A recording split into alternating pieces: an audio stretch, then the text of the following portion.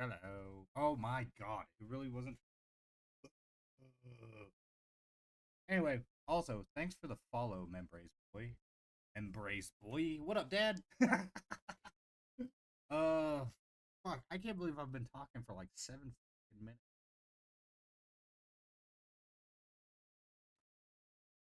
What I was saying was one, my daughter came in, said she was bleeding. I said, "Are you dying?" She walked away. And from there, I've basically said, "Hey, I can't cross play with anyone in competitive play. I don't want to re rank or re grind out 10 levels on the PlayStation. I've been playing Marvel Rivals on PC. Doesn't look like many buddies are on. No one's responded to my request for Liberty. All divers. So, thanks for letting me know that I didn't just have a stream.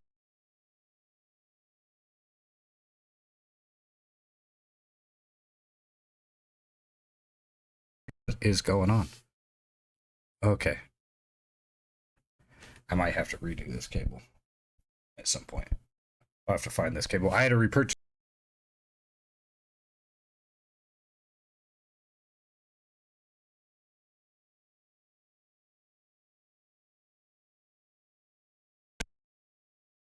It was just sitting here. Oh my god.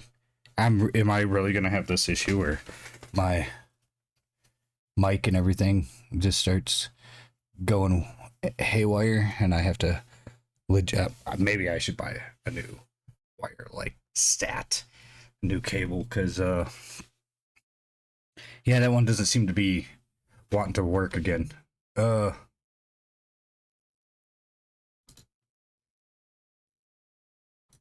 do I sound, by the way, Dad? Do I sound clear? Do I sound,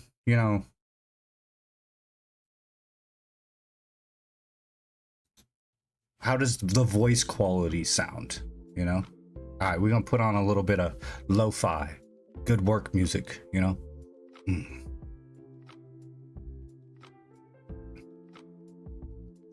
All right, let's capture the other screen real quick. Come in here, amateur hour, can't believe that.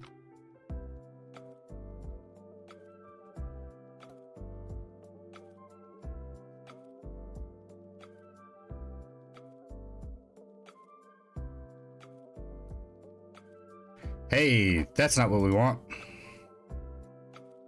Send that shit to the bottom.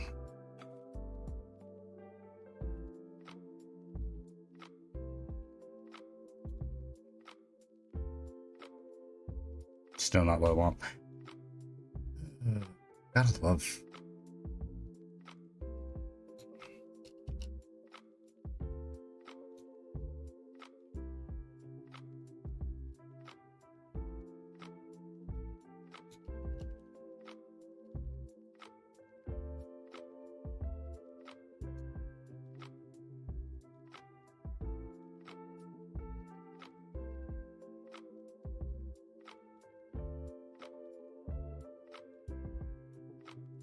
All right, so we're gonna lock that, but what we gotta do is we gotta make sure we put a filter on that bad boy and make sure we put scale ratio, which that shouldn't matter because one, it's not.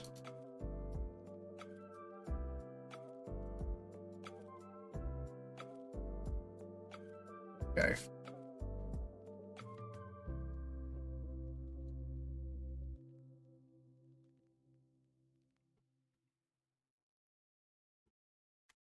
There we go. Now we can lock it.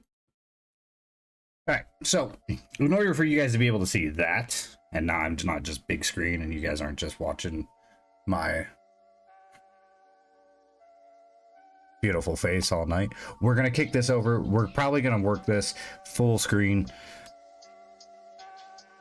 because I don't want to use my weighting. So we're gonna move over to full.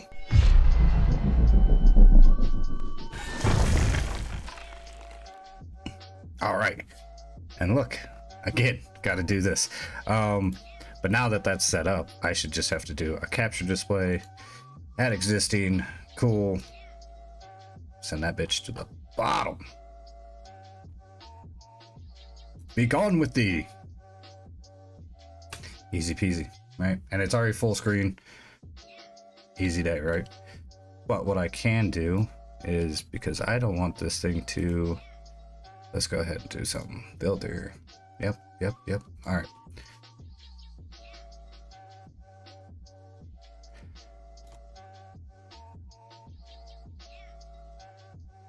Cool.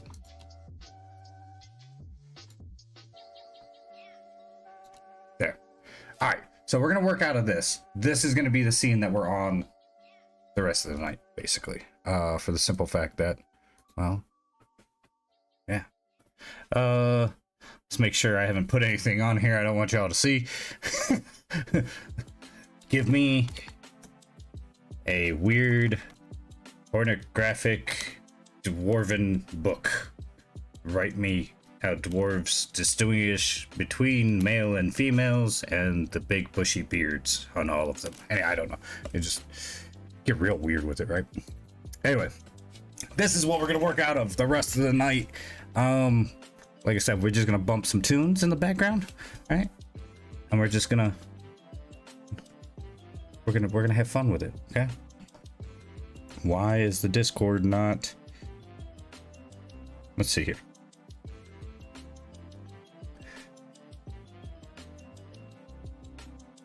Do I have to be in Discord? Yeah, I have to be in a channel. Okay. For that to work. Actually, let's go down in the admin headquarters so no one can really fuck with us, and I can actually go ahead and do this, because then I can use soundboards. Hello there. All right. And let's go ahead and kick up that so I can see. All right, so last time I messed around with this, I think I was on story continuation requests. I believe that's what I was on. I've broken down my chapters, and so because I made each one of these, they're cross swords. So first book I went back through, I think this is the third time through this thing, right? So I have gone ahead and made it so like after certain chapters it kind of breaks it up, right? I believe at some point I will have to revisit this, but for now we're gonna get through this entire story, this entire book is what we're gonna focus on, and then I will go back and revise book one, which book one is going to make me have to redo book two. And what I do have, I mean, it shouldn't mess too much with book three. I can guide book two to flow kind of seamlessly from book one to book two, but I've also changed up our writing style and the way we've tweaked things, right? So we're gonna use chat to help me out. I'm gonna guide it along that. We're gonna make sure that they don't mess this up. Anyway, so, and what sucks is I can't like break those down. Like, hey, there's a chapter and it has a bunch of like subcategories because of, like I said, we do this chapter 6. It starts off, right? You know, the vibrant bustle of Tribor was a stark contrast of the wilderness the companions had traversed, right? I promise you I can read. But then you get down to here, and so it's like what, 2.5 pages worth of, you know, several, let's say, about a dozen chapters or a dozen paragraphs before we get to our 6 cross swords. Our 6 cross swords are marked as heading 6, so that way, you know, it's formatted the same, and because you do that, it creates a whole nother column. So because I have a whole nother column there, I have to scroll way the fuck to the bottom now. As you guys can see, some of these chapters have constant breaks in them. Those are going to be the things we review at certain points, because as we do work out of ChatGPT and we use it to help narrate and help push and, you know, proper way to make this story, right? To paint this picture with a in-depth, you know, knowledge base. Its ability to grab things that I wouldn't have thought about. Like, I can tell you I want him to travel through a dark tunnel and come out of this cave and da da da, and I don't know everything about the Forgotten Realms. I don't know everything about Faerun, but if I can go ahead and map it out and tell them, hey, they're gonna go from here to here to here to here to here, go from this town to this town to this town, which make sure you cover traveling across the landscape, traveling across this, so on and so forth. That's like basically what chapter 5 and 6 are in this book so far. Or maybe it was a little later. Actually, I think chapter 6. I think that's why there's so many in this. Yes, chapter 6 is our, hey, let's get the fuck out of Phandalin and we're gonna move forward. I didn't want to take multiple chapters going from one town to the next town to the next town to the next town to the next town to the next town. So what I did was I said, hey, cover all these towns in this chapter. Maybe leave this last town or two in the next chapter, simply because there's not much time between this town and this town. Whereas the other ones, there's like hours, a day or two, 7 days between, towns and little villages. The rolling hills change from this to that. So using ChatGPT to help paint that picture helps immensely. Right. So let's get down. I think we're like chapter 15. Yeah, chapter 15. All right,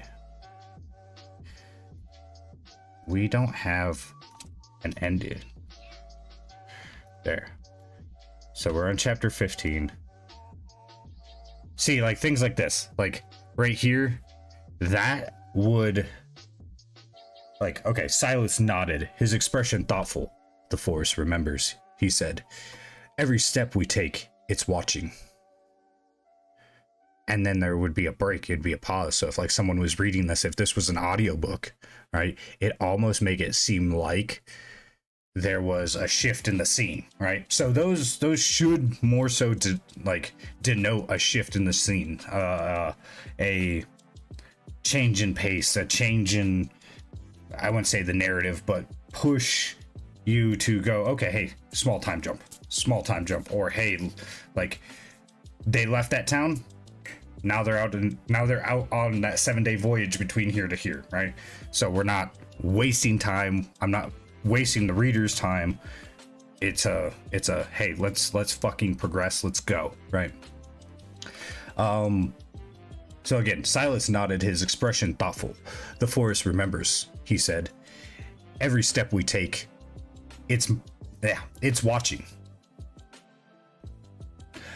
As the companions rested, the ley lines pulsed faintly beneath them, their energy a reminder of the power they sought to protect. The journey ahead was fraught with danger, but the bonds they shared and the purpose that drove them carried them forward, step by step, through the shadows of the Forgotten Forest and beyond. So you wouldn't necessarily want that there. So that's things like, those are the things I have to clean up when I go back through and like actually scrub this for details, because I know I've probably cranked out a chapter or two and not caught that ChatGPT is. What are you doing, son? Huh? What do you think I'm doing with all my lights on and a green screen up? Yeah, streaming. Don't do that. Don't lean on the screen. You gonna mess it up. Are you gonna play a game? No, I'm gonna work on my book.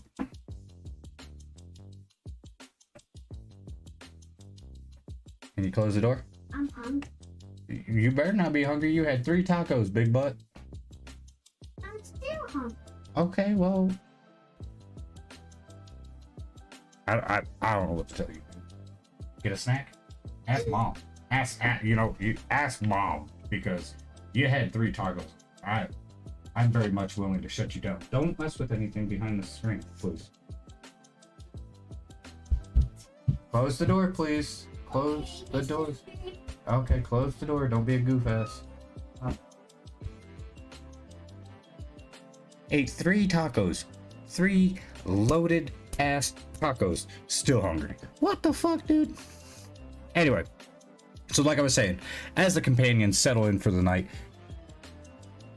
Suddenly, as the companions rested, the ley lines pulsed faintly. Blah blah blah blah. Right, that break right there, that's unnecessary because he's like, okay, hey, like Silas said his piece, it remembers, it's watching, like that would be a senseless break, right? There's no shift in the actual atmosphere, the the environment. So, oh god, here he comes. Hold on. Maybe not. Maybe he just walked away. Okay. So, like, we would go through and we'd clean up all these, right? So, read some of this because I can't remember exactly where we were. Okay. The journey through the foothills are arduous, the terrain uneven, and dotted with loose rocks that threaten to twist and ankle with every misstep. Like that.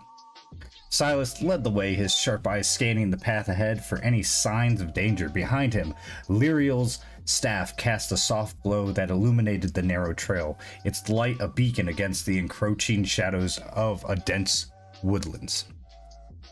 Bran, ever the stalwart warrior, moved with a steady gant. His broad frame cutting a path through the underbrush with ease, his deep voice broke the quiet, carrying a note of humor despite their weariness.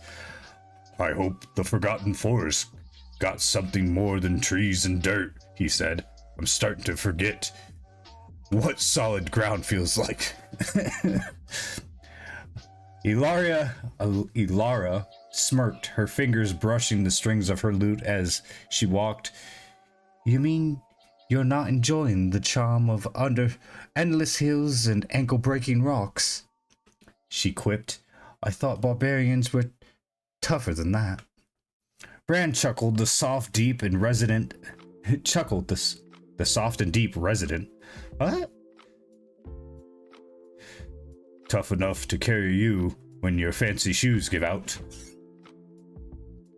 Mama said that I can have something besides chips, and I don't know what. Well, there's like a handful of gummy packs left, and I don't know what else, man. No, you don't have a shirt on. Stay out. There's a couple more packs of. Have a pack or two of the Mott's gummies.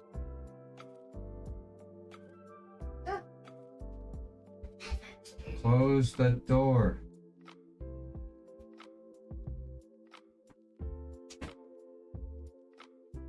God. What a butt munch.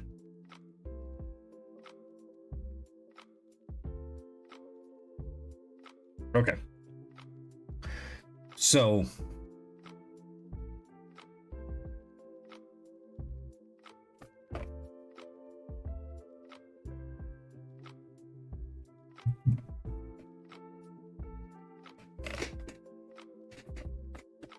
I feel like something's going on with my mic.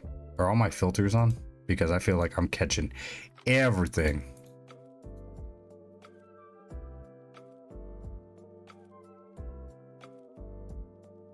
I feel like my noise gate is something's not.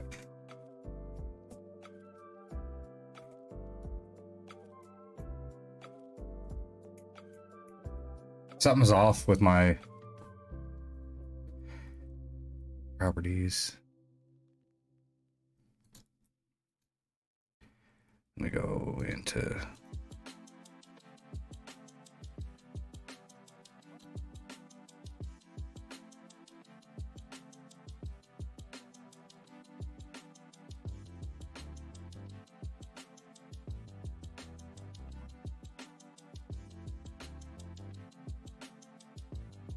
Okay, let's see if that helps at all, because I shouldn't be picking up like little creaks and things like that. Anyway. I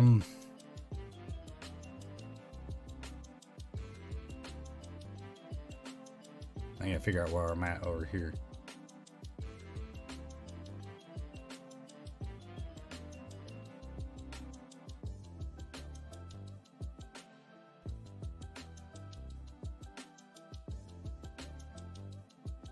Okay, so this is where I left off. All right.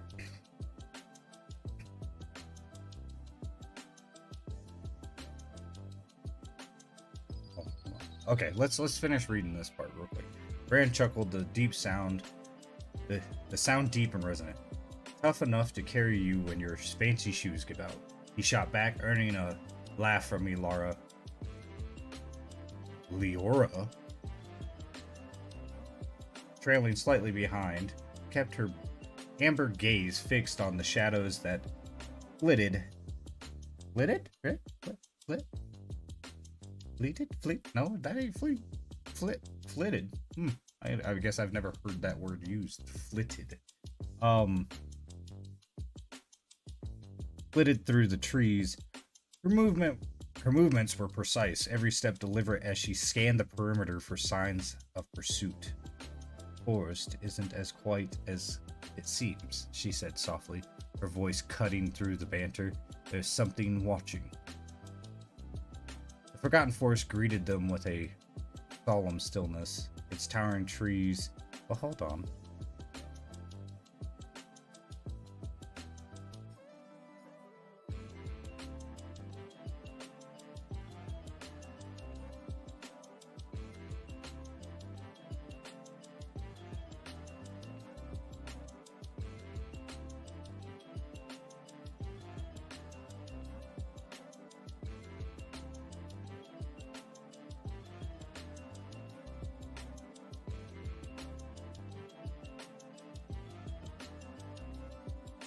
Like right there, that should be one. I'll leave that one until I reread it again.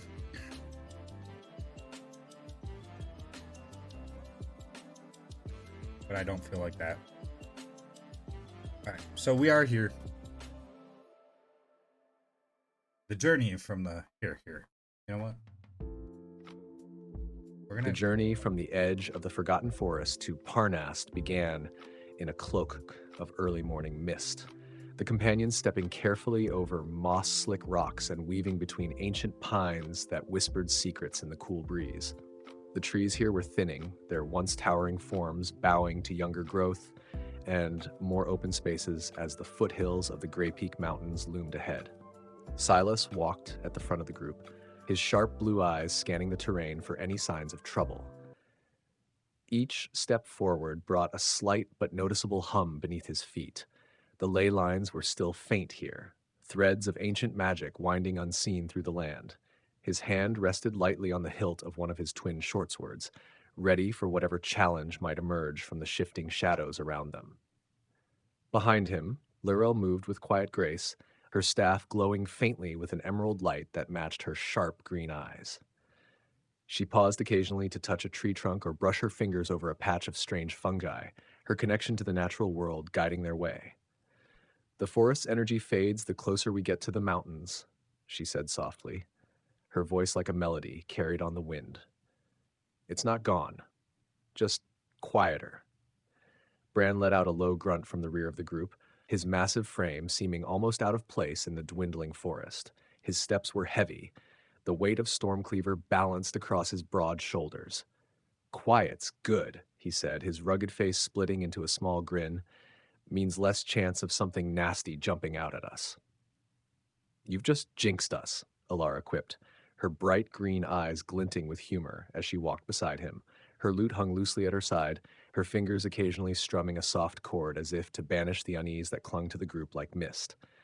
Careful, Bran. The trees might take offense. Let them try, Bran shot back with a hearty laugh. I'll chop them into kindling.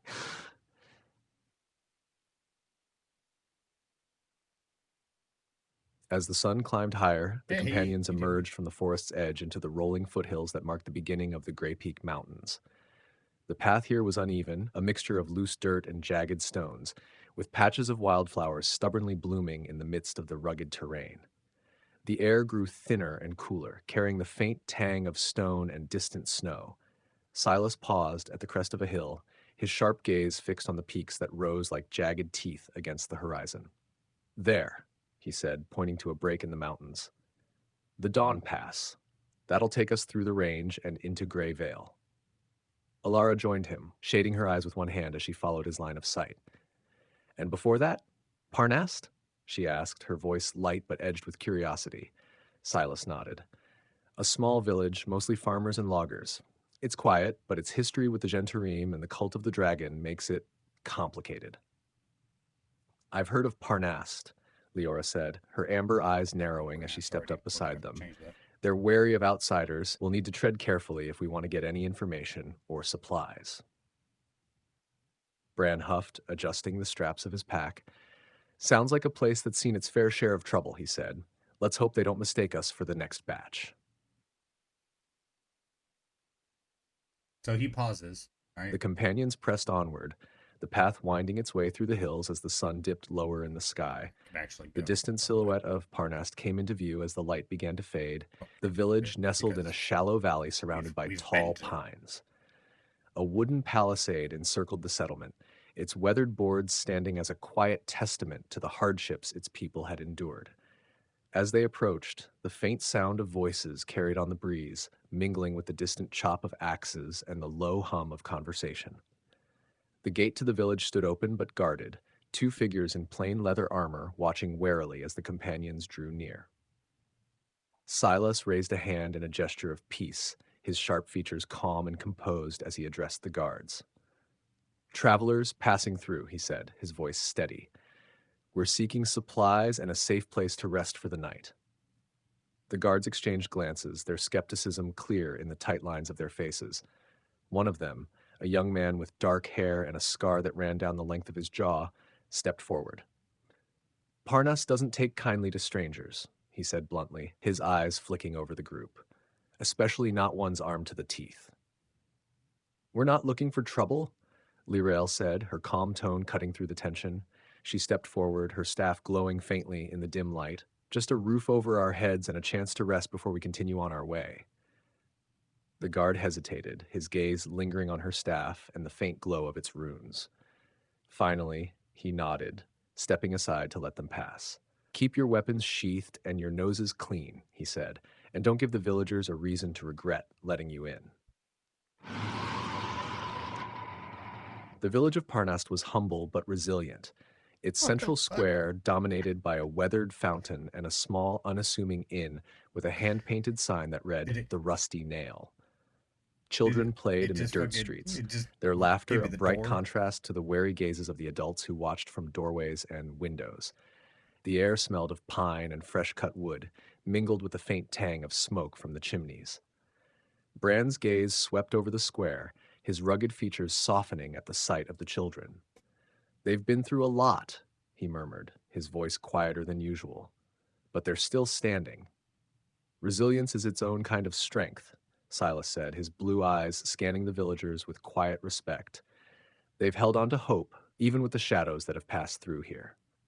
Larael nodded, her green eyes thoughtful as she studied the village. "Hope is fragile," she said softly, "but it's also powerful. It can survive where everything else fails." The companions entered the inn, the warm glow of firelight spilling out to meet them. The air inside was thick with the scent of stew and freshly baked bread, a welcome reprieve from the chill outside. The innkeeper, a stout woman with graying hair and sharp eyes, greeted them with a curt nod, her expression cautious but not unkind. "Travelers?" she asked, wiping her hands on a worn apron. Silas stepped forward, his voice polite but firm. "We are. We'll pay for food and lodging, and we won't overstay our welcome." The innkeeper studied him for a moment before nodding. "Rooms are upstairs. Dinner's fresh. Just don't cause any trouble, and we'll get along fine." As the companions settled in for the evening, the hum of quiet conversation filled the inn. The weight of the day's journey began to ease, but the road ahead loomed large in their thoughts. The warmth of the firelight and the simple comforts of the inn were a fleeting solace. A brief pause in the long, uncertain path through Faerun. Okay, that was funny because there were certain things that sounded like doors slamming, like whoosh. Like give me the line break, and then just like meh, right.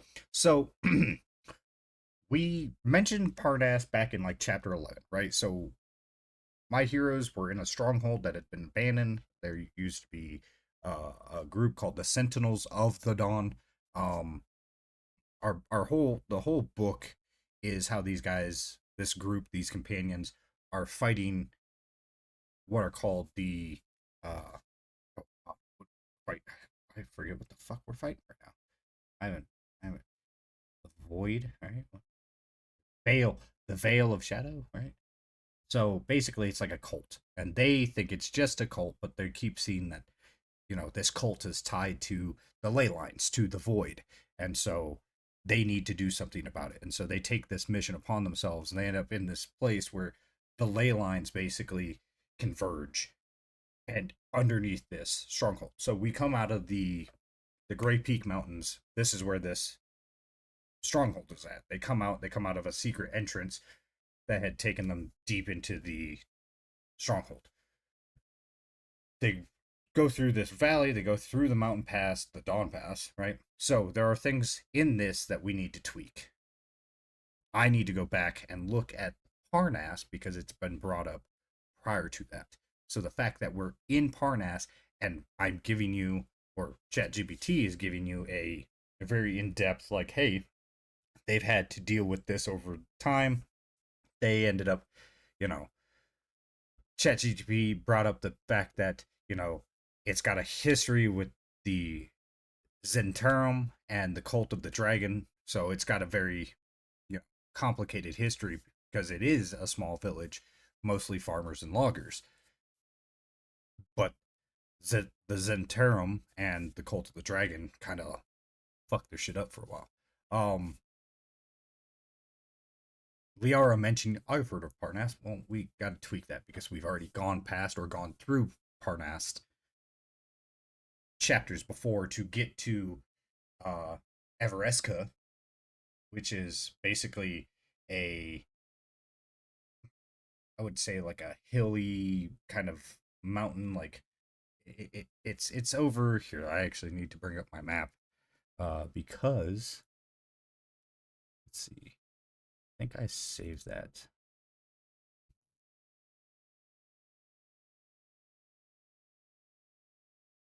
Sword Coast interactive map. Yeah, there we go. All right, so the Sword Coast interactive map. This is what's helped me out a lot. Now this is the Gray Cloak Hills, right? Everesca is here. So my characters ended up going ahead and being in Everesca, which is within the Shandorum or whatever it is. And so the Shandorum is basically a bunch of hills, kind of tall hills, almost mountain peakish, and it surrounds Everesca.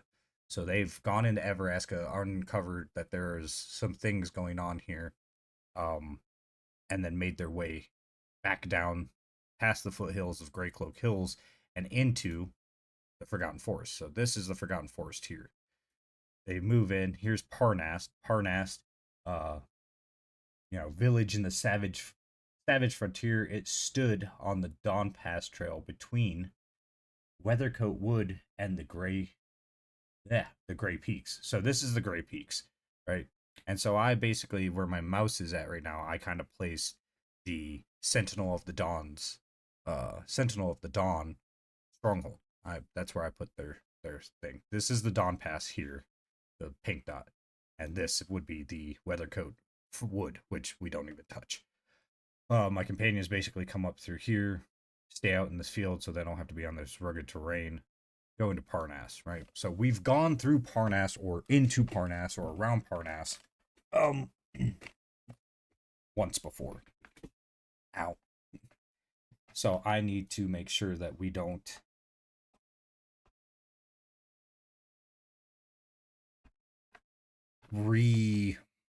retell that part or make it too like, why did you talk about Parnas before? So we're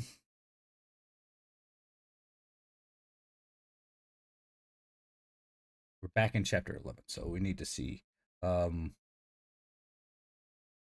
the stronghold silhouette loomed high above its jagged stone towers, nearly blending into the sheer cliffside, a sentinel of the ages now left behind.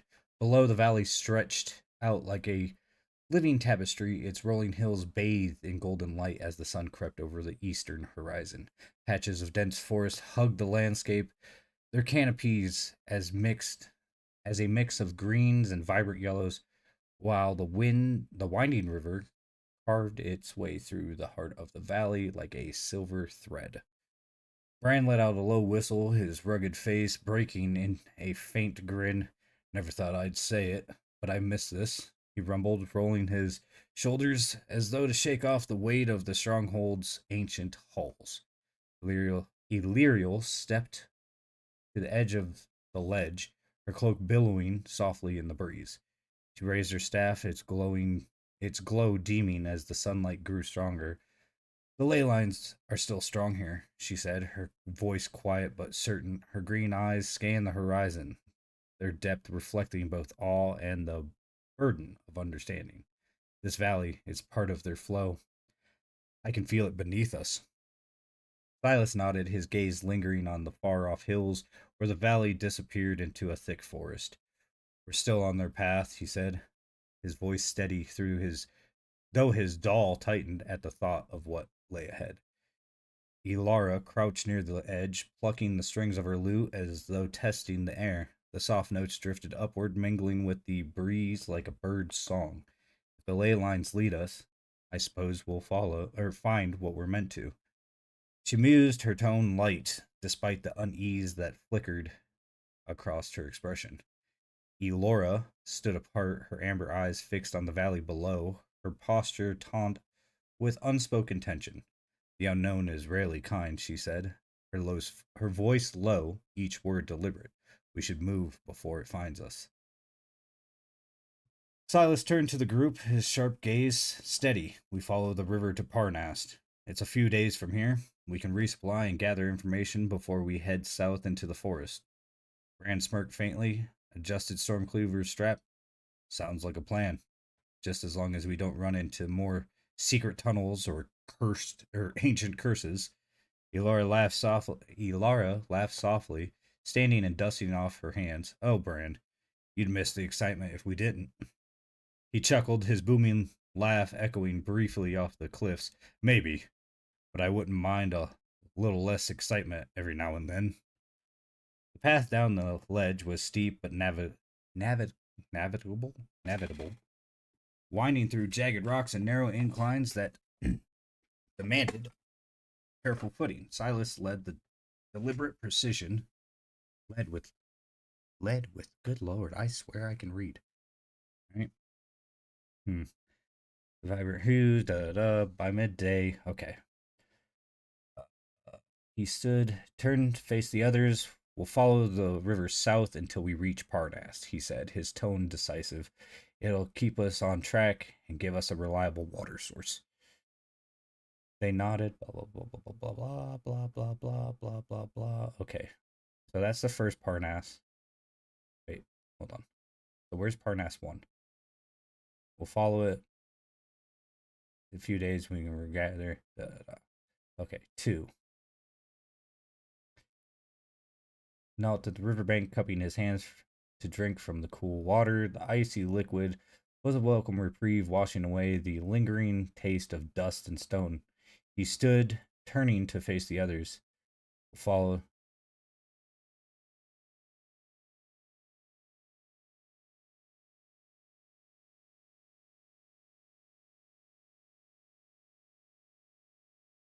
Okay. Yeah, we're going to have to revisit this part because they basically say it. Okay. And then we don't bring up Parnas again. So let's see what happens here. Because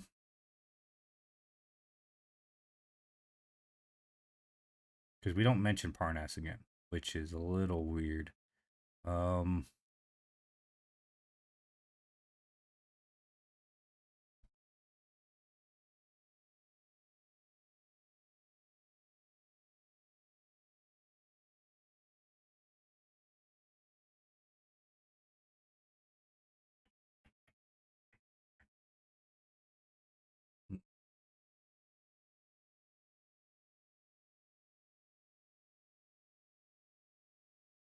I was at the edge of the water, blah blah blah blah blah blah blah.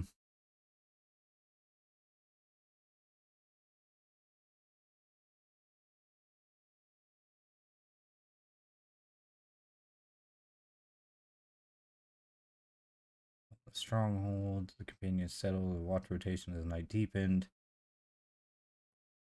Let's see. Wait, did they even go into town? Hmm. Yeah, I'm gonna have to put chapter 11 back into the.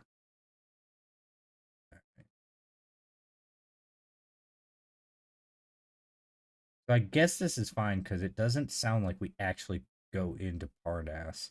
We go around Parnas. Um,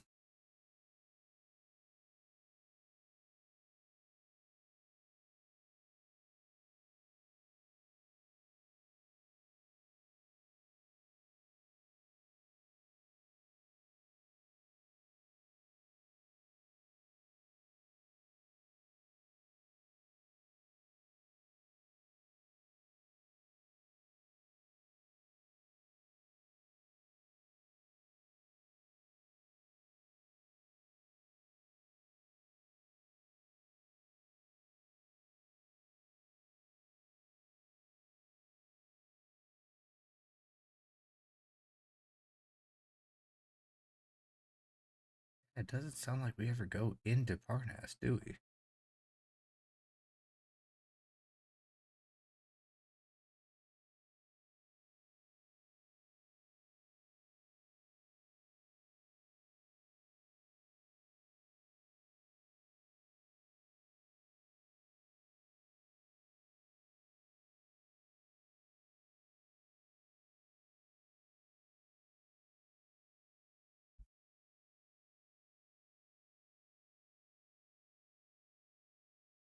Yeah.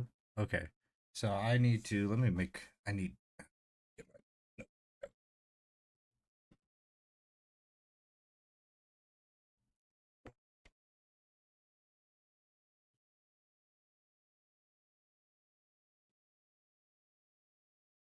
okay. So I know I need to go back and revisit chapter 5 because chapter 5 has a driver on the carriage at one point, and I didn't catch it when I read through it. So I'm gonna write down chapter 5 because it needs to be tweaked a little bit before we get into chapter 6, and then clearly we just need to revisit chapter 11 and have them uh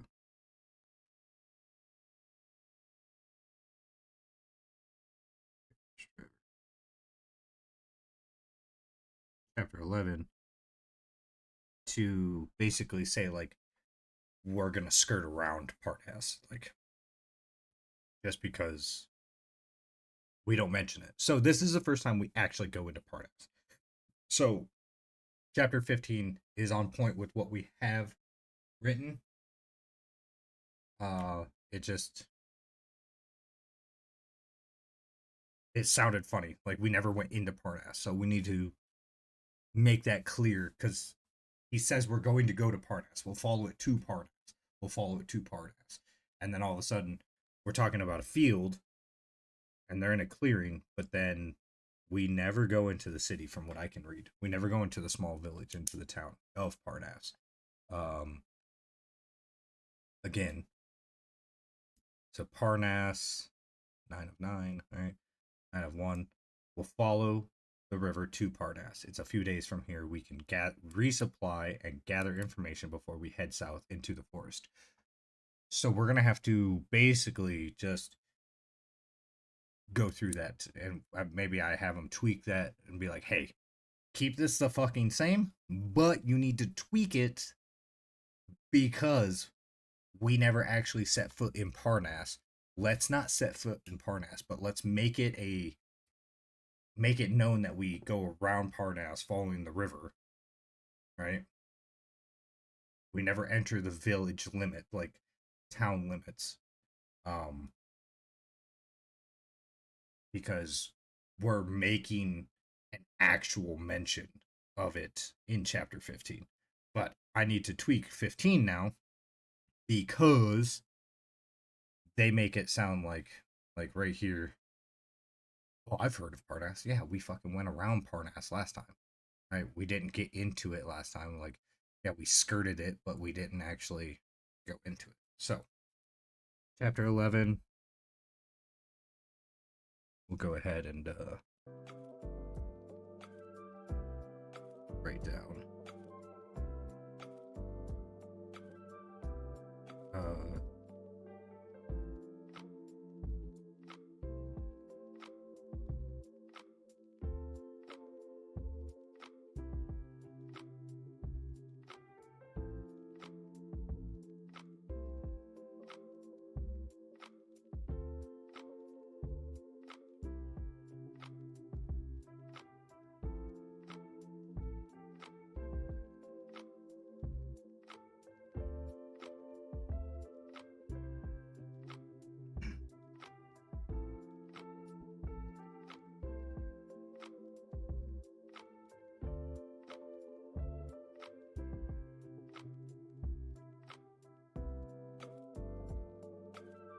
all right. So,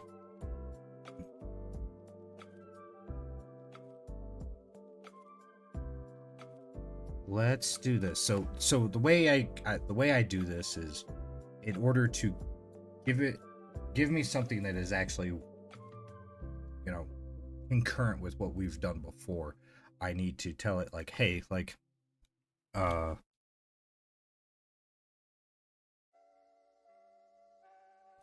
good, but let's, whoops, late, jeez. I'm gonna push my mic up so it's not catching all my typing.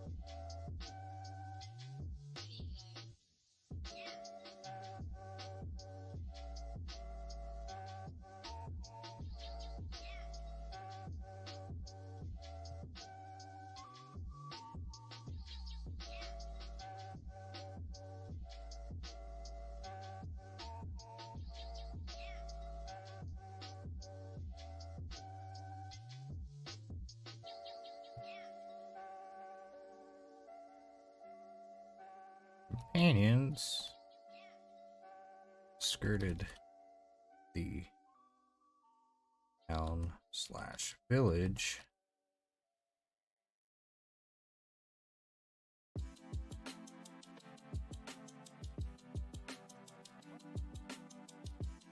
skirted around the town/village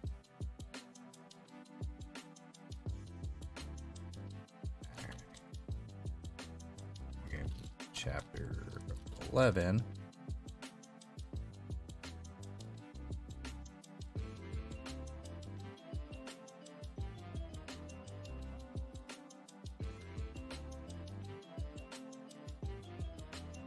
So, saying things like,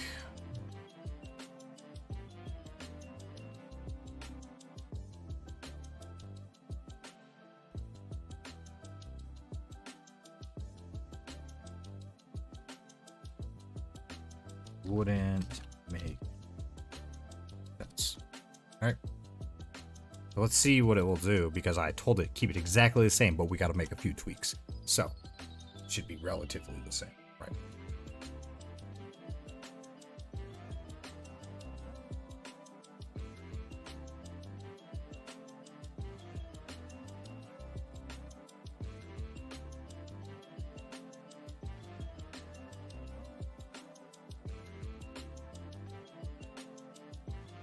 Right, so that's all the same, right?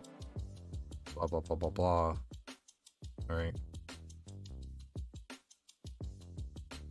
Like, all of that's all the same, right? Now, it should be relatively here.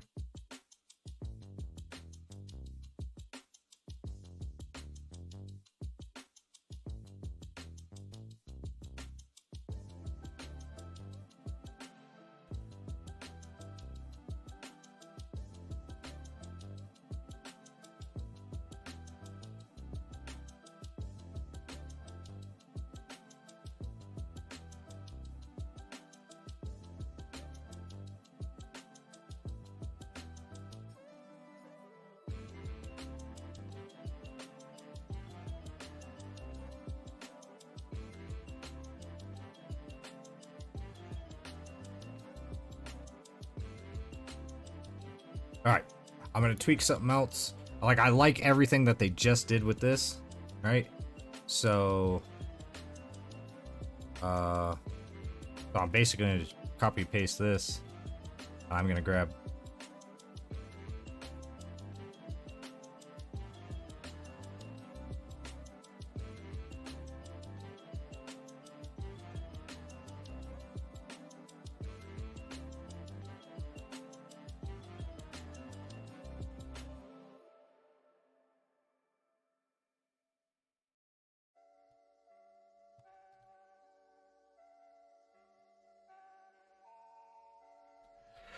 Oh.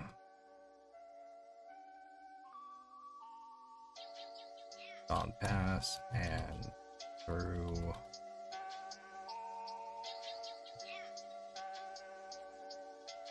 Let me see the Gray Veil. Let me look at my map real quick. All right, so Gray Veil Run, Loudwater.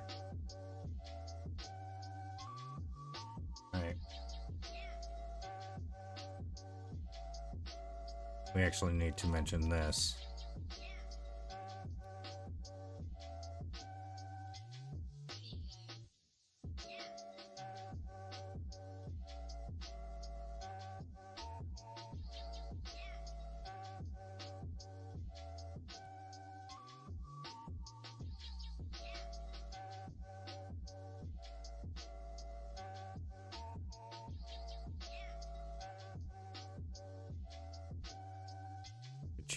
Which you have to pass through Grave or when traveling east to get to for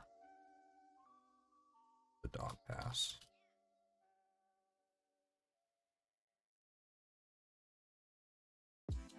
Now we're traveling west.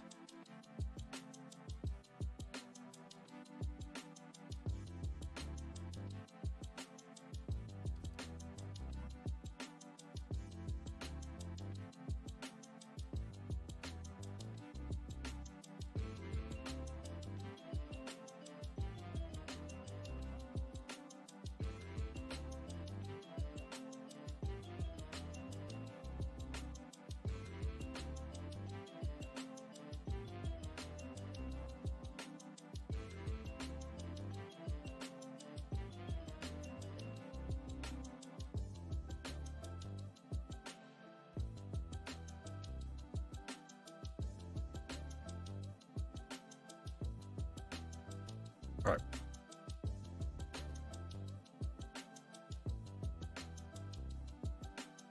So everything should be the same, right? Until we get to... Ooh.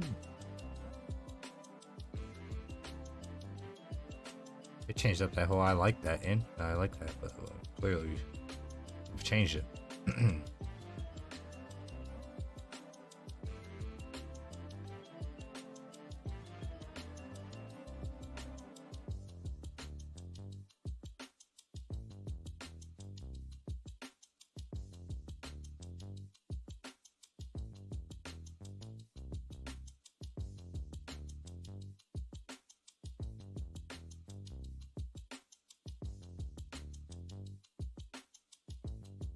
All right, let's have him read Understood. Here's a further revised Chapter 15, Part 1 of 5, adjusting to account for the companion's prior experience traveling through the Dawn Pass, Lork, and Greyvale Run when heading east earlier in the story. I've maintained the same narrative structure while ensuring the companions reflect on their familiarity with these locations instead of treating them as unknowns. The journey from the edge of the Forgotten Forest to Parnast began in a soft shroud of mist, the air cool against... Oh, you fucking shit. Understood. Here's a further revised Chapter 15, Part 1 of 5, adjusting to account for the companion's prior experience traveling through the Dawn Pass, Lork, and Greyvale Run when heading east earlier in the story. I've maintained the same narrative structure while ensuring the companions reflect on their familiarity with these locations instead of treating them as unknowns. The journey from the edge of the forgotten forest to Parnast began in a soft shroud of mist, the air cool against the companions' faces as they wound their way through the thinning trees. The dense woodland gave way to open foothills, the gradual shift in the landscape marked by the brightening sky above. The sounds of nature shifted as well, the chirping of forest birds replaced by the faint whisper of wind rolling over rugged hills. Silas led the group with his usual quiet vigilance, his sharp blue eyes scanning the terrain ahead. His steps were sure, the faint hum of the ley lines beneath the earth a constant guide as they moved westward. The familiar weight of his twin short swords rested at his sides, a reminder of the battles that had shaped this path and the trials yet to come. Behind him, Lirael followed with quiet grace, her staff pulsing faintly with emerald light as she traced her fingers along the bark of passing trees. The ley lines grow stronger the closer we move to Parnast, she said softly, her green eyes gleaming with a mixture of curiosity and caution. Their energy feels more focused here, like a river narrowing into rapids. Focused is one way to describe it, Bran grunted from the rear of the group, Stormcleaver resting across his broad shoulders. His rugged face broke into a faint grin. I'd say more like bottled-up trouble waiting to burst. You'd say that about any place, Alara quipped, her bright green eyes glinting with humor as she glanced over her shoulder. But at least Parnast isn't a complete mystery to us this time. Leora, her crimson skin catching the dim light that filtered through the canopy, nodded in agreement. We avoided it last time for good reason, she said. But now we've got no choice. We need supplies. By late morning, the companions reached the edge of the forest, stepping into the open expanse of the foothills. The rugged terrain stretched out before them, dotted with wildflowers and sparse clusters of pines that clung stubbornly to the rocky soil. In the distance, the palisaded walls of Parnast came into view, nestled in a shallow valley like a scar from a past conflict. Silas paused at the crest of a small rise, his gaze sweeping over the familiar outline of the village. It hasn't changed much since we skirted around it, he murmured. Still standing, at least. Barely, Bran said, his deep voice tinged with sympathy as his sharp eyes took in the weathered walls. Looks like they've seen more than their fair share of trouble. They have, Lirael said softly, her staff resting lightly in her hands. Parnast has a long history of being caught between larger forces. Gentarum, the cult of the dragon, even the land itself seems to push against them. Alara hummed thoughtfully, her fingers brushing the strings of her lute as they began the descent into the valley. And yet they endure, she said. Stubborn lot, aren't they? Survival breeds stubbornness, Lyora said, her tone even. But it doesn't mean they'll welcome us with open arms. As the companions approached the gates of Parnast, the faint murmur of village life reached their ears, a mixture of voices, the rhythmic chop of axes and the low creak of wooden wheels. The two guards stationed at the entrance stiffened as the group came into view, their hands drifting toward the hilts of their weapons. Silas raised a hand in a gesture of peace, his sharp features calm as he stepped forward. We passed by Parnast on our last journey, he said evenly. We stayed clear then, but now we need supplies and a safe place to rest. The guards exchanged wary glances, their skepticism plain on their faces. One of them, a stocky man with a patchy beard, spoke first. We remember you, he said bluntly. Rangers don't pass through these hills unnoticed, not with a party this size. We avoided your town before to avoid drawing attention, Lirael said, her calm tone carrying a thread of sincerity. But we've come back in peace. We'll pay for what we need and be gone by morning. The guard hesitated, his gaze flicking over each member of the group. His eyes lingered on Bran's imposing frame and the faint glow of Lirael's staff before he finally nodded. Keep your weapons sheathed and your business brief, he said, and don't give the villagers a reason to regret letting you in. Parnast's central square was quiet but tense, its weathered fountain and simple wooden buildings bearing the marks of time and hardship. Villagers moved with purpose, their wary eyes tracking the companions as they passed. Children played in the dirt streets, their laughter a fragile note in the otherwise somber atmosphere. Brand's expression softened as his gaze lingered on the children. "They're tougher than they look," he said, his voice low. "Takes more than a few scars to break a town like this." Silas nodded, his sharp blue eyes scanning the villagers with quiet respect.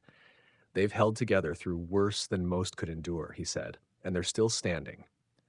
Lirael's gaze turned thoughtful as she observed the village. "Strength comes in many forms," she said softly.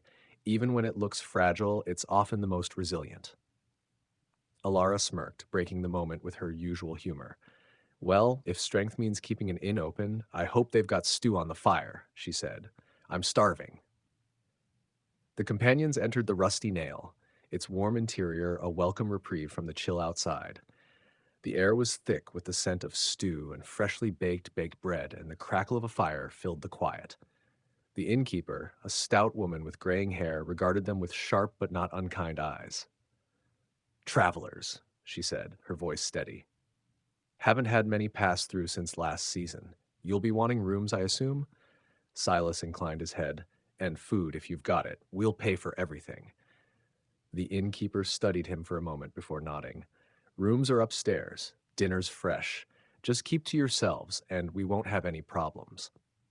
As the companions settled in, the warmth of the fire and the simple comforts of the inn offered a brief respite. Yet the weight of their journey pressed heavy on their minds, and even in the relative safety of Parnast, the road ahead felt impossibly long. This revision fully integrates the companion's prior knowledge of Parnast while keeping the scene consistent with the rest of the narrative. And I like that. I felt that was actually really good. Um, that was a good transition. We will need to clean up some of these breaks because, like, okay, we need supplies. Late morning, that was a good one. So what we'll actually do is, I believe it's alt controls. Yeah, 6. So we'll make one there.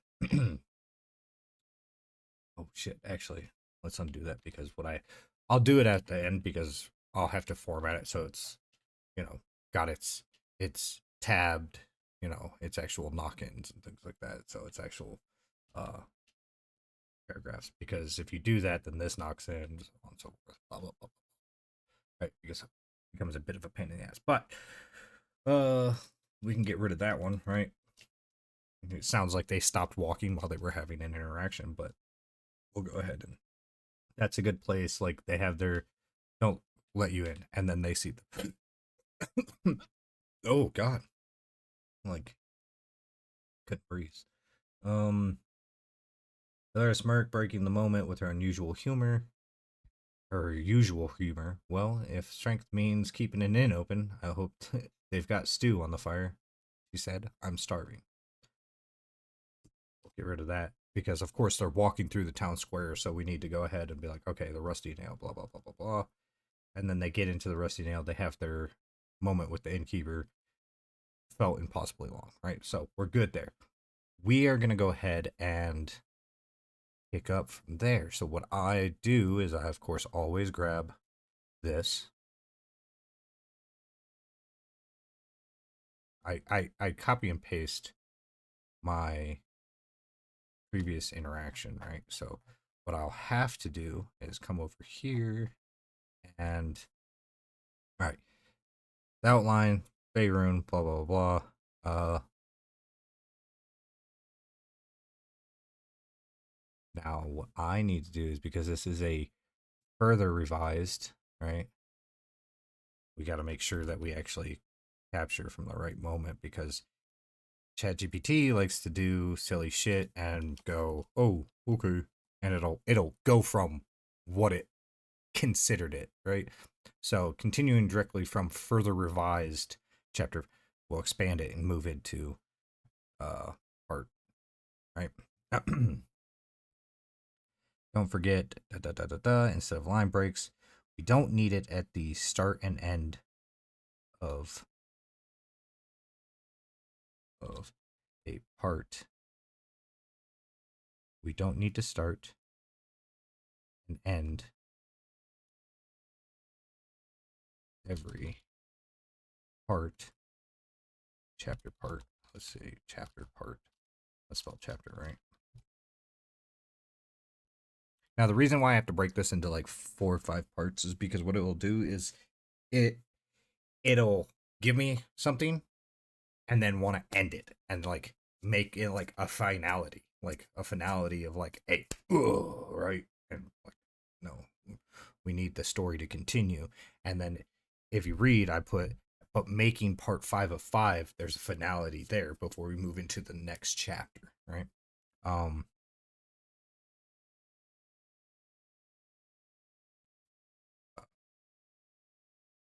Also, make sure we're not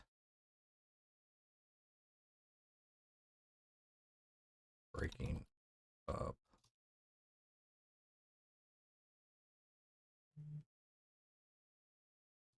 parts.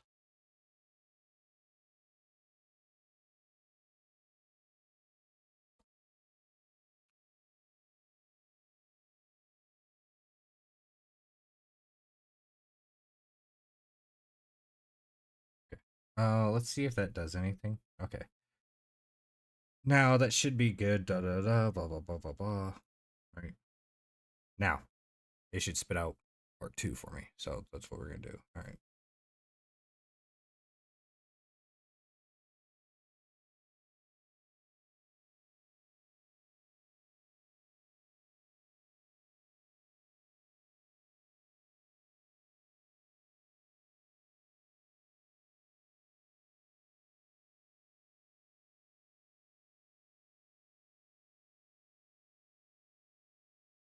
Okay, I guess that flows properly.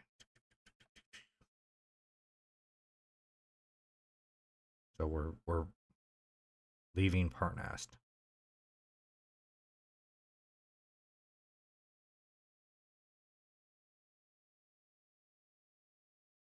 Good. All right. Towering peaks loomed closer. Blah blah.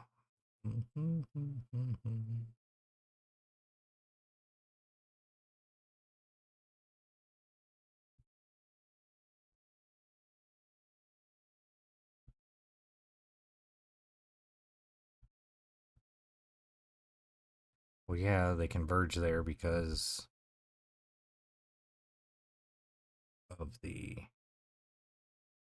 mountain pass, right? So the companions pressed onward the foot. Right.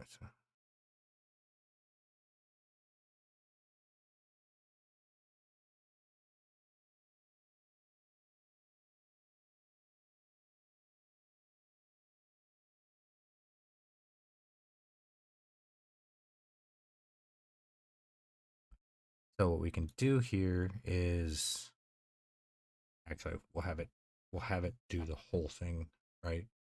Um, exactly like what I did here. Uh, Actually, let's grab this one. Copy two.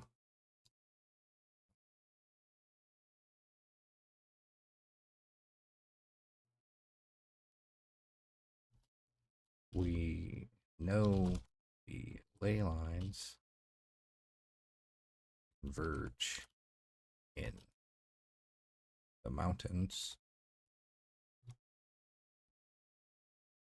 because the Sentinels' stronghold was built on top of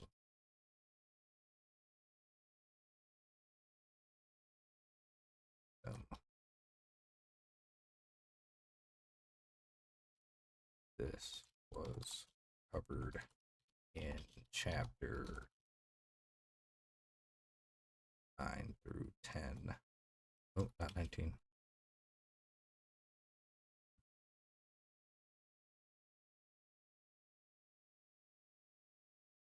Okay.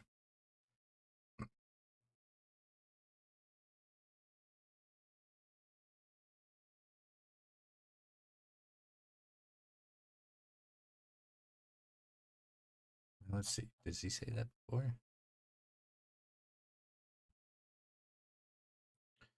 I'm gonna have to do another one because we followed a river down. Lord.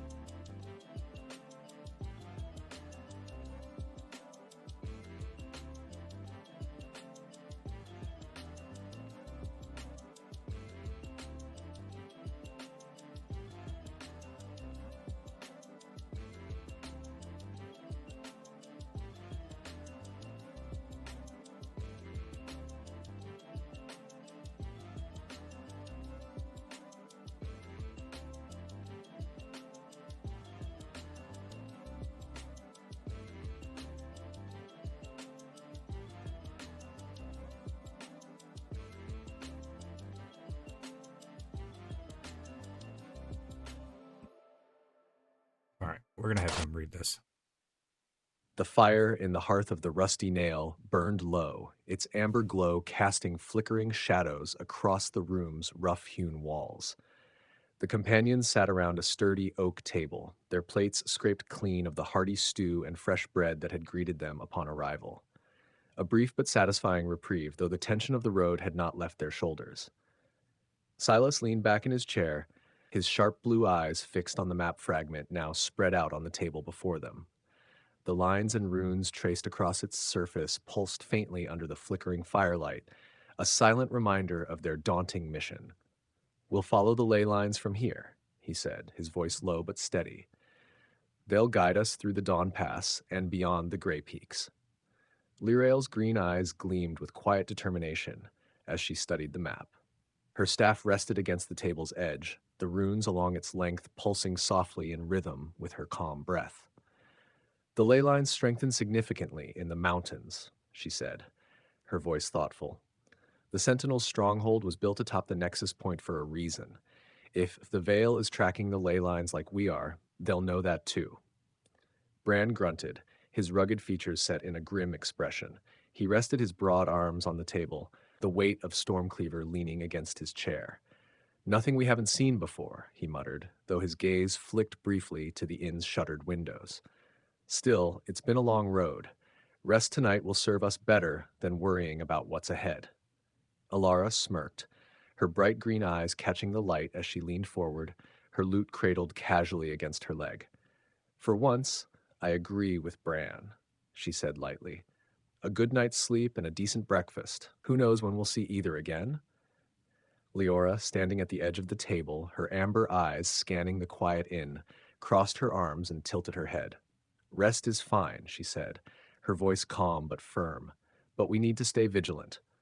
Parnast may look peaceful, but this place has seen its share of trouble. Trouble doesn't just disappear, it lingers." The companions settled into their respective rooms, the creak of wooden floorboards and the faint rustle of bedding, the only sounds as the inn descended into quiet. Silas remained at the table for a time, his sharp gaze fixed on the map as his thoughts churned. The weight of responsibility hung heavy on his shoulders, a familiar burden that had only grown heavier with every step of their journey. He traced a finger along the faintly glowing lines of the map, the markings pulling his attention toward the distant high forest and the mysteries it concealed. "The answers we need are out there," he murmured to himself, his voice barely audible over the crackle of the fire. "But so are the dangers we're not ready for." A soft knock at the door broke his reverie. He looked up to find Lirael standing in the doorway, her staff casting a faint emerald glow that illuminated her calm expression. "You should rest," she said gently, her green eyes meeting his. "The path ahead will demand all of us, Silas." He offered a faint smile, though the weight in his gaze did not lift. "I will," he said, "but not yet." Lirael nodded, her presence steady and reassuring. "The ley lines will guide us," she said softly, her voice carrying a quiet confidence, "and we'll face whatever comes, together." As she turned to leave, Silas allowed himself a moment of stillness, the faint hum of the ley lines beneath the inn, a reminder of the unseen forces at work. Finally, he rose from his chair and extinguished the fire, the room plunging into quiet darkness as he made his way to his own quarters. The morning came with a sharp chill, the rising sun casting golden light across the misty valley. The companions stood near the gates of Parnast, their breath fogging in the crisp air as they secured their packs and prepared for the day's journey. The villagers watched from a distance, their wary gazes following the group's every movement. Silas tightened the strap of his quiver, his sharp blue eyes scanning the road ahead. "The Dawn Pass lies west of here," he said, his voice calm and measured. "It'll take us through the Grey Peaks and back toward Lork." Bran rolled his shoulders, Stormcleaver resting across his back with the ease of familiarity. "Back through the pass," he said, his tone laced with skepticism. "We've seen it from the other side. Tight trails, shifting rocks, not exactly a ranger's paradise." "Maybe not," Alara said, her bright green eyes sparkling with mischief as she adjusted the straps of her loot case. "But it beats wandering aimlessly. At least the pass gives us direction." Lirael stepped to Silas's side, her staff glowing faintly in the morning light. "The ley lines will carry us through," she said softly, her tone steady. "The energy in the pass is palpable, tied to the nexus beneath the Sentinel stronghold. It's a place of convergence and of consequence." Leora's amber eyes narrowed as she scanned the horizon, her crimson form silhouetted against the rising sun. "We'll need to stay alert," she said firmly. "The Grey Peaks are as dangerous as they are treacherous. Bandits, orcs, worse. Trouble doesn't leave these places, it festers." Silas nodded, his expression resolute. "We'll face whatever comes," he said. "But we need to move quickly. The longer we linger, the more ground the veil gains on us." As the companions departed Parnas, the village faded into the distance behind them, its modest walls and simple homes disappearing behind the rolling hills. The open expanse of the foothills stretched out before them, the jagged peaks of the Grey Peak Mountains rising like jagged teeth against the sky. The air was crisp and clean, carrying the faint scent of pine and earth as the group moved westward. Silas led with quiet confidence, his sharp gaze constantly scanning the terrain for signs of danger. Lirael followed close behind, her staff casting a faint glow that matched the hum of the ley lines beneath their feet. Alara hummed softly to herself as they walked, her fingers brushing the strings of her lute in a playful melody. "Back through the pass," she mused, her tone light but thoughtful. "Feels like we're retracing old steps, doesn't it?" "Only this time we're on the other side," Bran replied, his deep voice carrying a note of humor. "I'd rather be heading west than east anyway. Easier to push through trouble when you know what's behind you." Leora, her amber eyes sharp, glanced toward the mountains. "And what lies ahead?" she said. "The pass may be familiar, but that doesn't make it any less dangerous." The companions pressed onward, the foothills growing steeper as the path wound toward the mountains. The towering peaks of the Grey Peaks loomed closer with every step, their snow-capped summits stark against the clear blue sky. The trail narrowed as they ascended, the ground beneath their boots a mixture of loose gravel and jagged stone. Silas paused at a bend in the trail, his sharp eyes scanning the horizon. From this vantage point, the expanse of the Dawn Pass unfolded before them, a winding ribbon of rock and earth that cut through the heart of the mountains. "The pass hasn't changed much," he said quietly, his voice carrying a note of recognition. "Still as treacherous as I remember. The energy here, it's like the air is alive."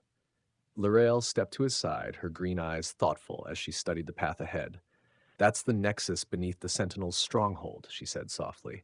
"The ley lines converge here, shaping the flow of magic for miles. The energy isn't just alive, it's restless." Alara tilted her head, her bright green eyes sparkling with curiosity. "Let's hope it doesn't decide to throw a tantrum while we're here," she said, a faint smile playing on her lips. Bran chuckled, his rugged face breaking into a grin. "If it does, we'll remind it who's boss," he said. Silas smirked faintly, his focus already returning to the road ahead. "Let's move," he said. "Then the mountains aren't going to wait for us." Okay. So, while that's good and everything, we followed a river down skirted Parnas, which again, we still got to go back and fix chapter 11 to reflect that, right? Because they bring up Parnas, hey, it's a few days to Parnas, we'll resupply and everything like that, which they never do. They just go to a clearing and then into the Forgotten Forest. So, yeah, it's been no more than, I'd say, a week or two, right? Because they had to travel down and through to Everesca, and then they spent a day or two in Everesca, in the area around Everesca, and then have made their way back to Parnas and to the Dawn Pass. So we need to make some revisions to this to kind of be like, hey, because they make it sound, chat makes it sound like, hey, this was months ago, this was years ago, right? This was literally in the last 2 weeks. So we got to revise this again and just be like, hey, check this out. Like, cool and everything, but let's go down and let's do that.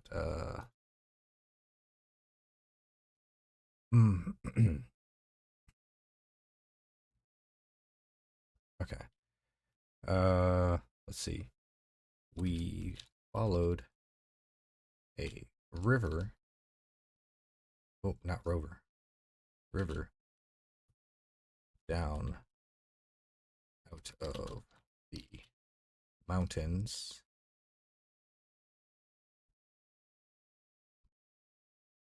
Great Peak. Let's make sure we used proper names.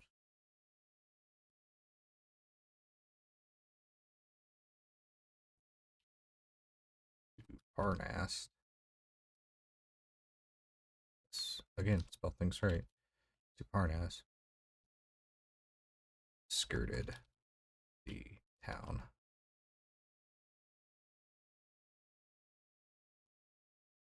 Let's put that in parentheses. Skirted the town.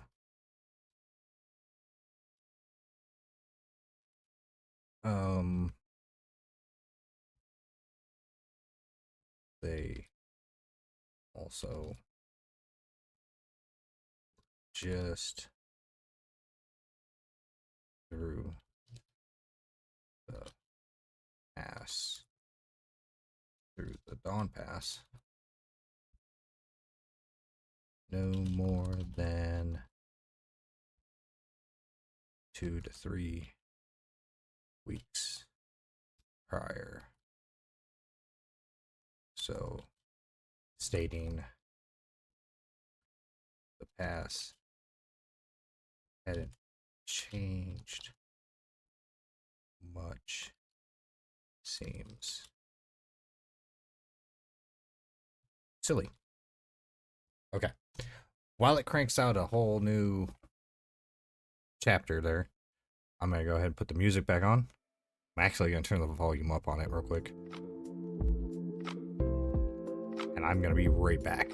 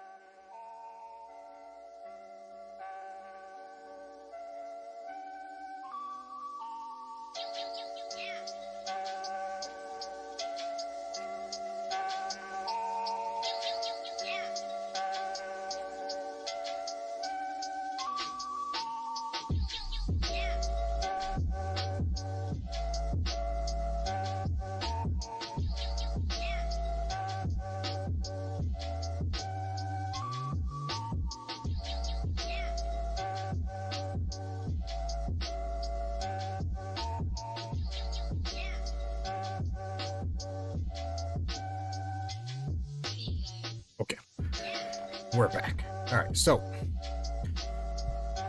we are, if you guys haven't picked up, we are working on a book via ChatGPT. Now, I have the ideas in my head. I just don't know how to express them, right? I don't know how to convey such a, like, I have the image of what I want them to do. So I know this might sound or seem like a very meh way of doing things, right? Or, yeah, like I better not ever pass this off as just my own. This is not my work. This is ChatGPT's work because it's done it. Now, will I put my name on it because, yes, I helped create this world, this story? Sure. But I'm going to, of course, give ChatGPT its to-dos, right? Because it's created this world for me. It's, well, not this world, but created this in-depth story, bringing these characters and heroes to life. So, I will give it its nods. I will give it its you know its dues, right? So you guys have probably seen I have like an acknowledgement, like down below right here. I have an acknowledgement. So of course acknowledge my sister because she helped me out a lot with the first revision of it and things like that. So I got to give her credit where credit's due. And of course I give my kids and my wife a huge nod because they've always got my back. And then of course we give ChatGPT a nod because hey, you helped narrate this basically. Or Ghost wrote it for me, right? As my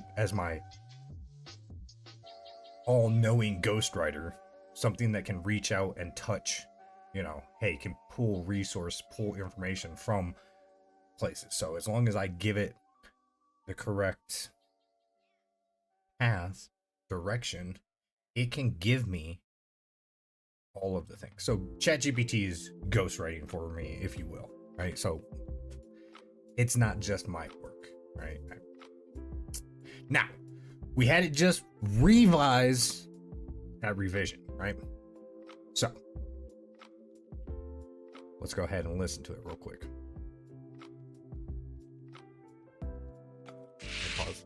The fire in the hearth of the rusty nail burned low, its amber glow casting flickering shadows across the room's rough-hewn walls. The companions sat around a sturdy oak table, their plates scraped clean of the hearty stew and fresh bread that had greeted them upon arrival.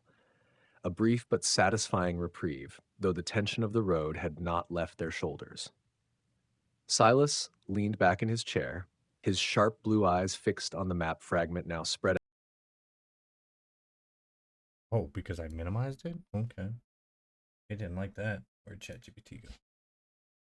Good Lord. The fire in the hearth of the rusty nail burned low, its amber glow casting flickering shadows across the room's rough-hewn walls.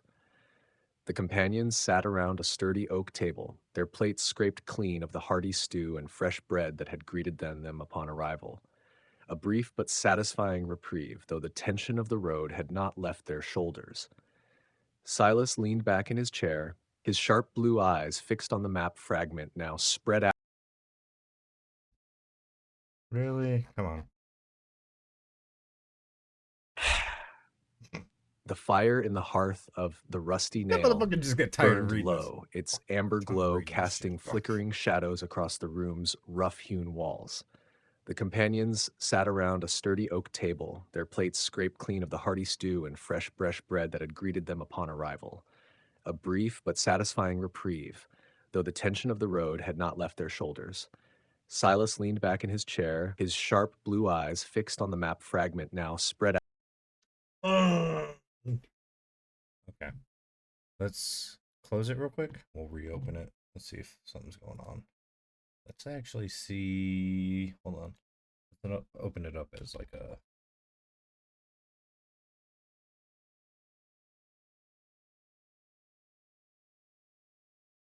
Let's run it as admin and see what's going on. And let's unpin from taskbar. And then we'll pin to taskbar. Okay. Let's see if it reads it without. The fire in the hearth of the rusty nail burned low, its amber glow casting flickering shadows across the room's rough-hewn walls. The companions sat around a sturdy oak table, their plates scraped clean of the hearty stew and fresh bread that had greeted them upon arrival. A brief but satisfying reprieve, though the tension of the road had not left their shoulders. Silas leaned back in his chair, his sharp blue eyes fixed on the map fragment now spread out on the table before them. The lines and runes traced across its surface pulsed faintly under the flickering firelight, a silent reminder of their daunting mission. We'll follow the ley lines from here, he said, his voice low but steady. They'll guide us through the foothills and back into Dawn Pass. The gray peaks still stand between us and Loudwater.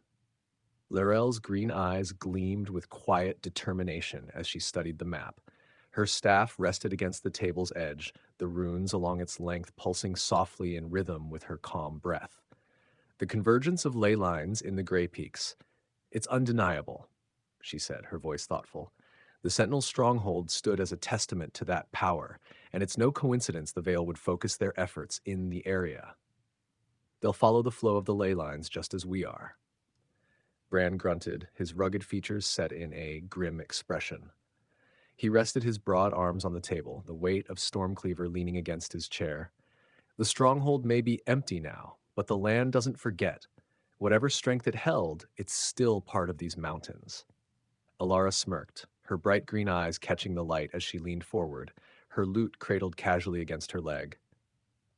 And part of us, too, she said lightly. We passed through those peaks before, survived them. If the Veil thinks they're going to scare us with old stones and treacherous trails, they've got another thing coming.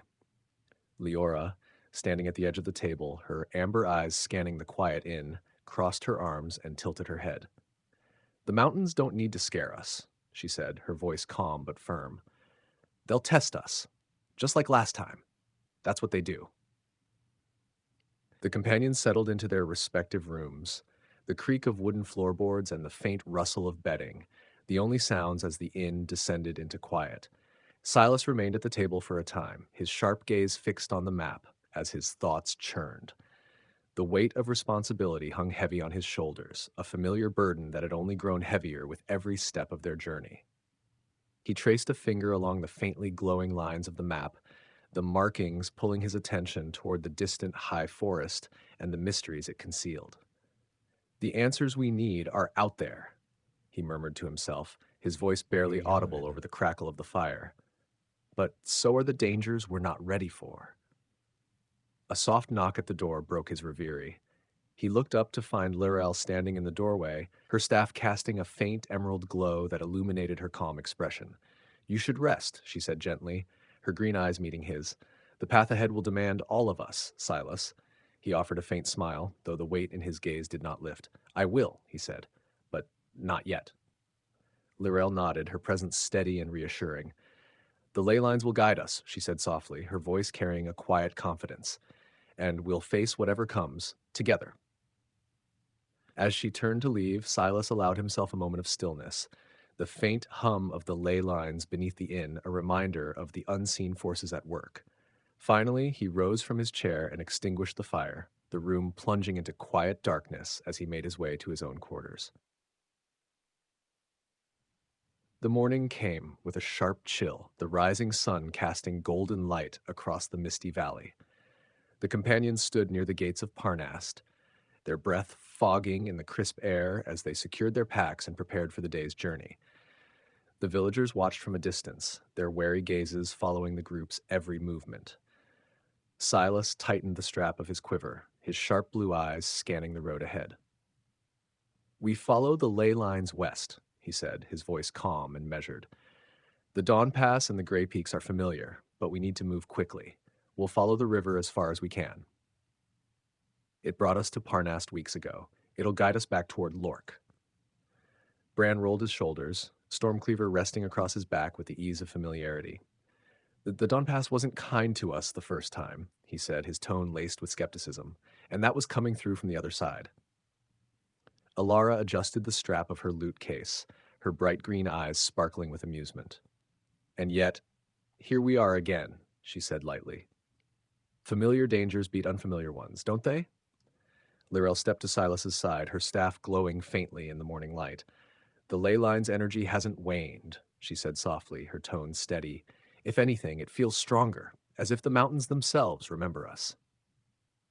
Leora's amber eyes narrowed as she scanned the horizon, her crimson form silhouetted against the rising sun. We've been tested before, she said firmly. The pass hasn't changed, but neither have we. Let's move. The companions departed Parnas, the village fading into the distance behind them, its modest walls and simple homes disappearing behind the rolling hills. The open expanse of the foothills stretched out before them, the jagged peaks of the Gray Peak Mountains rising like jagged teeth against the sky. The air was crisp and clean, carrying the faint scent of pine and earth as the group moved westward. Silas led with quiet confidence, his sharp gaze constantly scanning the terrain for signs of danger. Lyrel followed close behind, her staff casting a faint glow that matched the hum of the ley lines beneath their feet. Elara hummed softly to herself as they walked, her fingers brushing the strings of her lute in a playful melody. Back through the pass, she mused, her tone light but thoughtful. It's odd retracing old steps, almost as if we're chasing our own shadows. Only this time, we know the dangers. Bran replied, his deep voice carrying a note of humor. And knowing what's behind us makes it easier to push forward. Lyora, her amber eyes sharp, glanced toward the mountains. And what lies ahead, she said. The pass may be familiar, but that doesn't make it any less dangerous.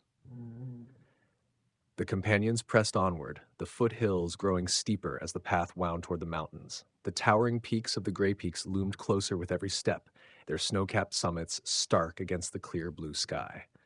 The trail narrowed as they ascended, the ground beneath their boots a mixture of loose gravel and jagged stone. Silas paused at a bend in the trail, his sharp eyes scanning the horizon. From this vantage point, the expanse of the Dawn Pass unfolded before them, a winding ribbon of rock and earth that cut through the heart of the mountains. Lyrel stepped to his side, her green eyes thoughtful as she studied the path ahead. The ley lines still guide us, she said softly. Their convergence beneath the Sentinel's stronghold is palpable. It's like the land itself is whispering to us. Elara tilted her head, her bright green eyes sparkling with curiosity. Let's hope it doesn't whisper anything we can't handle, she said, a faint smile playing on her lips. Bran chuckled, his rugged face breaking into a grin. If it does, we'll remind it who's boss, he said. Silas smirked faintly, his focus already returning to the road ahead. Let's move, he said. The mountains aren't going to wait for us. Like that. That was good. That made sure, hey, it brings the river in. It talks about how we were just here weeks ago.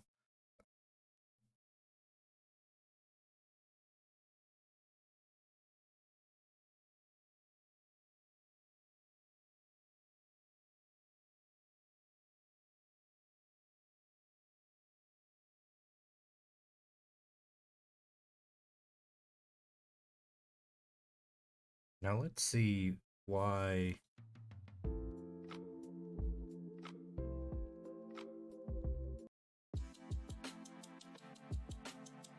Seems like we're gonna actually have to tell it to go next because something's going on with Pretzel Rock right now. Let me see.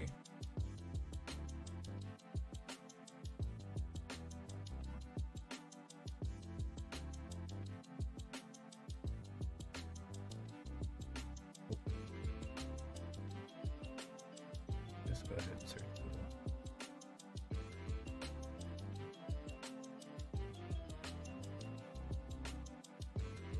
Pretzel dot rocks. Okay.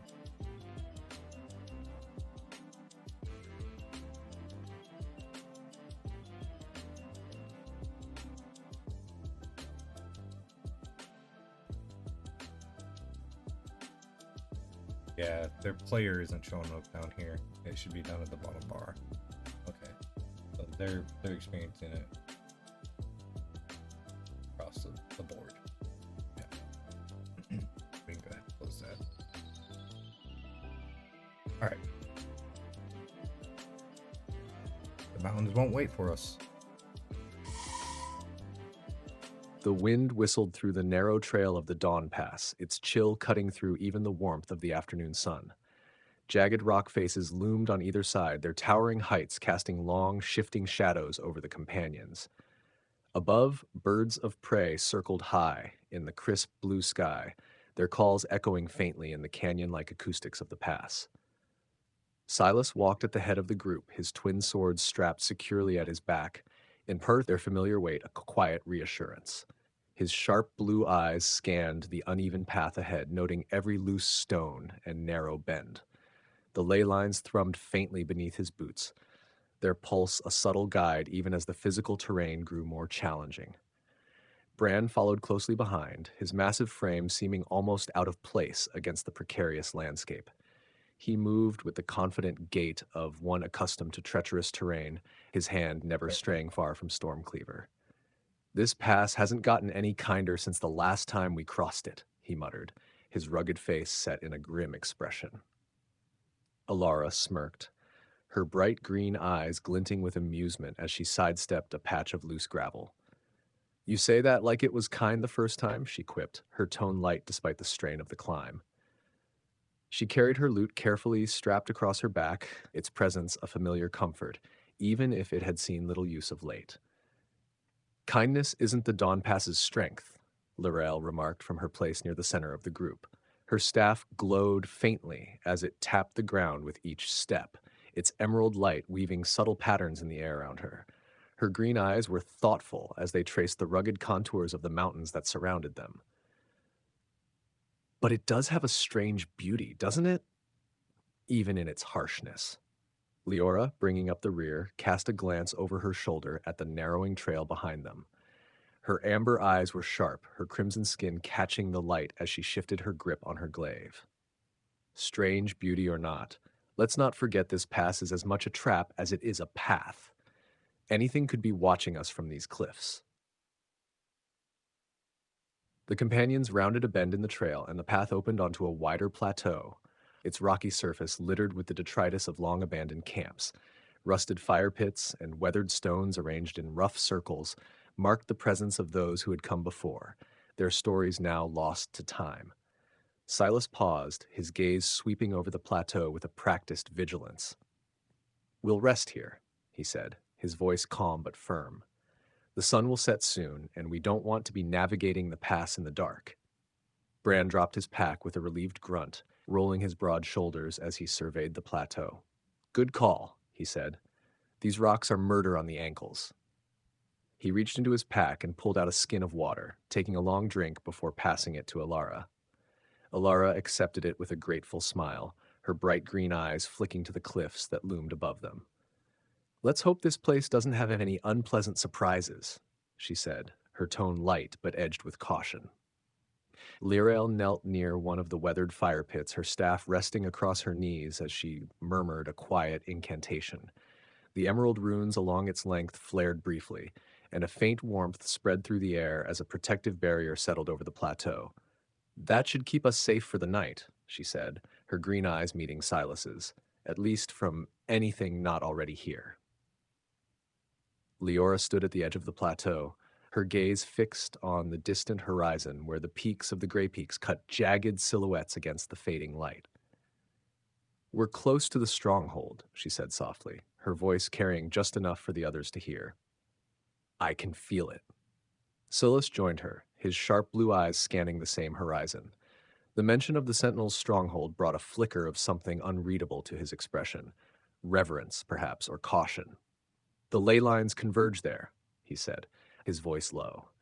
"Even if the stronghold is empty, its presence, it's like a sentinel of its own, watching over this pass."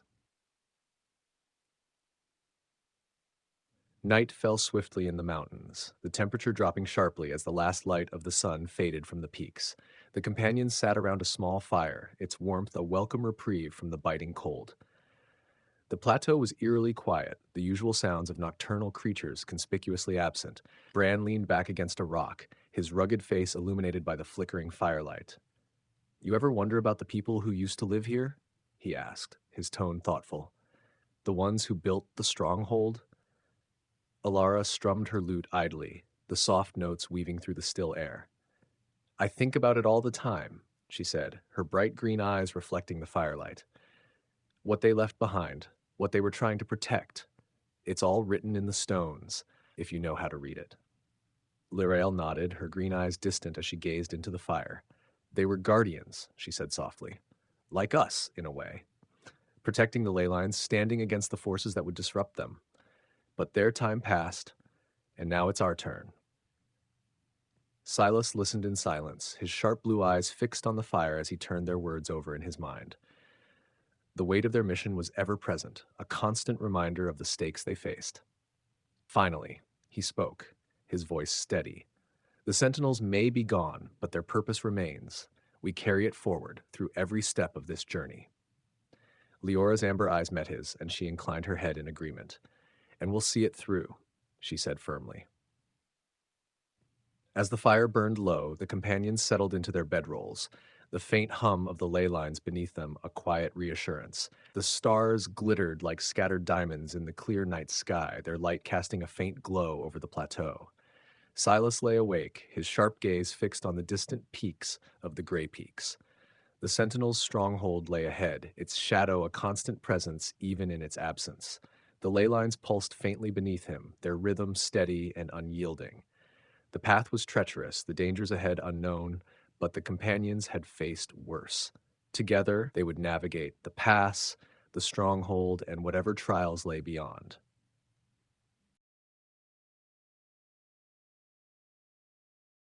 I like that.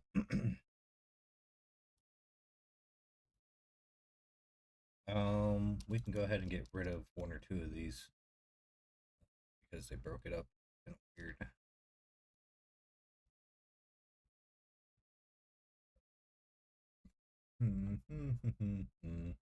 Okay, I think we're good.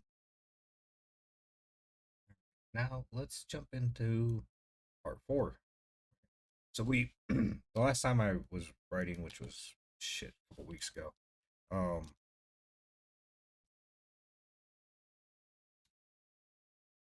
we did an outline. So if you notice, I have this little blurb before it, like, "Hey, follow this. Don't rush the story. Please, please, please make sure we stick to the outline." Um, because I've had it do it where it does an outline, but then it doesn't meet the outline for the chapter. So it's like, yo, like, you need to, like, get us out of the mountains, get us out of here. Like, why are we still here?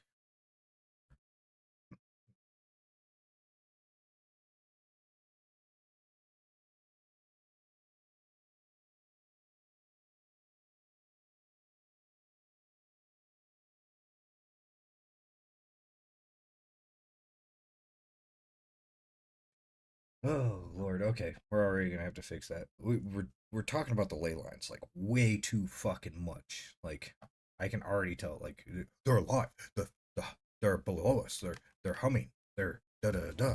Like, calm down. Like, we don't have to bring up the ley lines every 7 seconds. So, like, it gets a bit much. You know what I mean? Like, the ley lines will guide us. Boom. We can leave it at that. But, like, we don't have to constantly be bringing up the ley lines. All right. So,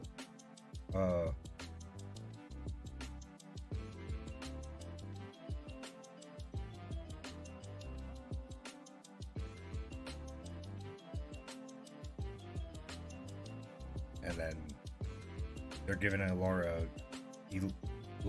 Loria, Lyria, Lyria. They're giving her a fucking glaive now, which I had to take out that she had daggers, which we went for chapters, and then all of a sudden, oh, her daggers. And you're like, what are you doing? She doesn't have anything. She has magic. Like, that's it. She just has arcane magic, like, ready at her disposal. Like, she's a fucking powerful ass sorceress. Like, what are we doing? Right? Anyway, so we're gonna have to revise this, right? Go up and grab one of these real quick. Boom, boom.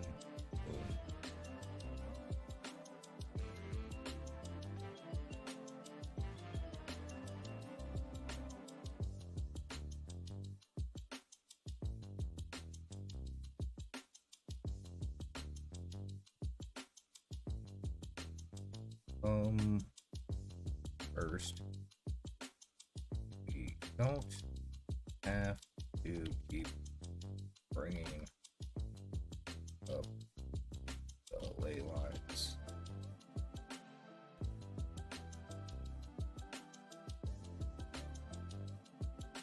Constantly. Constantly. Yes. There.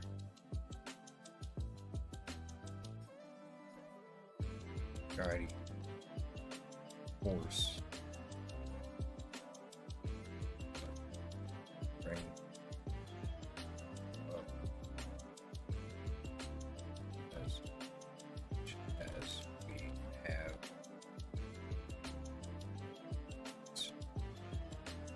done. Redone. Did. Yeah. Got that wrong. Yep.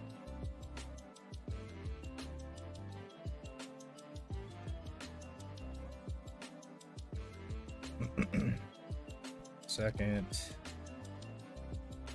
Or Google Docs, characters. Right. So I have a whole character sheet, basically. Right. So weapons. Her hands crackle with faint arcs of magical energy, betraying the immense power she wields. Right. So like, she doesn't need this constant fucking, right. It just.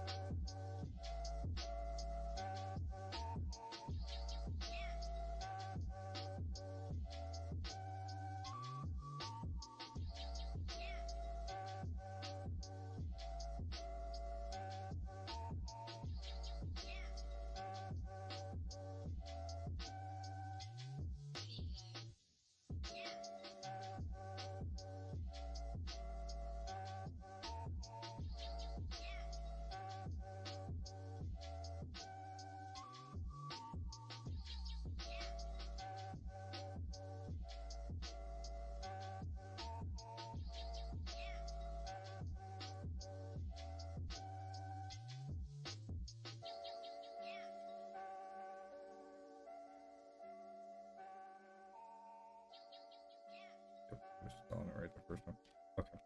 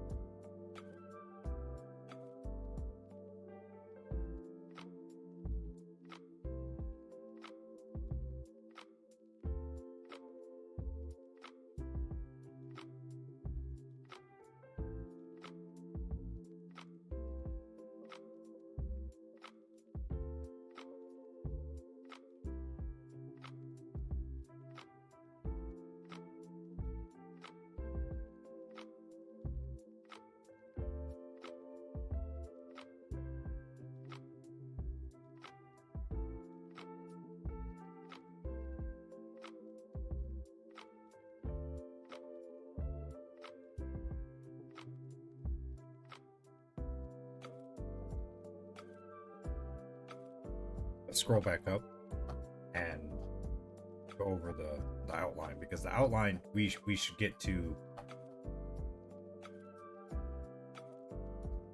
like, dawn passed, right? Like, cool, we know it, right? Boom.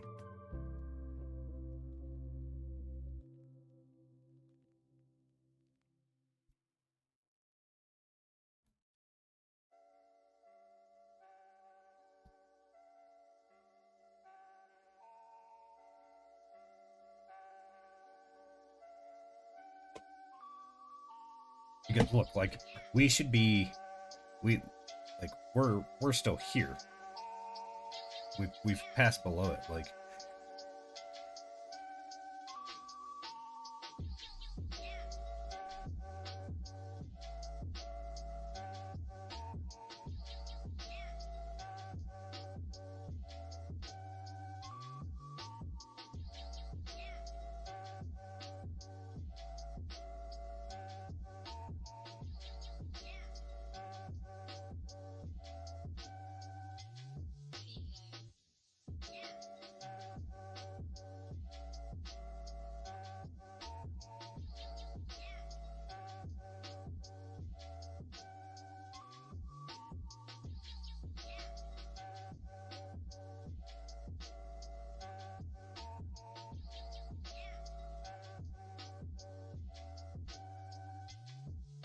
whoa.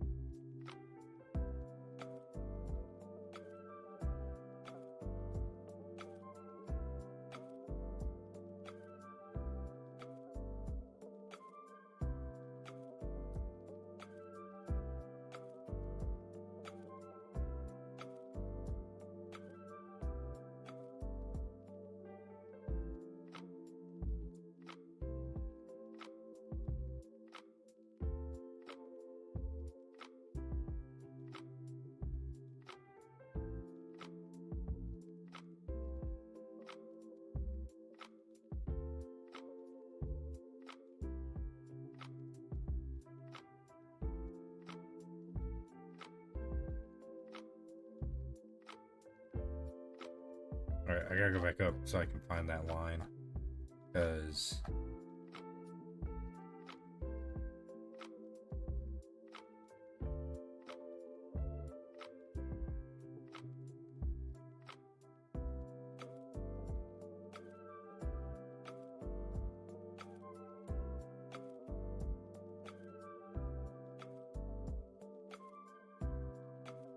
whoa.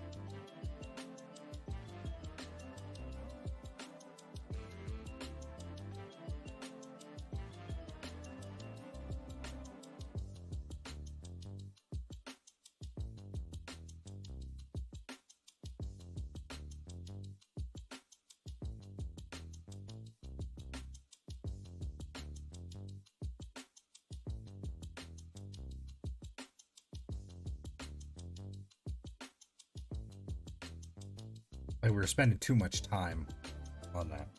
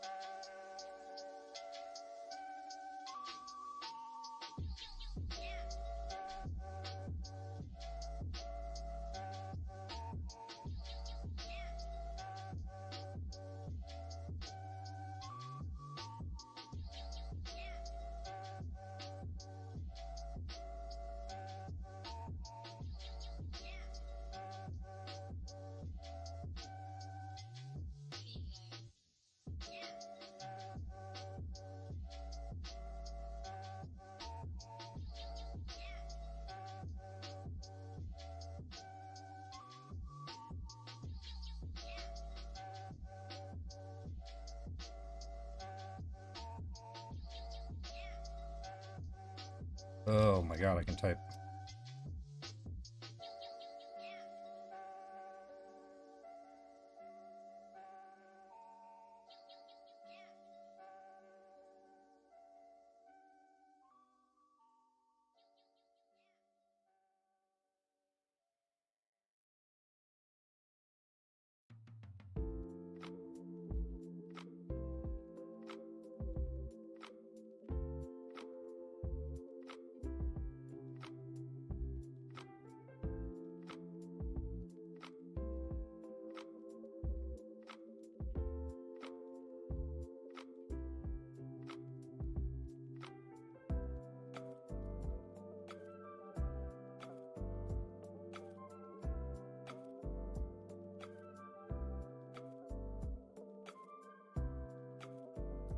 Cohesive.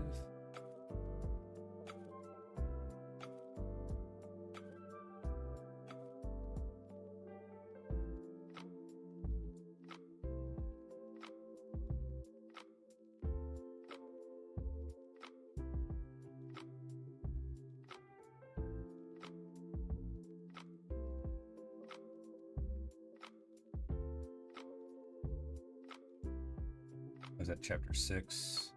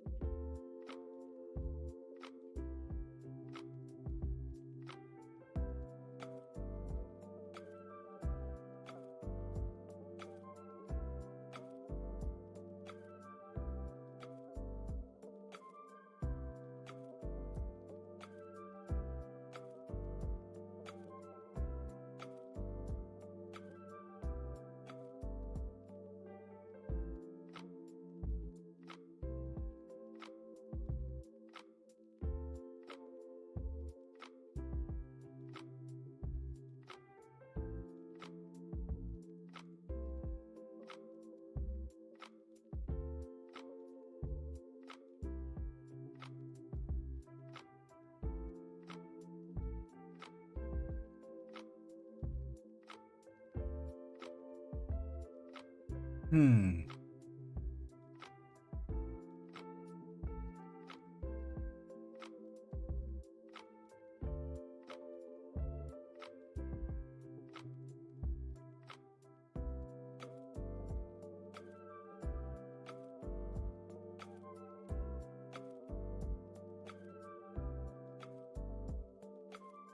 Okay, maybe that'll do, because it didn't go too much into... Alright.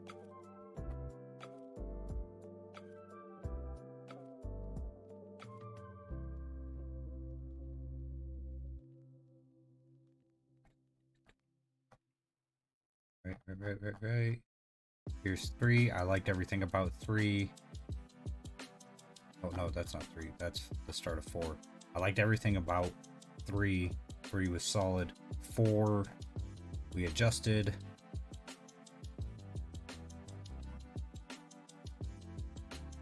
Cool, we adjusted it again.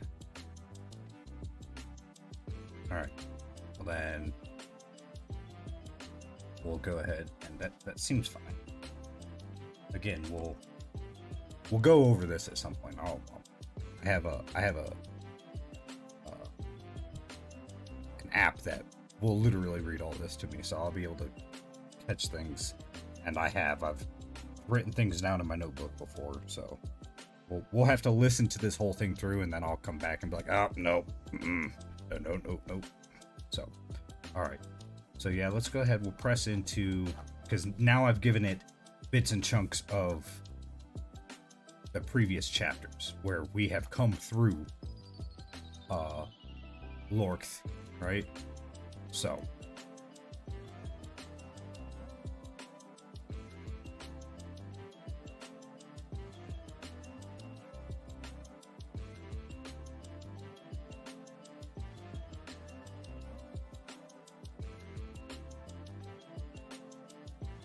now let's give us the last bit of this. All right, let's finish chapter 15.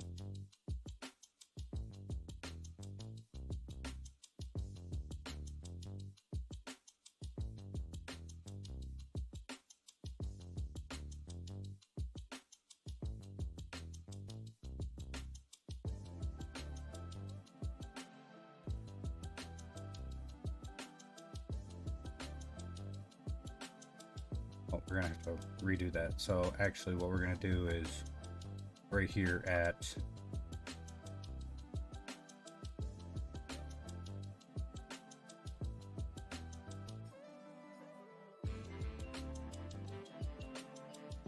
cancel. That's not the one I want to edit. We gotta edit this.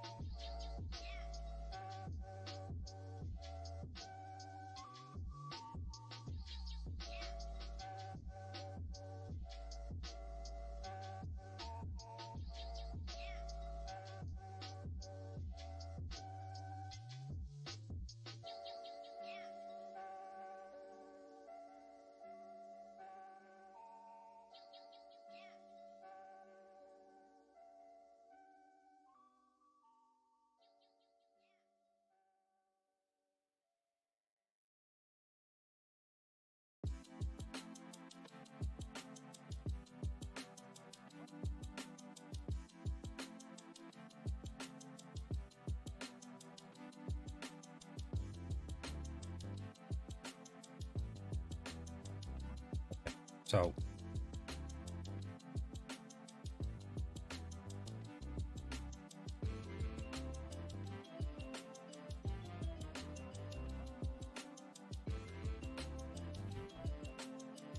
let's see here. The companions enter Lord.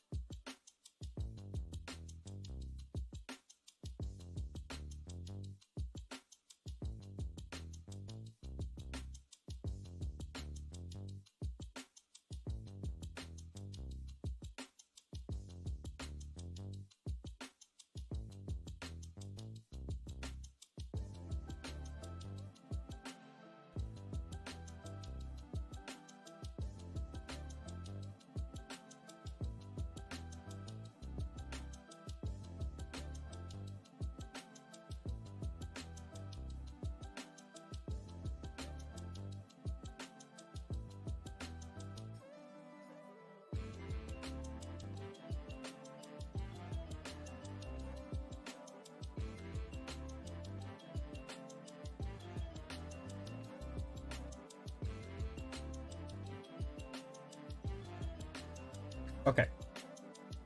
I'm gonna take it as that's a good point. I mean, I know we didn't hit what we wanted to hit with the like we still needed to hit Loudwater and then enter into the forest, right? So that was the whole point of that. 0.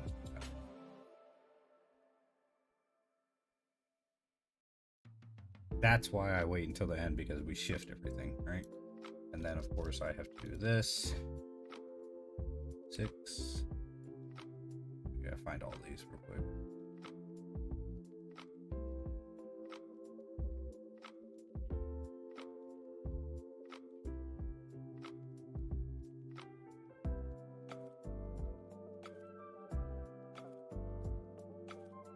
Nope.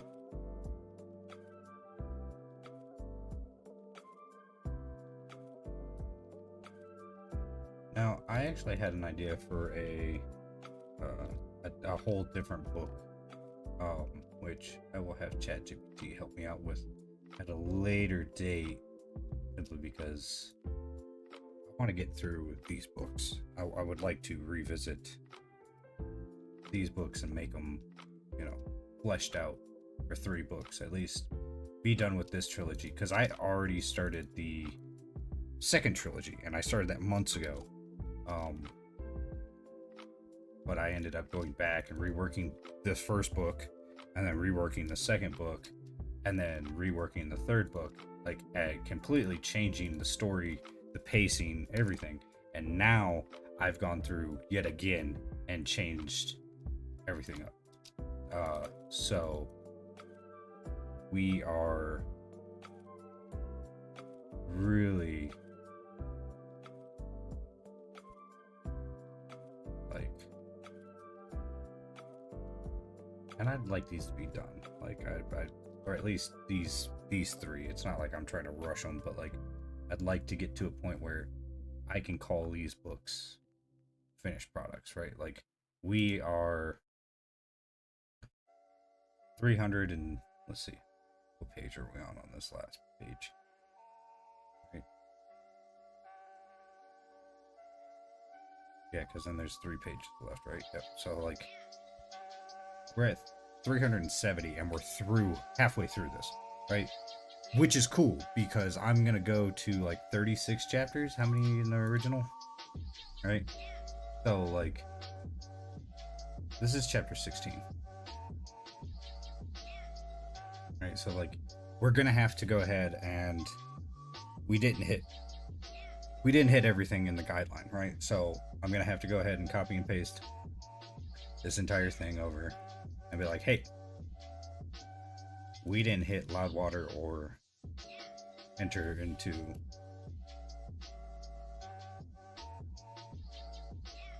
in accordance with our outline for chapter 15. I believe we didn't meet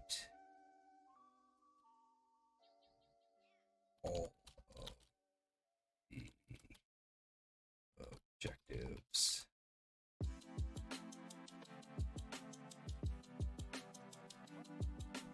The Loudwater and entering High Forest. I just do this for the simple fact that it's gonna have to like, oh fuck, we did.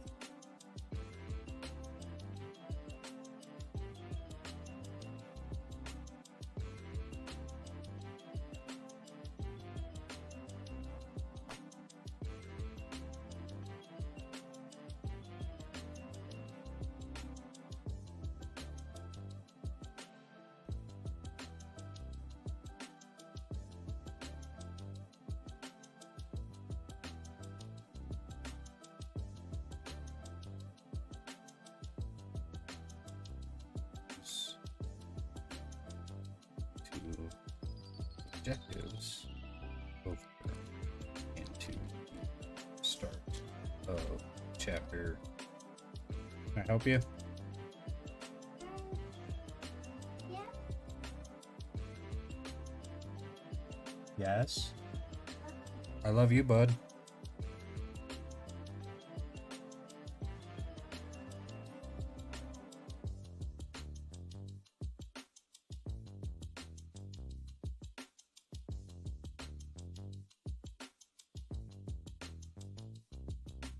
Okay.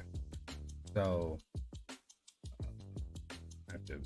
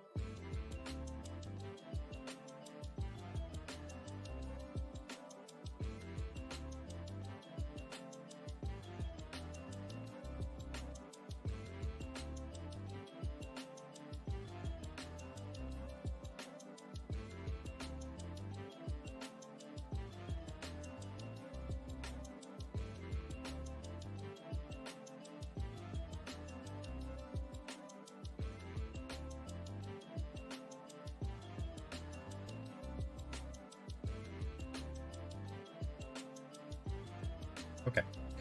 So it acknowledges that we needed that. Now, here's the original chapter 16. Right? Now what I've been doing is I've been trying to keep the story relatively on the same par, like same page, so that way we're not like just we're rewriting it, but what we're doing is we're expanding upon details and character interactions, our heroes' interactions, because like they're very blunt, very straightforward. Everything else is built to grandiose, but then their interactions amongst each other is still kind of moot, right? It's not, it doesn't seem as hardy. It doesn't seem, to me, when I've gone through, I read my entire first book and I was like, okay, this sounds great. But then I start doing things in the third book that I changed up how I was doing in the first book, which I get as, I can't call myself an author, but as a someone with a vision, right? I'm not, I changed up what I was capturing, right? The way I was painting my pictures and how I was telling chat to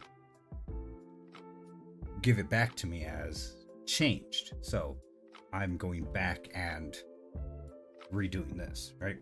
Now, I'm going to give it this in just a second, but I need to go up and... So that's chapter...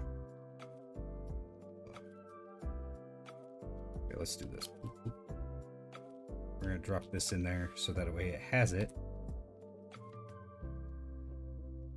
And then we have to go all the way back to the top, but we got to go find...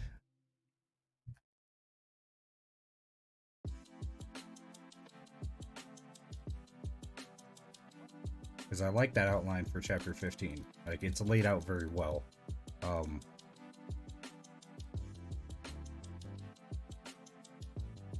This was for 14, so we have... And then, of course, I have to expand upon them, right? So, like, there's certain things that, like, hey, like...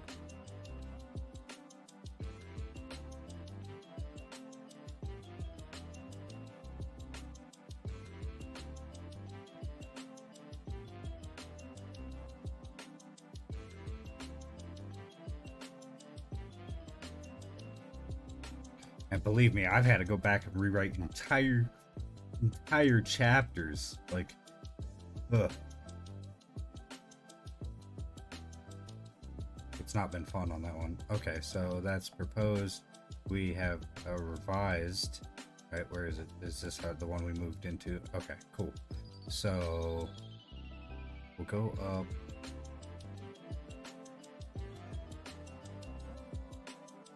And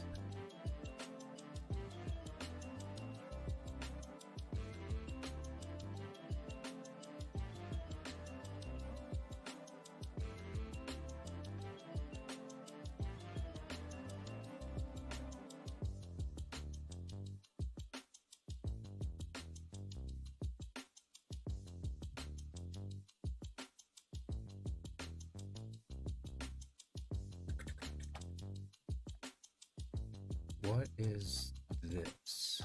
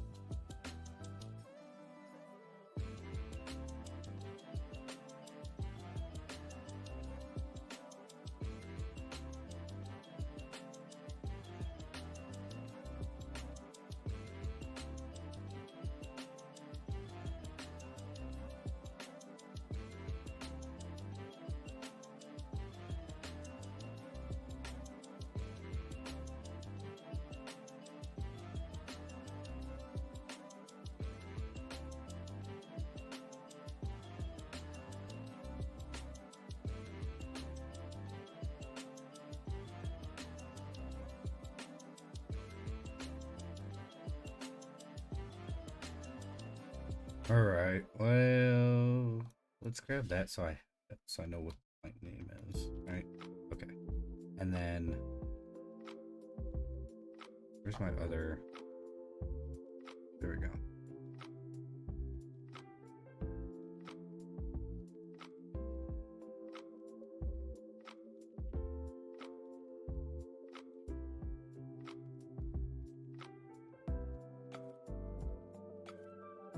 I think this is the original chapter of like 12 or something like that. So, oh God. Okay.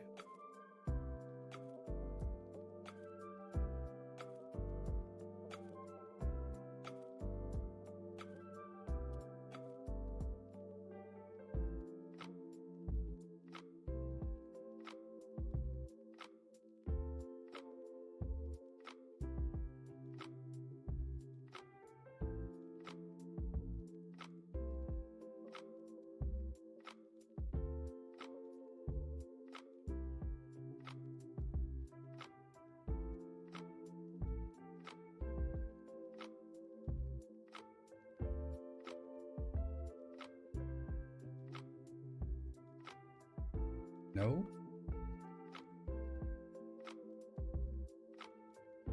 Let's create an outline for our new chapter 16, exactly like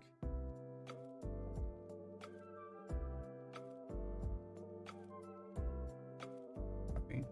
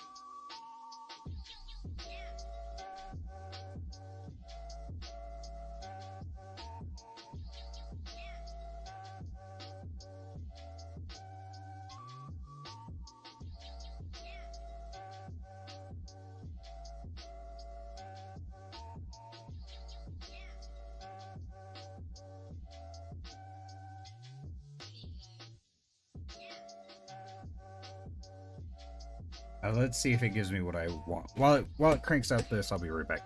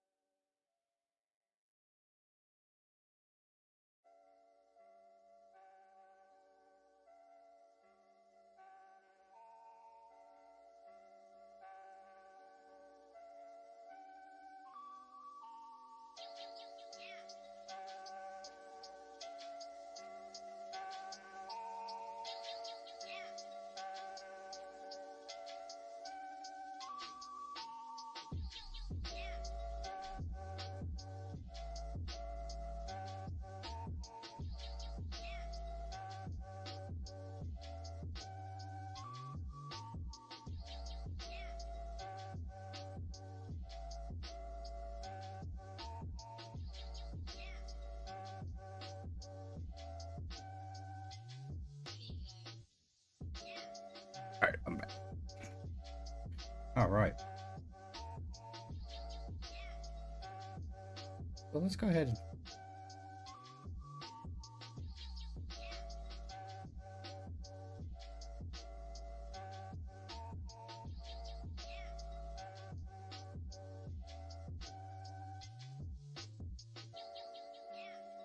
nope, not in this. Oh yeah, in this story.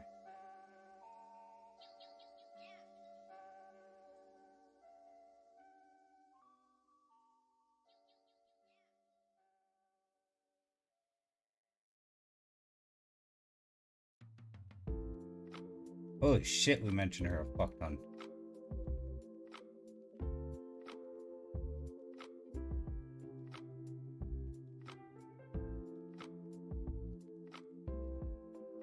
Whoop, whoop, whoop.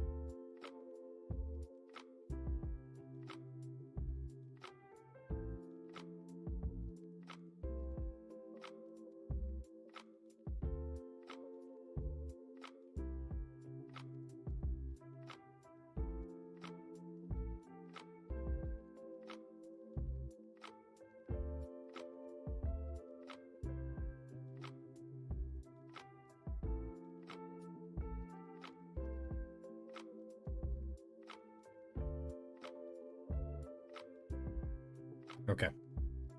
I like that outline. That's actually a solid outline. It brings in a lot of what's going on, but I need it to not dilly-dally. Like, we have to cover everything in here, but we're not going to rush it, but we're going to at least, like, hey, like,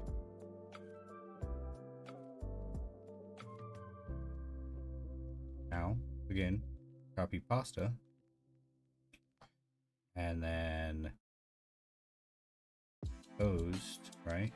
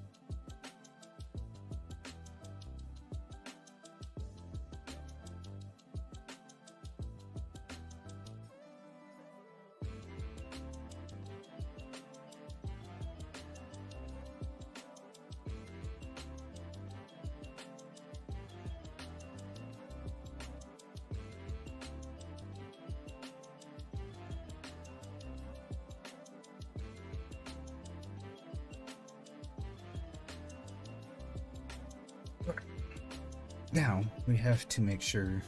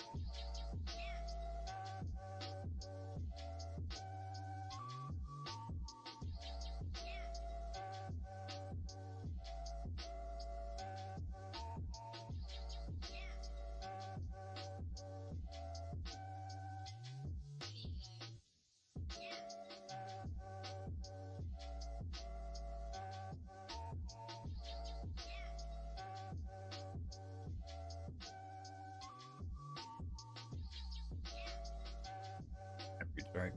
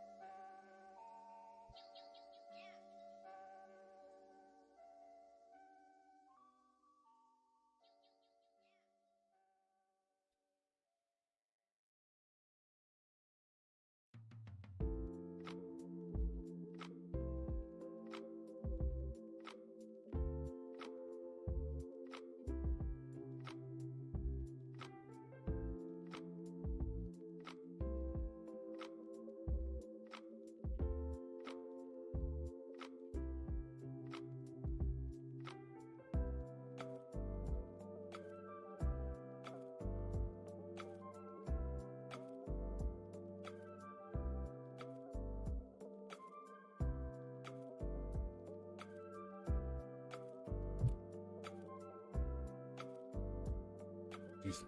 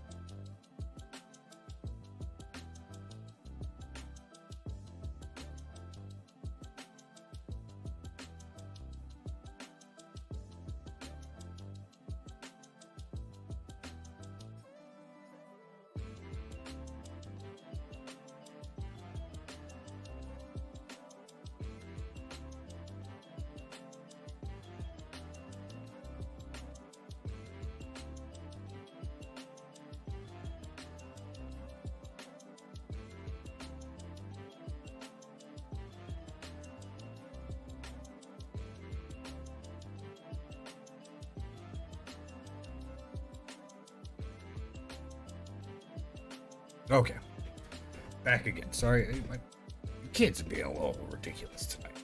Fucking dump, dump, dump. It's almost 11 o'clock, and I hear them stampeding. I get it Saturday night. Fuck, y'all. It's time to tone it down, right?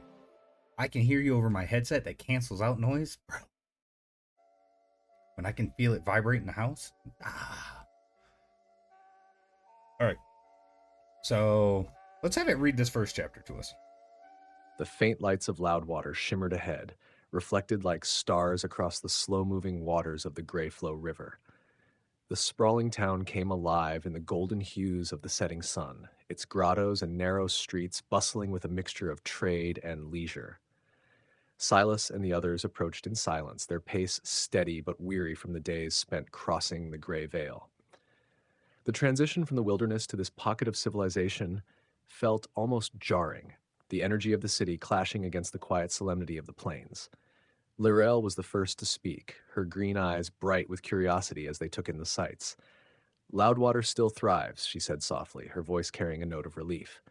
The forest's shadow hasn't reached here yet. Let's hope it stays that way, Silas replied, his sharp blue gaze scanning the bustling streets just beyond the town gates. He could feel the weight of the journey pressing down on him, the responsibility of their mission making even this brief respite seem fleeting. Bran adjusted Stormcleaver on his back, his rugged face lighting up at the prospect of rest. Finally, a place where the roof doesn't threaten to cave in and the stew won't taste like it's been boiled with old boots. Alara smirked, her bright green eyes flicking toward Bran. Only you could turn a bustling riverside city into an excuse to eat, she teased, her tone light but affectionate. Her lute rested across her back, its presence a familiar comfort even if her hands hadn't touched its strings since the gray veil. Leora's amber eyes narrowed as she scanned the crowd gathering near the gates. The people here seem tense, she murmured, her crimson form standing out even in the fading light. Loudwater may look untouched, but it's not immune to what's happening around it.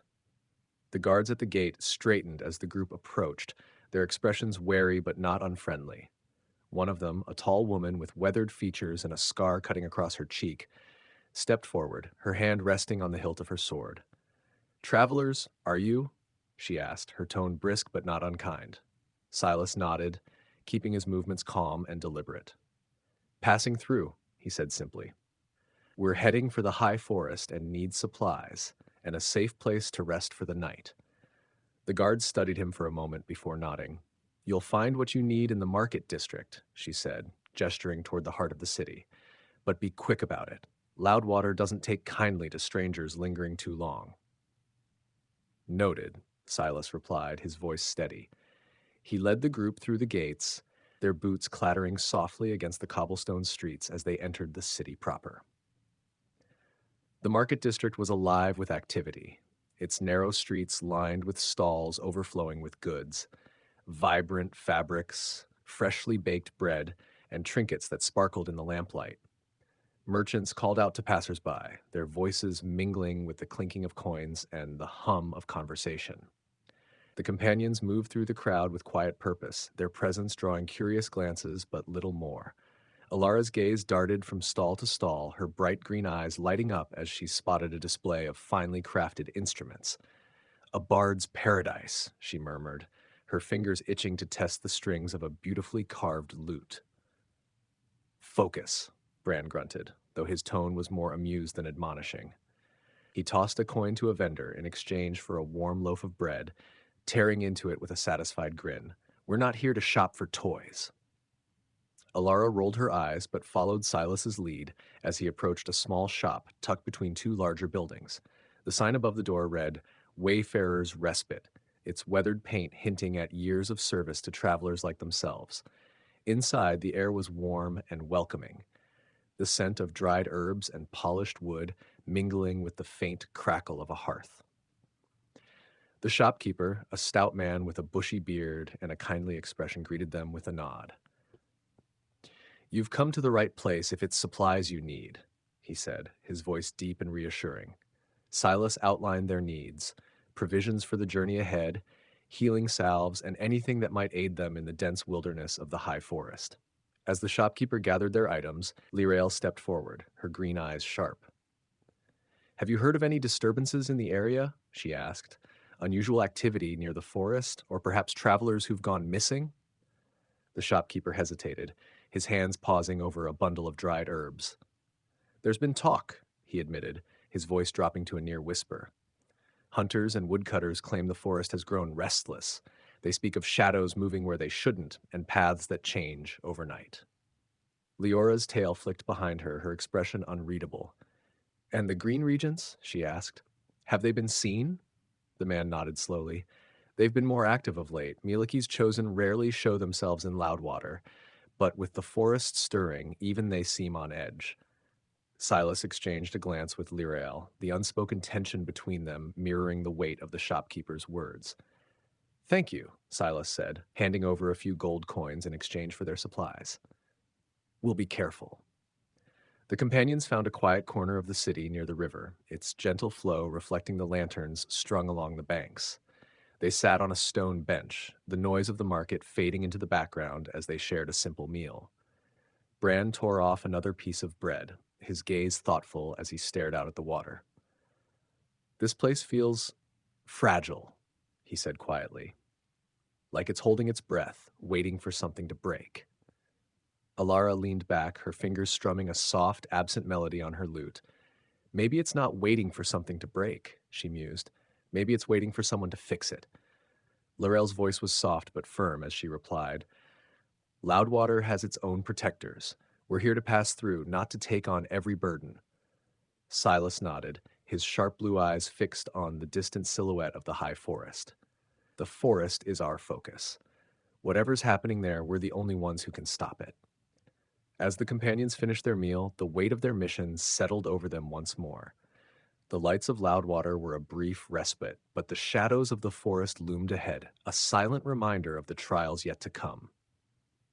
Without a word, they rose and began making their way toward the outskirts of the city, where the path into the high forest awaited. That was a good one. That was actually a good passage. I like that.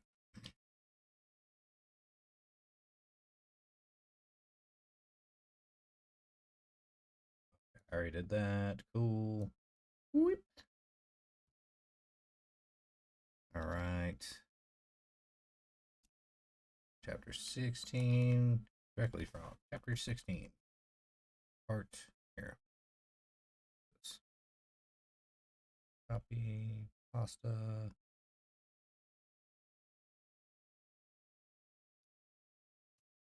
Boom. Let's go.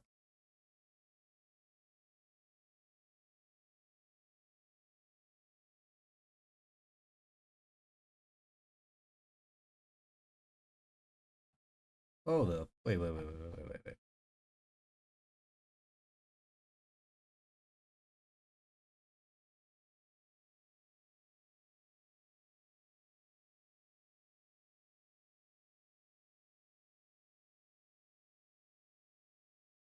Okay. I guess I'll buy it. Paint lights.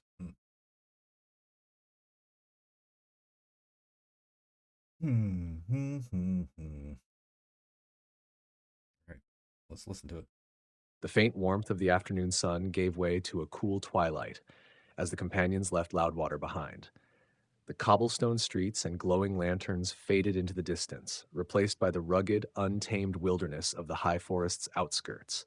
A faint breeze carried with it the rich, earthy scent of damp leaves and moss, mingling with the faint chirping of crickets hidden among the dense undergrowth.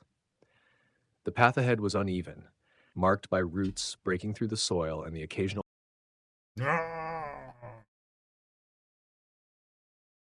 The faint warmth of the afternoon sun gave way to a cool twilight as the companions left Loudwater behind. The cobblestone streets and glowing lanterns faded into the distance, replaced by the rugged, untamed wilderness of the high forest's outskirts.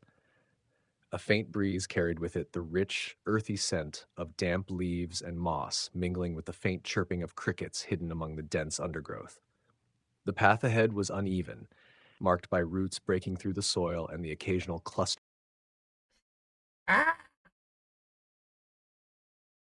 I don't want to read. The faint warmth of the afternoon sun gave way to a cool twilight as the companions left Loudwater behind. The cobblestone streets and glowing lanterns faded into the distance, replaced by the rugged, untamed wilderness of the high forest's outskirts.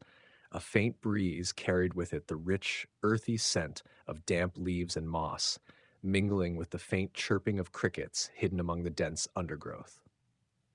The path ahead was uneven, marked by roots breaking through the soil and the occasional cluster of jagged rocks. Silas led the way, his sharp blue eyes scanning the trail with practiced precision.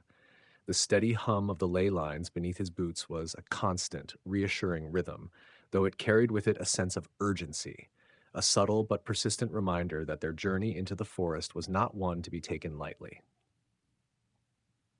Lirael walked close behind, her staff glowing faintly as it tapped the ground with each step. The runes etched along its length pulsed softly in response to the forest's natural magic, as if attuning itself to the energy around them. Her green eyes flitted from tree to tree, her expression thoughtful. "The forest feels different," she murmured, as though it's watching us more closely than before. Bran snorted, his massive frame moving with surprising grace over the uneven ground. Stormcleaver rested across his back, its familiar weight a constant companion. "If it's watching, it's got a lot of nerve staying quiet," he muttered. "A friendly warning would have been nice before we stepped into its territory." Alara smirked, her bright green eyes glinting with humor as she adjusted the lute slung across her back. "Maybe it's sizing you up, Bran, judging whether you're more of a threat or just another loud visitor." Loud. "Loud, Sure. sure," Bran At replied least with a that's chuckle. useful. "But at least I'm useful." Leora, walking at the rear, glanced over her shoulder, her amber eyes sharp and alert. Her crimson form was a striking contrast against the deep greens of the forest. "The High Forest doesn't need to speak," she said, her voice calm but firm. "It has its own language, one you feel, not hear. Pay attention to that, or you'll miss the warnings it's already giving." The companions pressed deeper into the forest, the trees growing taller and more ancient as they advanced. The canopy above thickened, intertwining branches casting the path into a patchwork of light and shadow. The air was cooler here, carrying a faint chill that seeped into their skin and seemed to amplify the faint hum of magic beneath their feet. Silas paused at a bend in the trail, his keen gaze narrowing as he studied the surroundings. "There's something ahead," he said quietly, his voice steady but low. He crouched, running his fingers along the disturbed earth. Tracks. Human, maybe, but hurried. Something spooked them. Lirael knelt beside him, her green eyes thoughtful as she traced the faint outlines in the dirt. "The prints are shallow," she observed. "Whoever made them was carrying little weight, and they weren't trying to cover their trail. Desperation. Or a trap," Leora added, her tone sharp. She scanned the dense foliage ahead, her glaive held at the ready. "The forest's energy changes here. It feels tense." Alara tightened the straps of her pack, her usual humor absent as her gaze darted toward the shadows. "Tense is one word for it," she said. "I'd say we're walking into something bigger than a hurried traveler." Bran flexed his fingers around the haft of Stormcleaver, his rugged face set in a grim expression. "If it's a trap, they'll regret setting it for us." The group advanced cautiously, their footsteps muffled by the thick layer of moss and leaves carpeting the forest floor. Silas kept his bow at the ready, his sharp eyes scanning every shadow for signs of movement. The tension in the air was palpable, the faint rustling of leaves and distant calls of birds doing little to dispel the oppressive weight pressing down on them. As they rounded a dense cluster of trees, the source of the disturbance came into view. A man, clad in torn and mud-streaked robes, stumbled into the clearing ahead of them. His face was pale, his eyes wide with fear as he turned toward the group. "Help!" he rasped, his voice barely audible. "They're coming." Silas held up a hand to halt the others, his gaze fixed on the man. "Who's coming?" he asked, his tone measured but firm. Before the man could answer, a low growl echoed through the forest, followed by the unmistakable sound of snapping twigs. From the shadows emerged a pack of creatures, lithe, wolf-like forms with glowing red eyes and dark fur that seemed to blend seamlessly with the shadows. Their movements were fluid and unnatural, their growls reverberating like a chorus of malevolent whispers. Lirael's staff flared to life, its emerald glow illuminating the clearing. "Shadowhounds," she said, her voice tight. "Corrupted creatures of the void." Bran hefted Stormcleaver with both hands, his stance solid and ready. "They don't look like they're here to talk," he growled. Silas loosed an arrow, the shaft flying true and striking one of the hounds in the shoulder. The creature yelped but didn't fall, its glowing eyes locking onto Silas with renewed fury. "We hold the line," he said, his voice commanding. "Lirael, keep the forest's magic on our side. Bran, Leora, don't let them flank us." Alara unsheathed her daggers, her movements swift and deliberate as she stepped into position. "And here I thought Loudwater was going to be the exciting part of the day," she quipped, though her bright eyes gleamed with determination. The shadow hounds surged forward, their movements eerily coordinated as they closed in on the group. Bran met the first with a powerful swing of his axe, the blade cutting through the creature's shadowy form with a burst of dark energy. Leora's glaive arced through the air, striking another hound with precision and forcing it back into the shadows. Lirel chanted softly, her staff glowing brighter as she extended her magic toward the forest. The ground beneath the hounds rippled, roots and vines bursting forth to entangle their limbs and slow their advance. "The forest is with us," she called out, her voice steady, "but its strength isn't limitless." Silas moved with practiced precision, his arrows striking true as he targeted the hounds' glowing eyes. Each shot disrupted their forms, sending ripples of darkness through their bodies. But the creatures were relentless, their numbers seeming to swell as more emerged from the shadows. Elara darted between the chaos, her movements fluid as she struck at the hounds with her daggers. Her strikes were quick and precise, her bright green eyes blazing with focus. "They're drawing power from the shadows," she called out. "We need to cut them off." Leora stepped forward, her hands crackling with fiery energy as she summoned her magic. With a sharp motion, she unleashed a burst of flame that engulfed several of the hounds, the fire illuminating the clearing and driving back the encroaching darkness. The battle was fierce and unrelenting, the companions working in seamless coordination to hold the hounds at bay. As the last of the creatures dissolved into wisps of shadow, a tense silence settled over the clearing. The man who had stumbled into their path lay unconscious on the ground, his breathing shallow but steady. Silas lowered his bow, his sharp eyes scanning the shadows for any signs of further danger. "They were drawn here for a reason," he said, his voice grim. "We need to find out why." Lirel knelt beside the man, her hands glowing softly as she channeled a healing spell. "Whatever he knows," she said quietly, "we'll need it before we go any further." The forest around them remained eerily still, the lingering hum of magic a reminder that their presence had not gone unnoticed.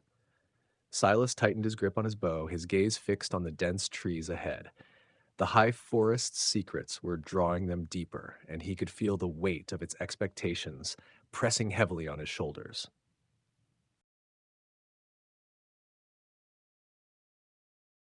Fucking hate how it doesn't listen. She doesn't have glaives. She doesn't have a glaive. She doesn't have.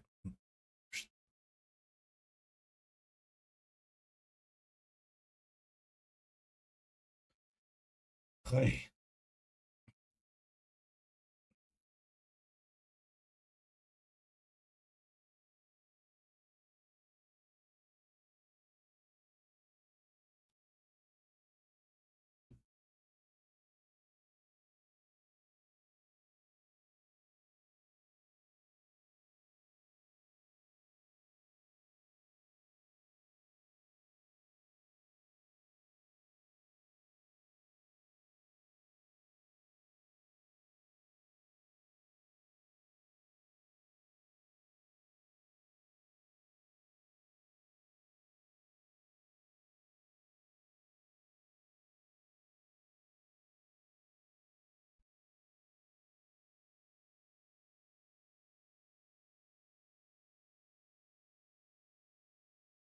I gotta tweak certain things because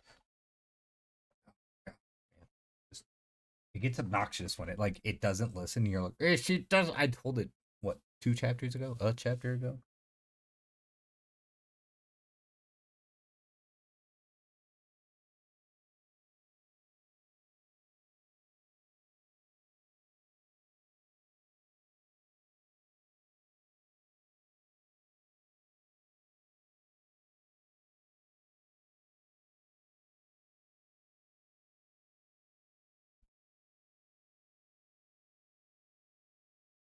I think we can smoke that one.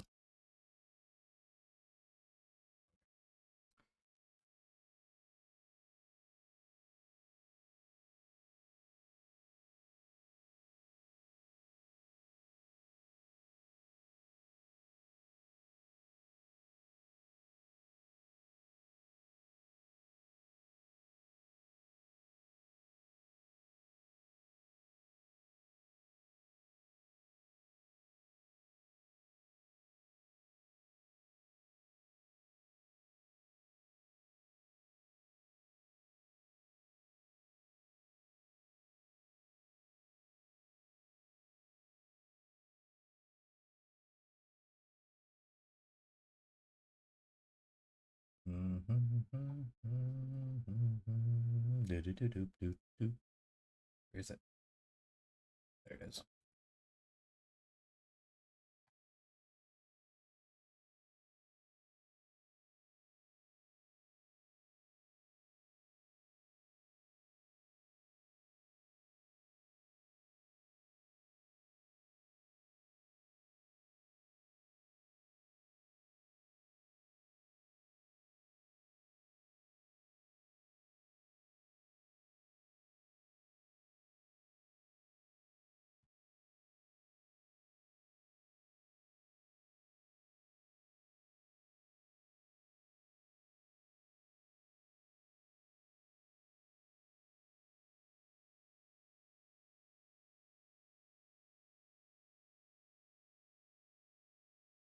I like threatening ChatGPT every now and then.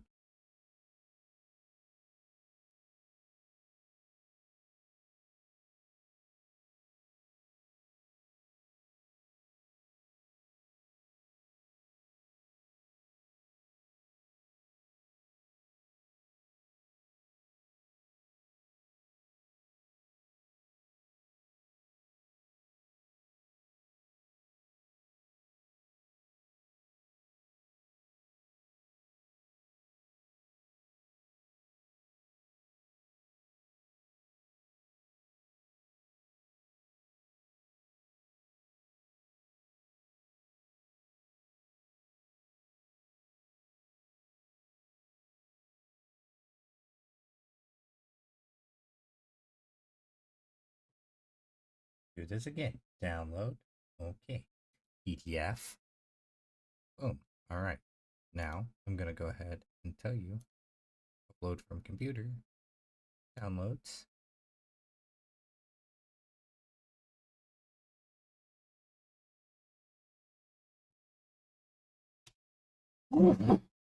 Ow. Shit, that hurt. Oh, you violator. Shut the fuck up. Does not have a clave, according to the group who consists of her arcane powers, which manifest through her hands crackling with faint arcs of magical energy reflecting her immense power. I do apologize. Yeah, you're fucking dumb.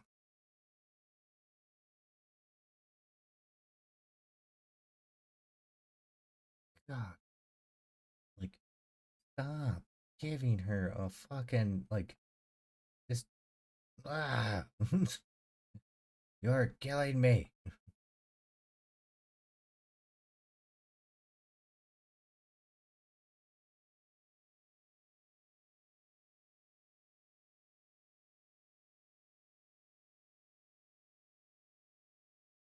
Now, I want to see, I gotta see because I read, like, dwarves' names are. Okay, I didn't realize that he's, very much. Wait, why does he look like fucking.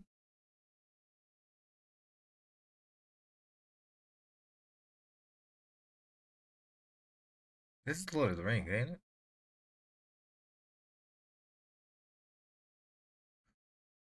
Why did we.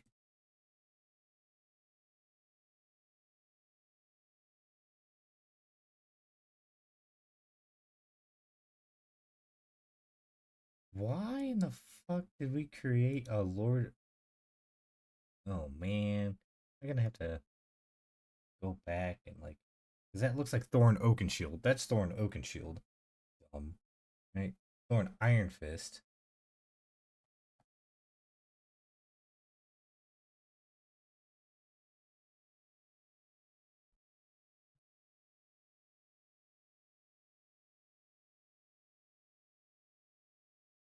Stove and Iron Fist. Right? Okay. Put in the second. War species and Faerun.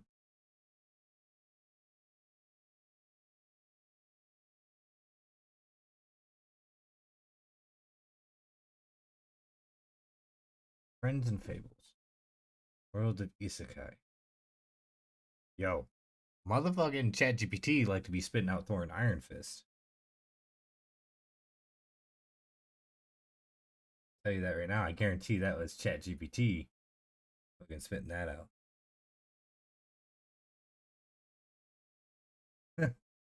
Oh man, do I go back through and change Thorn?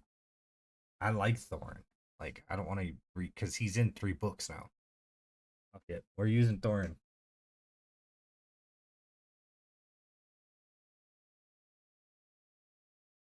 I guarantee Thorn was out of ChatGPT. Like, UT Austin Astronomy Dungeons and Dragons Wiki.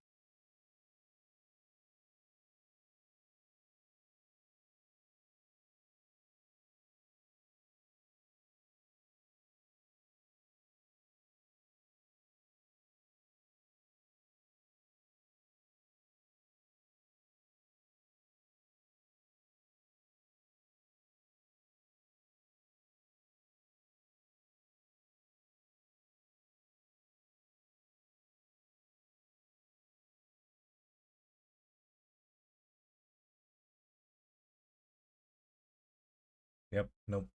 Okay. So it doesn't look like he's an actual character. He looks like he's been spit out several times, potentially due to ChatGPT. So, I guess if I was to ever go to fucking a publisher and get this book published, then this character becomes real. Like, yeah, no, he's real. I really want it to stop playing the same shit.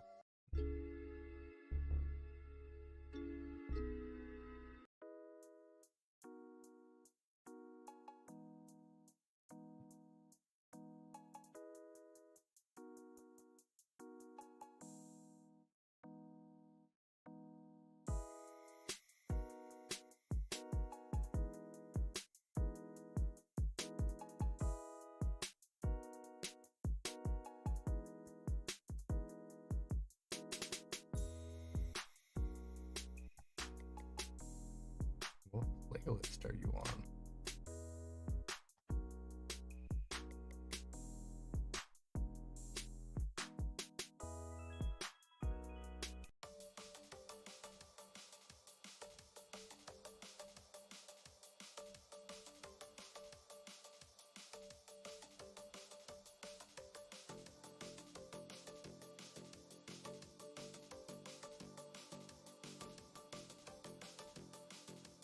Electric isn't even a thing, huh?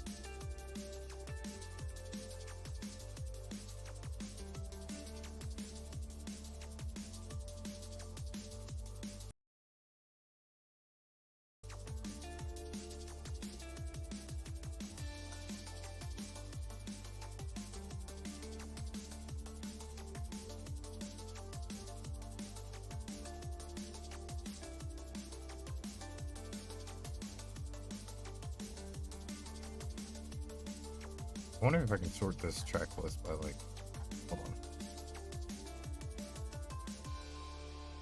I wish I could sort by name. It'd be cool. Okay, so this track list has 1,000 songs.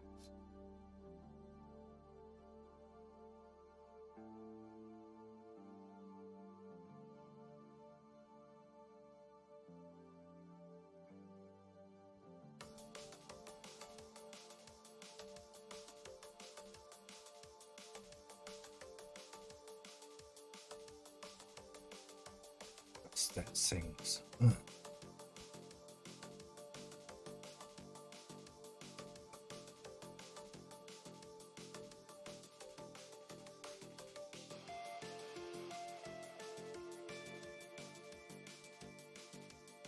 pretty sure this was out of the lo-fi.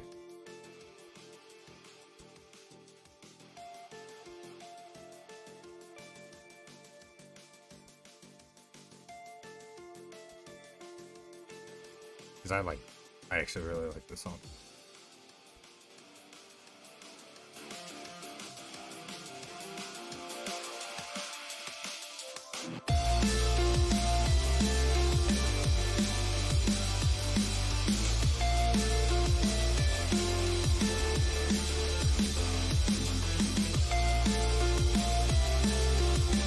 Actually, I don't think this would be YouTube set.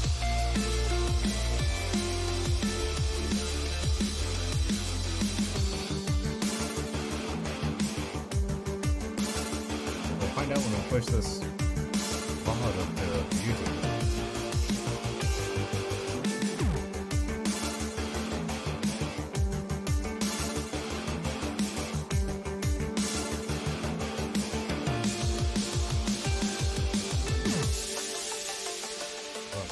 What is going on?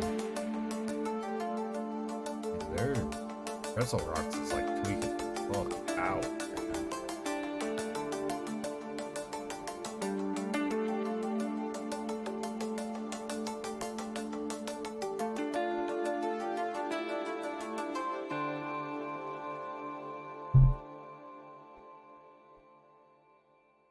Yeah, that's fucking. That's nuts.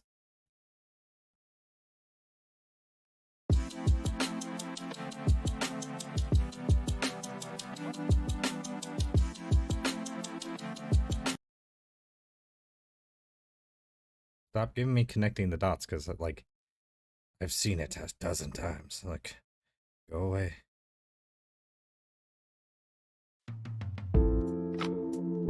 Nearly home. All over anyways. Nearly home. Connecting the dots. For real, what the fuck? They are really, their shit's like really fucked up, isn't it?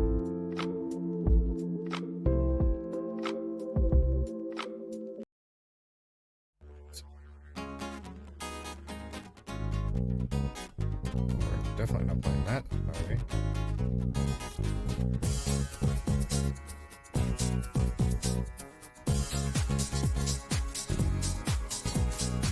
Next.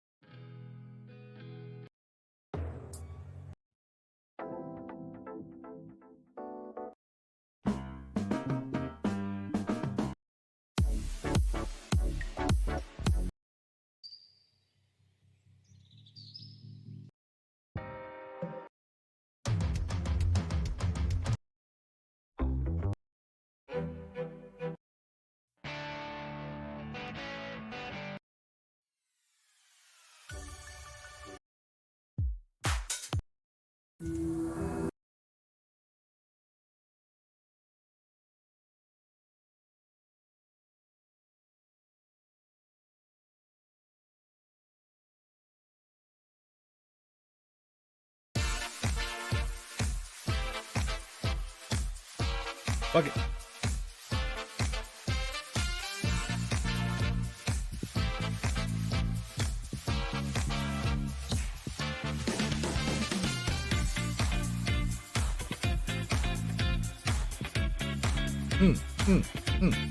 Yeah, get it. Get it. Get it. Getting it.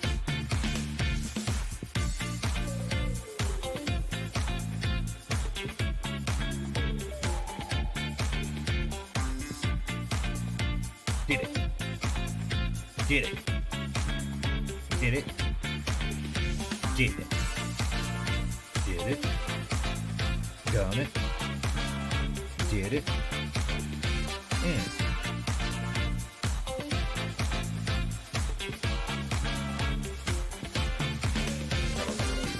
Anyway, we're moving on to part 3.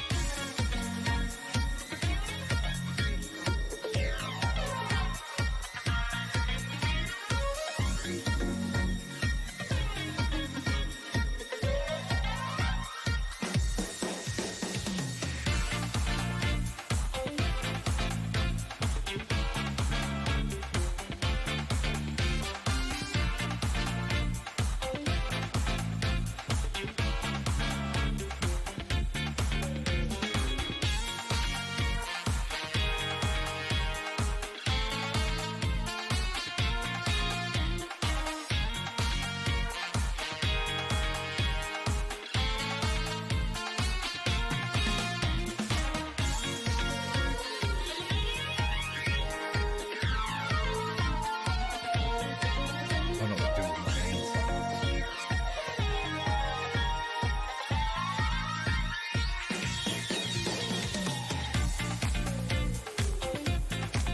Okay.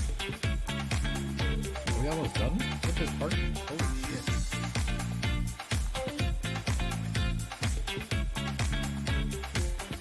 Alright.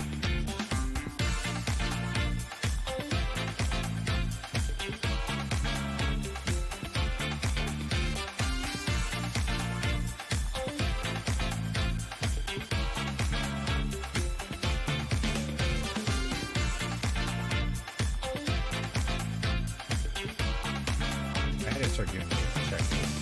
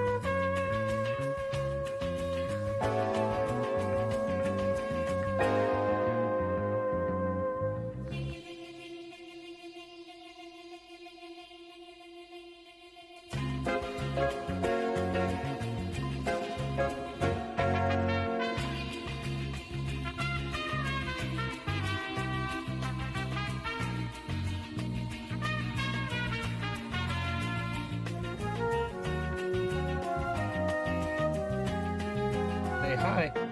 Say hello. Say hello.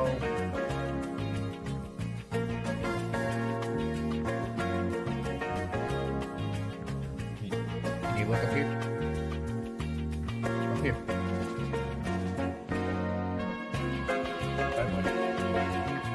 Right, honey. What you think you said? Like, fix up everything. Gotta pee. I think it was 17, but not 18. Well, that's okay.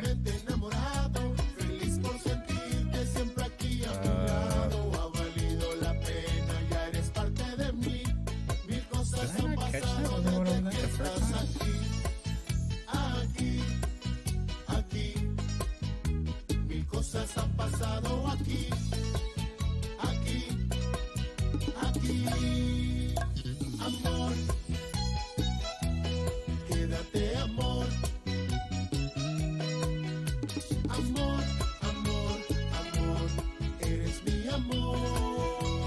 What the fuck are we? Moving on?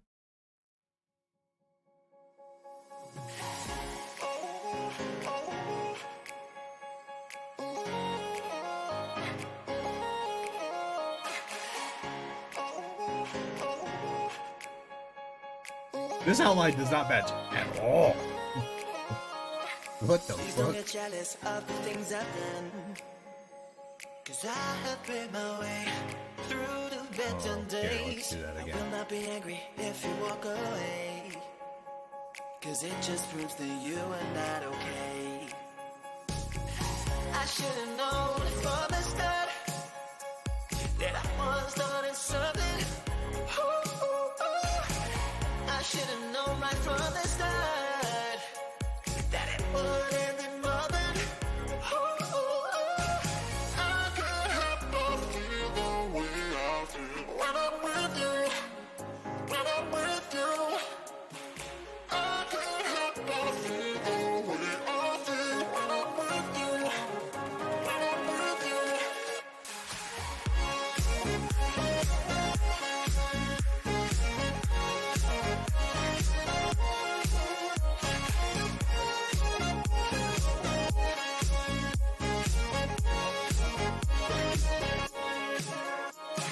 Please stop your yelling, you used to be so calm. You were my number one, but now you're just no fun. I showed you my hand and you played it repeatedly. Oh, and now it's time to go back into The me. patient is not on track. You like made up a whole fucking thing. Like you're breaking down. You gotta love fucking. I should have known right from the start that it would end in nothing. I can't help but feel the way I feel when I'm with you. When I'm with you, I can't help but feel the way I feel when I'm with you. When I'm with you.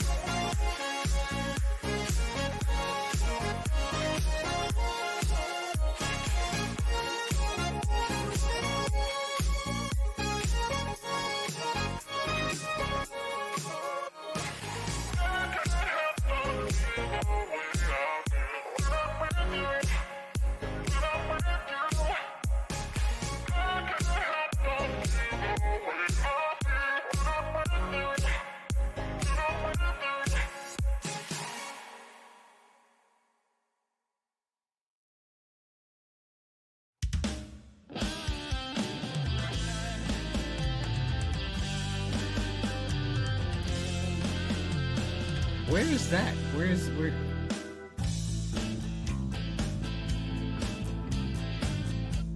Where is that as one of the line items in the original outline? Where is that at?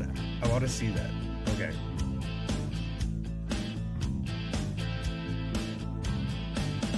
That is not at all what they gave me.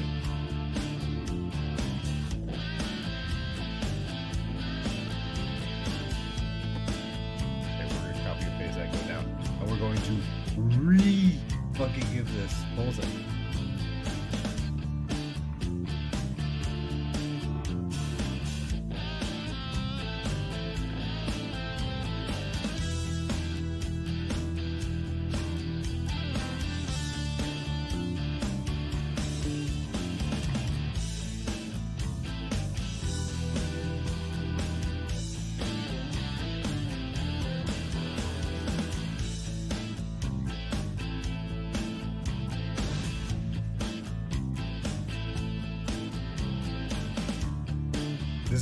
This is what I'm talking about. Like, I needed to do this right here.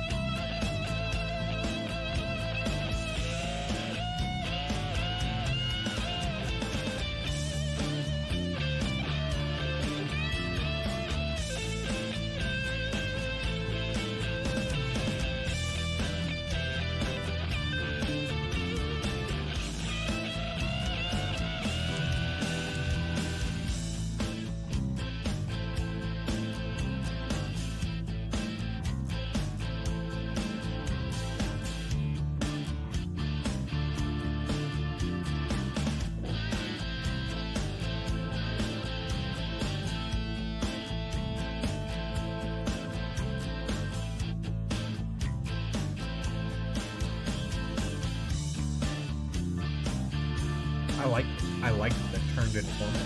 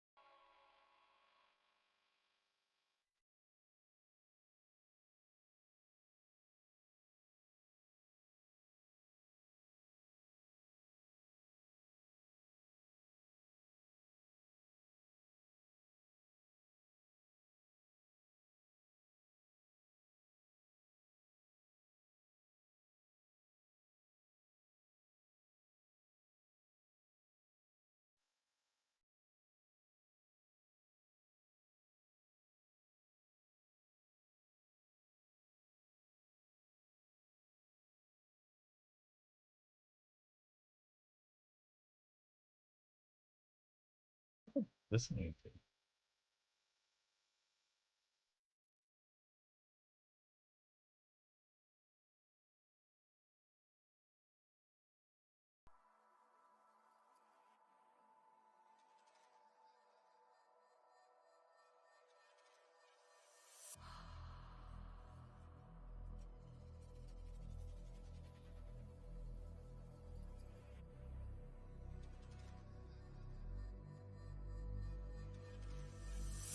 As I travel through the mountains, walking through this wasteland, my eyes are fixed on the horizon, holding on to what I am, all alone out in this world.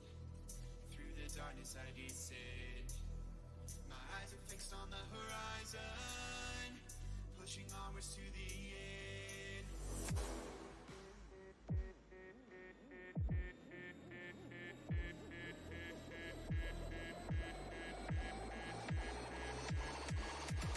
Hey, you got mad fun.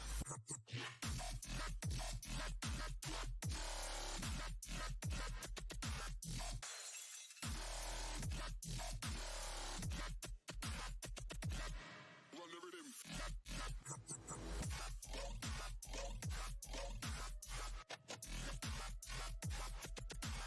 Shut up.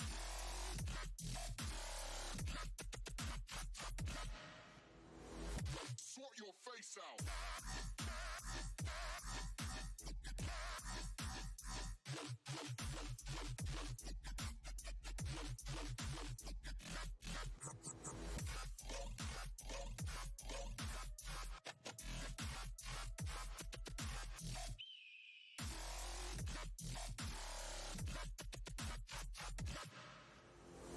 Hey yo.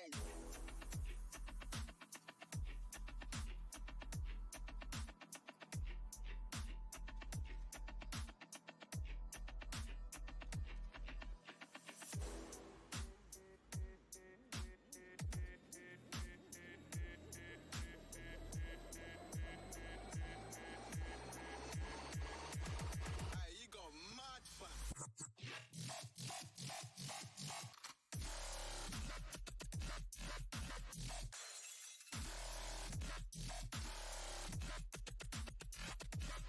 Run the rhythm.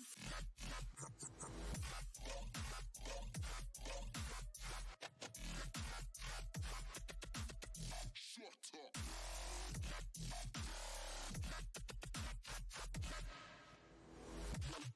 I ain't done yet.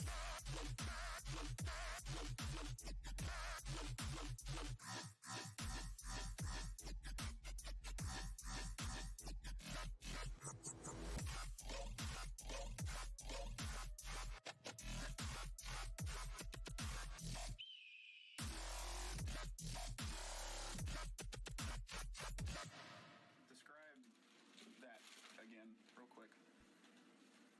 Ow, ow, ow, ow. Ow, ow, ow, ow.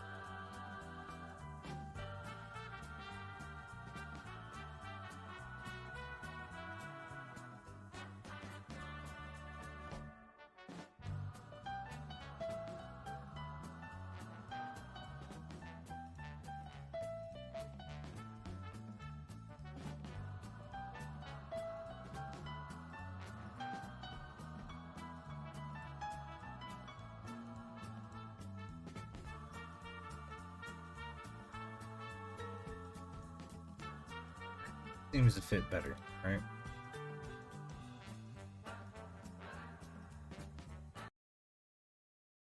Please, allow me to show you something.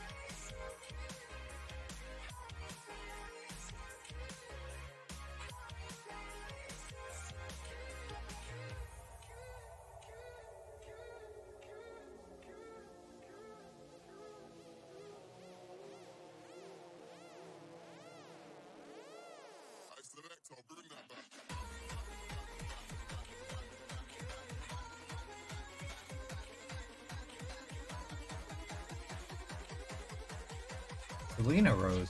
Whoa! Time out!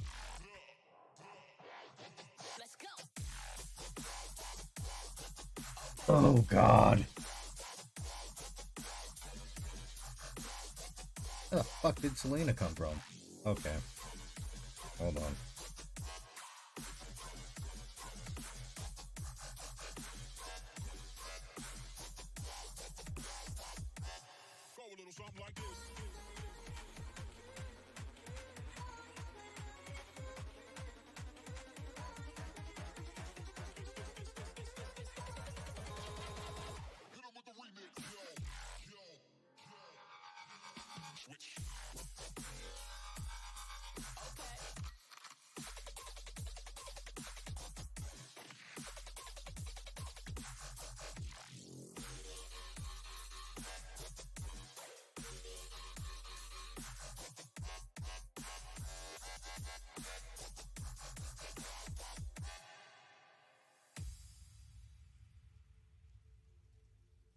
This is the end of side one of this record. Please now turn it over for the second side.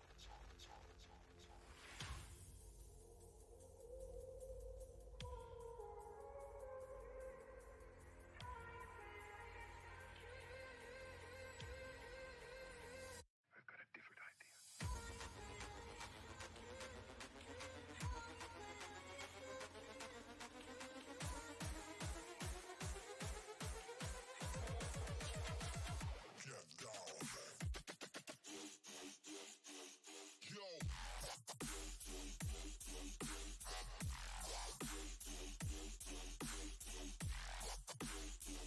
Stop hitting me.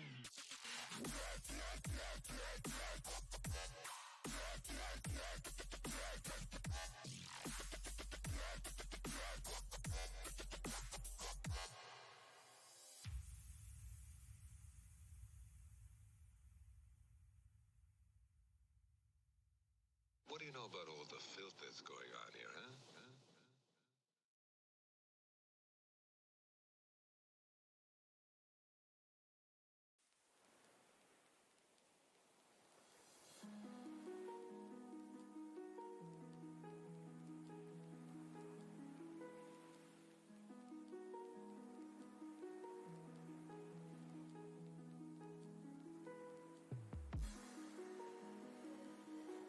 My god.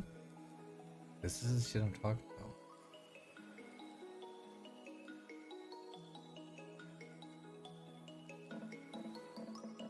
I've been streaming for 4 hours. Holy shit.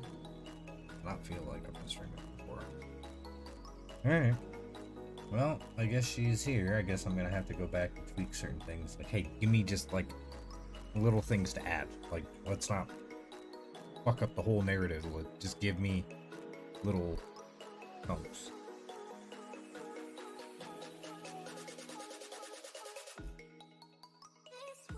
Okay, before we get too far, I might as well just fucking.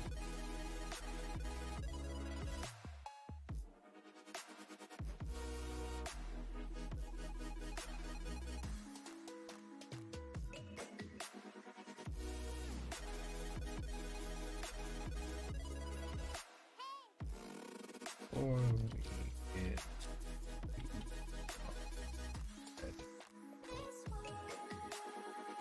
ourselves, looks like we left 20 out of chapter 15 entirely.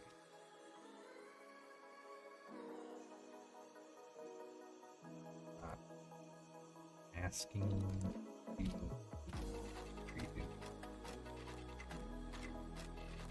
chapter.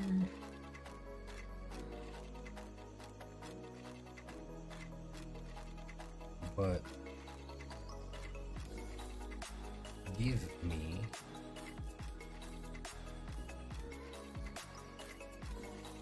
small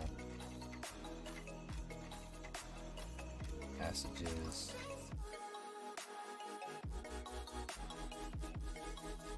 randomly.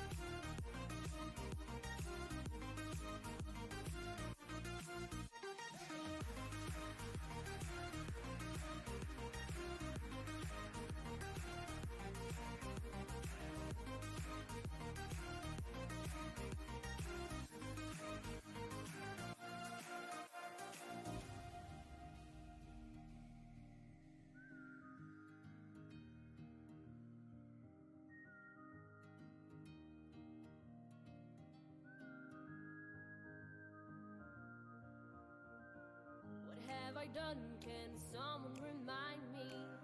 'Cause to me this all is just a blur. The last thing that I remember is a party, then nothing else. How did I get here? Who is that man over there? Will I ever find out? It's all just a dream. Tell myself, never will I do this again. Tell myself, it's not worth it. Tell myself no, but who cares? 'Cause tonight I will party. Sail some rudder on the ship, rum and beer, I'll take a drink. And tomorrow I won't remember a thing. Sail some rudder on the ship, rum and beer, I'll take a drink. And tomorrow I will be hungover.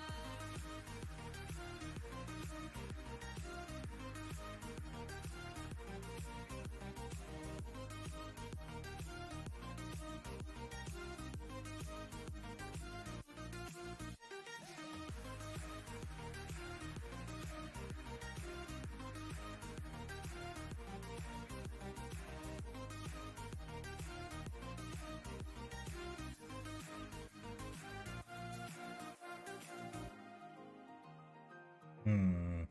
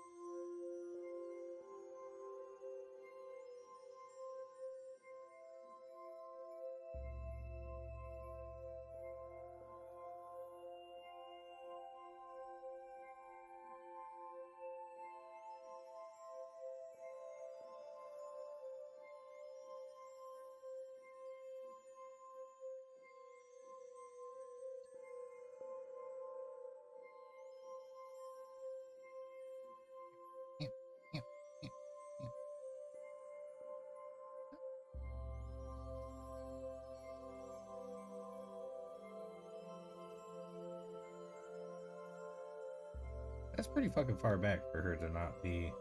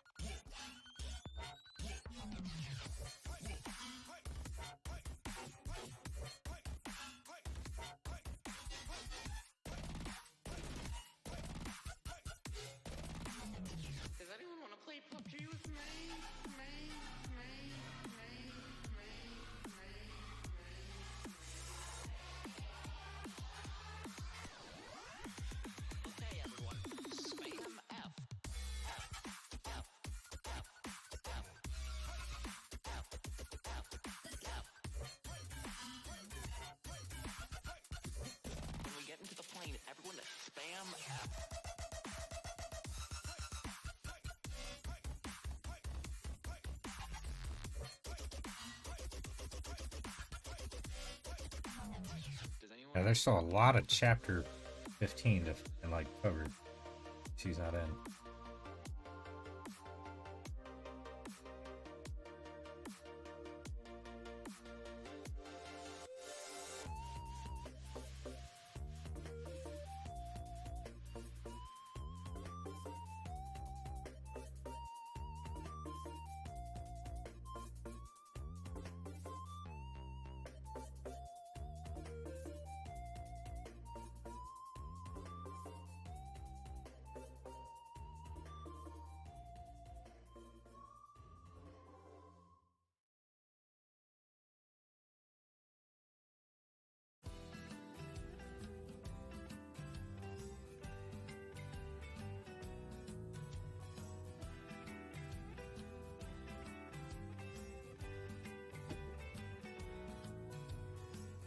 When you find yourself by yourself, complicated, filled with hatred, you find out a bit about yourself. So corrupted, mind sedated, the time has come for us to say our goodbyes. Sifting the pain that you lived through the lines, rather than break down and cry.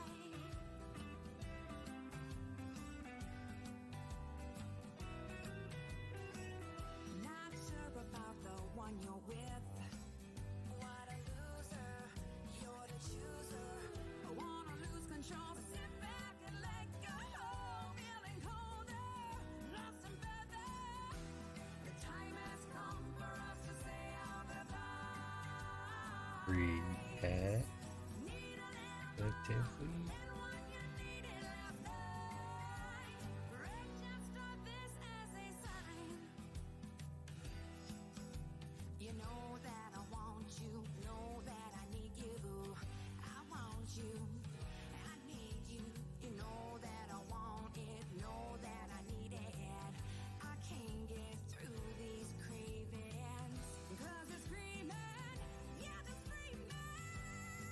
I got my soul.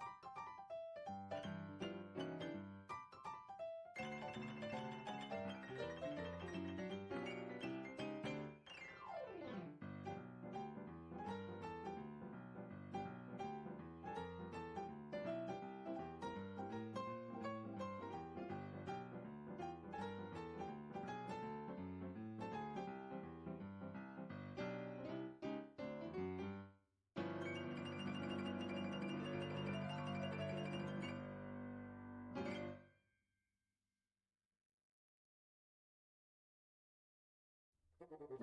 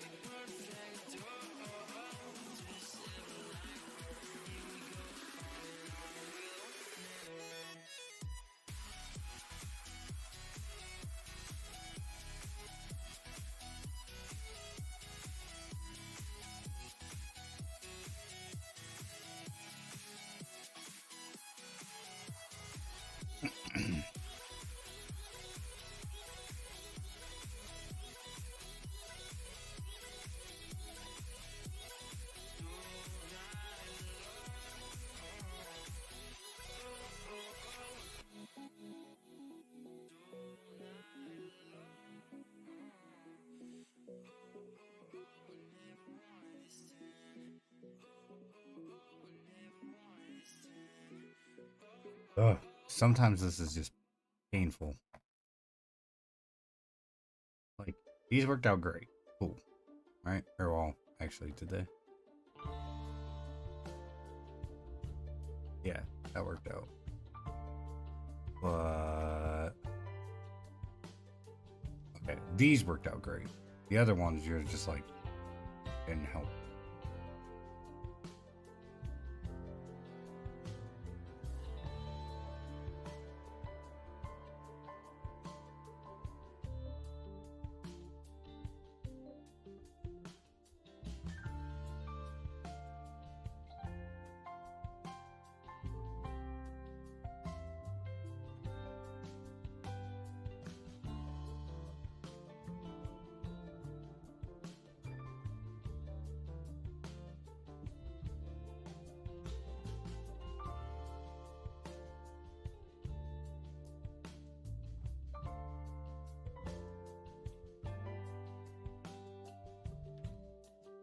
Oh, okay. Let's see what it spits out.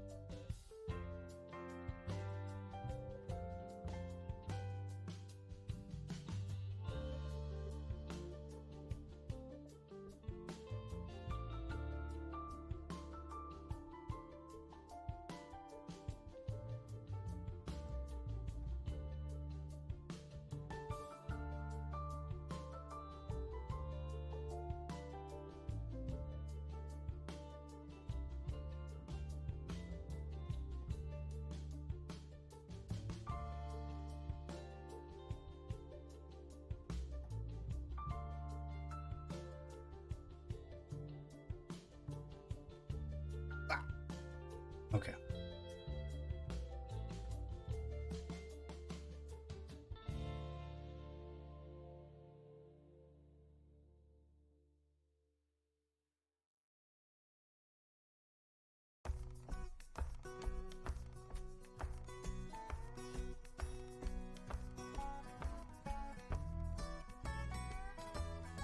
Dude, having this on shuffle on surprise me on fucking is wild sometimes.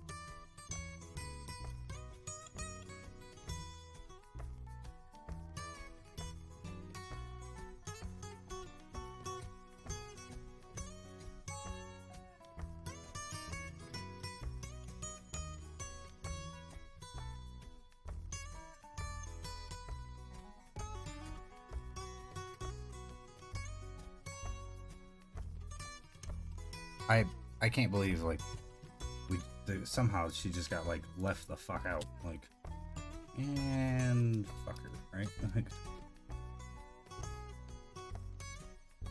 I think this is the first time I've actually had it fucking give me the precise, like, oh hey, yeah, just add it right here.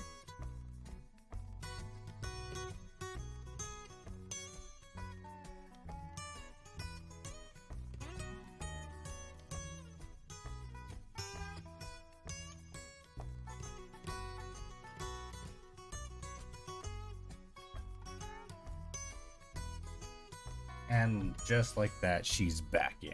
All right, so I gotta do chapter 16 because she just randomly makes an appearance.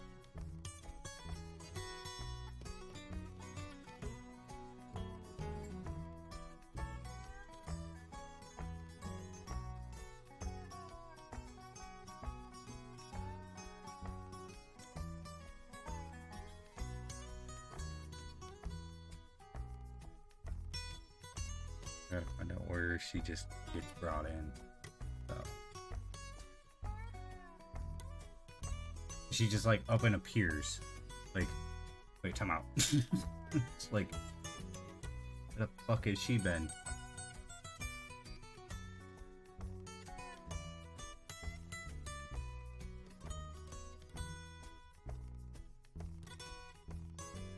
Okay, now what we gotta do is we gotta type her fucking name in again.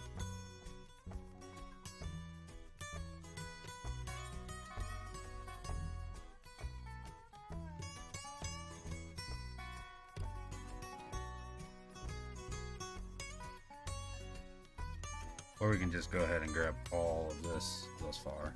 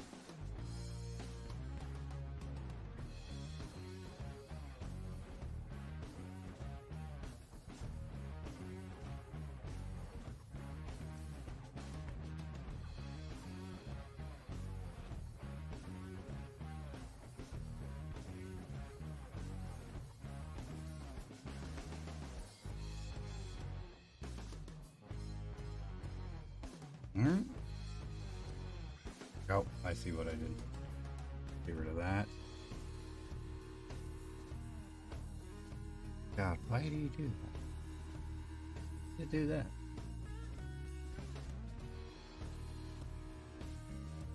I like changed all the fucking.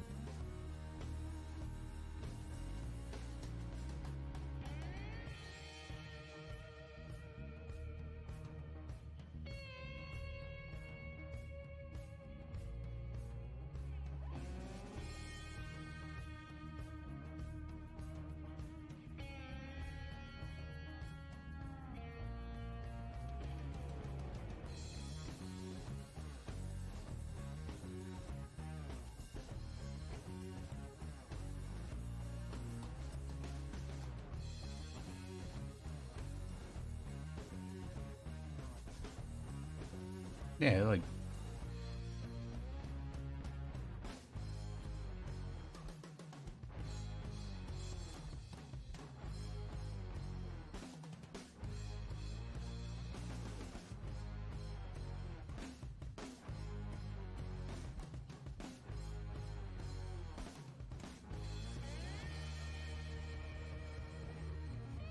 I don't understand why I did that. I like didn't even want to. Whatever. Whatever.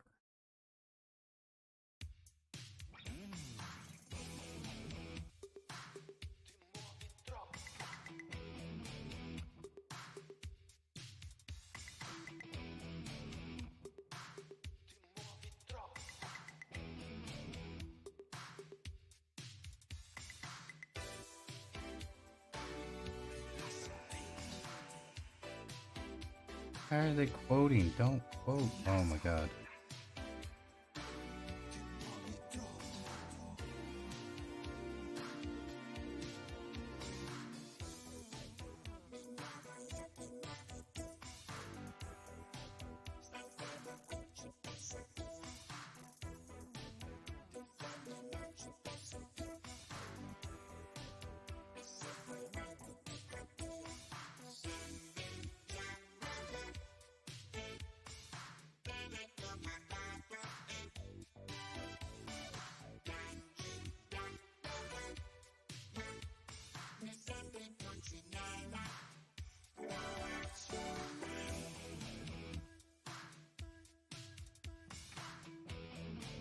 I hate when it starts like quoting things and it's not like.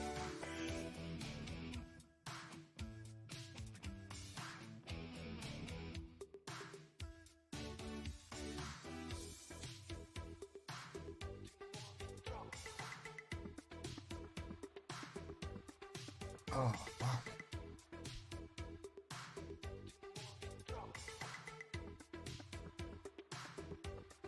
Okay.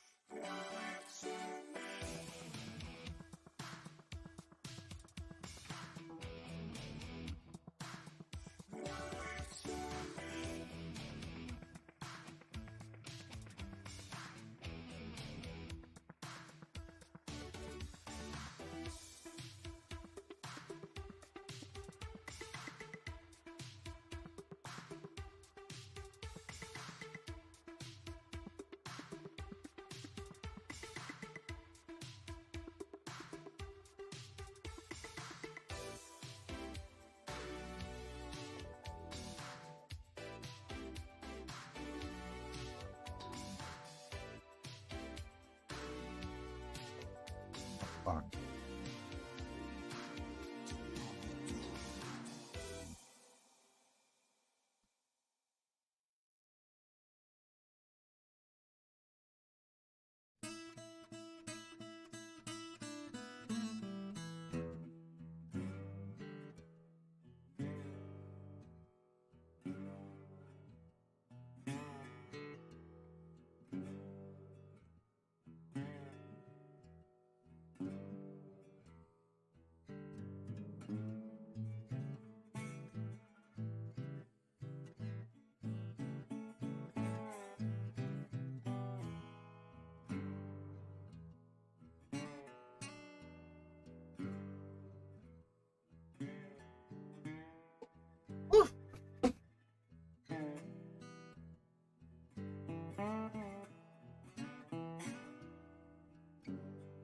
All right.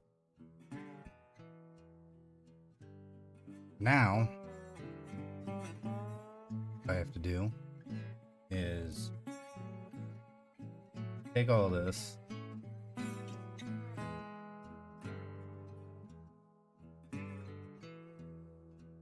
Copy.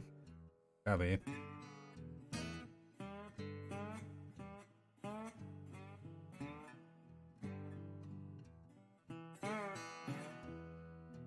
Because I got to go back a bunch.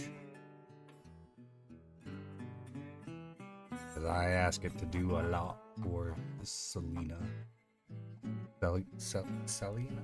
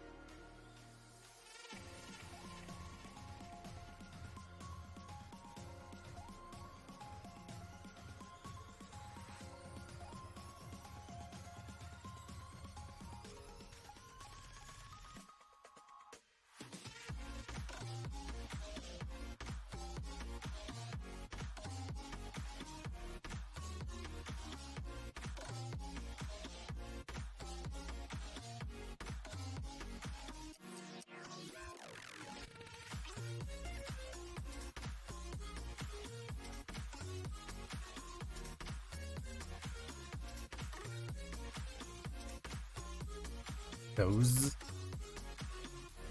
You already provided chapter 16, part 4 of 5, but I believe will need visit it.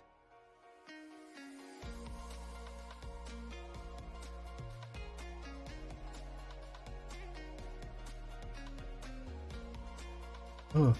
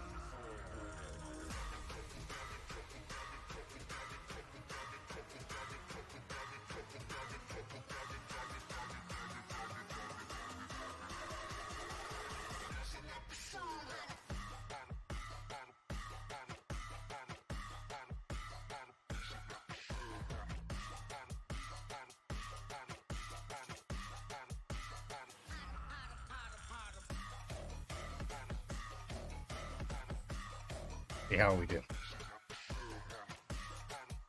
I give it a fuck ton to like.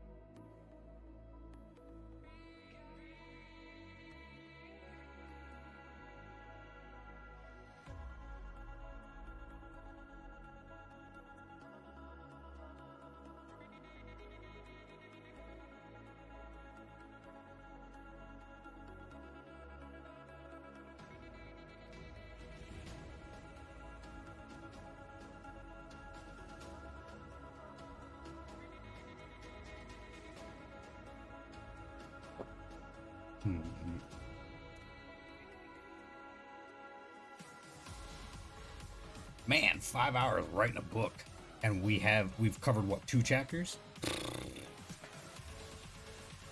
Even with ChatGPT, I don't know how someone could sit down and just fucking just bang out a chapter and be like, oh fuck, and like go back and like have to like, this is tedious. Like, man. Okay, so like, because you got to make sure that your story flows and there's actual like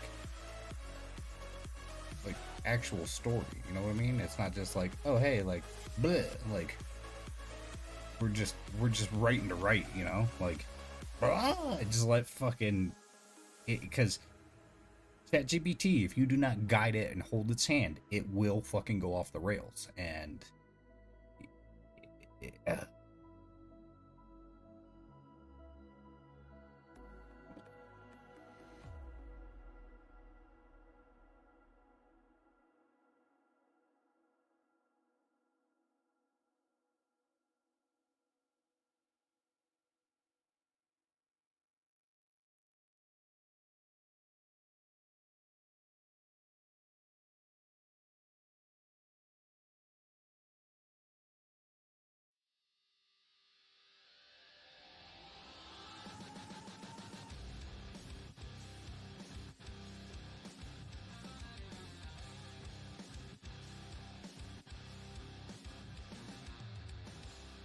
I've been locked in this cage for the last 13 days. Got a list full of names. Now they're all gonna pay. You can try to run and hide. Don't forget, revenge is mine. Hope you remember in the end, I treat my enemies a little closer than my friends. I am a fighter until the day I die. My demons are frozen 'cause I wouldn't know them. I am a fighter.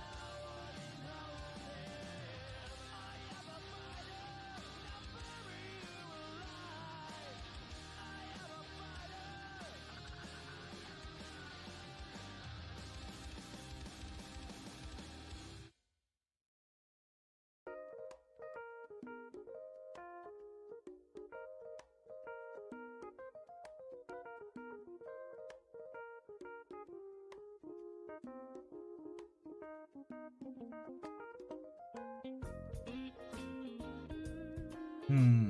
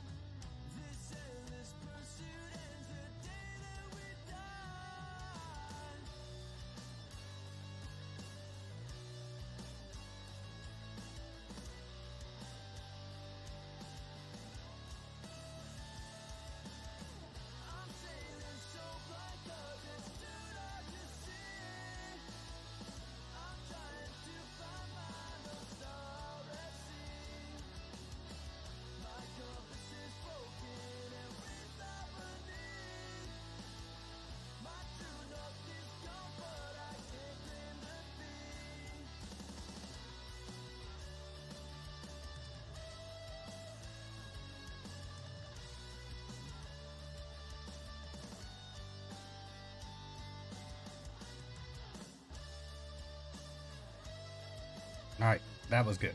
I like that.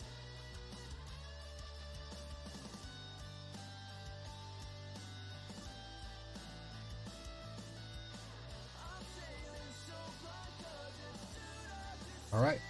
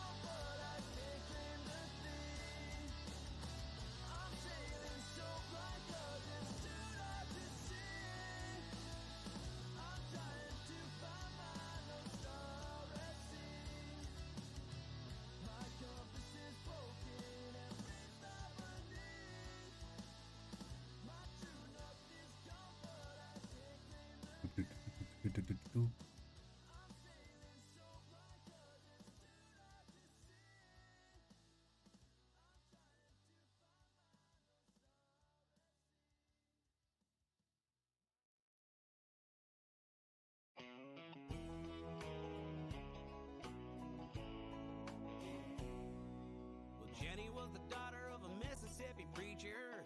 Maybe y'all know what that means. She ran pretty wild back in her teens. One day she was out just driving around with a bottle of Jack through the neighborhood. She was feeling mighty fine, but not driving so good. The cop that saw her weaving down the block was a member of her daddy's flock.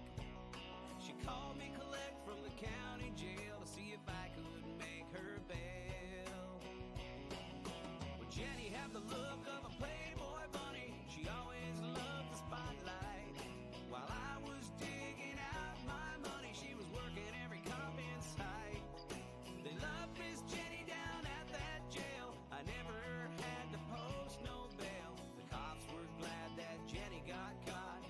Yeah, she looked hot in her mugshot. What the fuck? Well, that big old sheriff grinning ear to ear. She was sitting right on his knee. The cops down at that jail got a show for free. Oh my god. They never booked Jenny or put her in a cell. The boys all came to idolize her. They forgot all about her breathalyzer. We drove from the jail real slow. Those cops were sad to see her go. I know what they were thinking, hoping she'd keep right on drinking. Well, Jenny had the look of a Playboy bunny. She always loved the spotlight. While I was digging out my money, she was working every cop in sight. They loved Miss Jenny down at that jail. I never had to post no bail. The cops were glad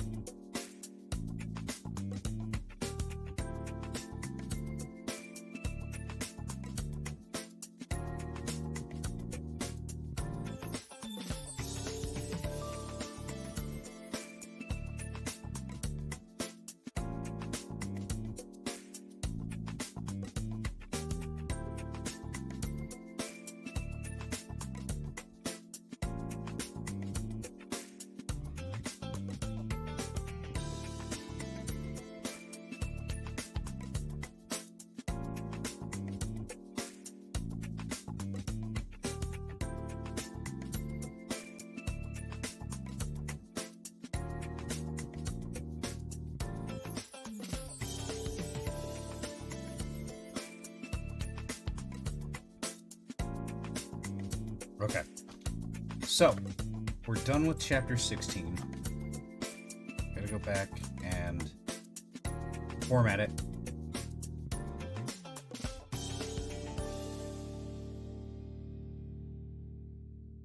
Too far, too far, too far, too far.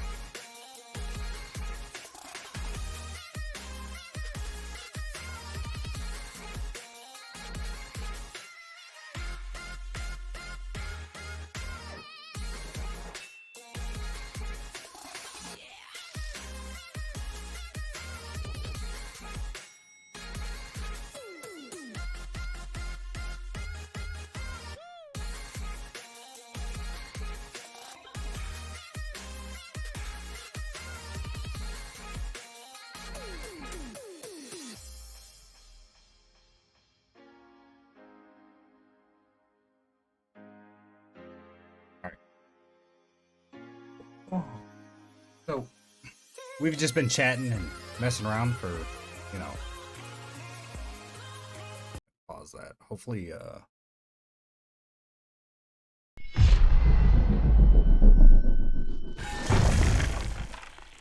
hopefully that was, you know, decent and whatnot. Like we were able to, you know, get pretty far into that, um, without it being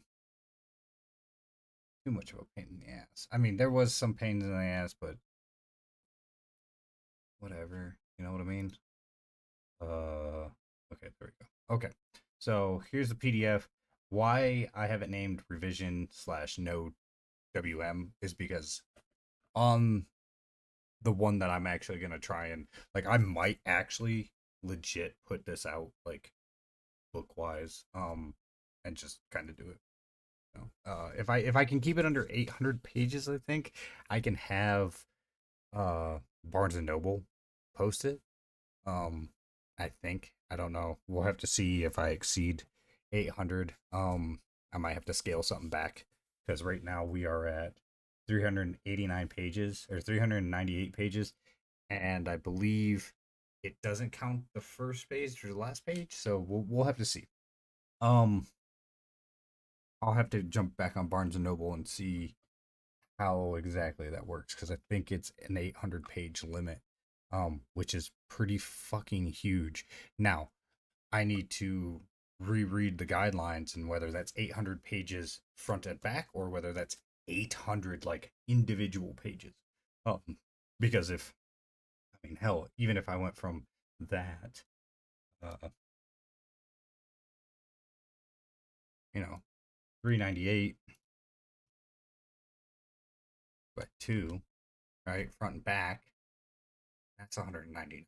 That's almost 200 pages, right? And that's including the front page and the front cover, right? So that right there, and then the very end page that I have. Of course, I'll need to look into like I have an R.A. Salvatore next to me, that I'm going through and looking, okay, blank page, he puts a blank page in here, okay, like, you know. So I might go ahead and kind of follow suit. Because I mean, this is in the same realm, this is in the same area, Forgotten Realms, you know. So hopefully I don't get in trouble for putting out something. Right? I mean, like, I'll have to put on there like, hey, this is fucking fan fiction. You know, this was ghost written by ChatGPT. I just gave it the fucking direction and how to keep characters on pace and things like that. It's like, yeah, right. So ChatGPT is ghostwriting this for me. Let's make that clear.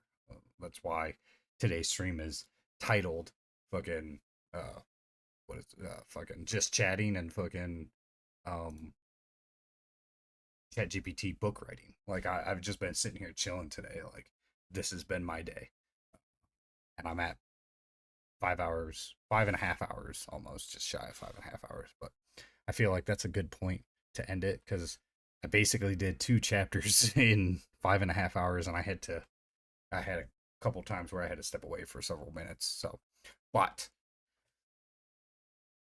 this is what I do on the side when I'm not freaking gaming and whatnot. And this actually keeps me away from gaming a lot of times. But I figured tonight would be different. I'd stream it. I'd actually show kind of my creative process and how I have ChatGPT give me something that matches what I'm trying to. Um, I know this might, like, some people will be like, "Oh, that's fucking lame. You're not writing it." Like I get it. Like, but it's the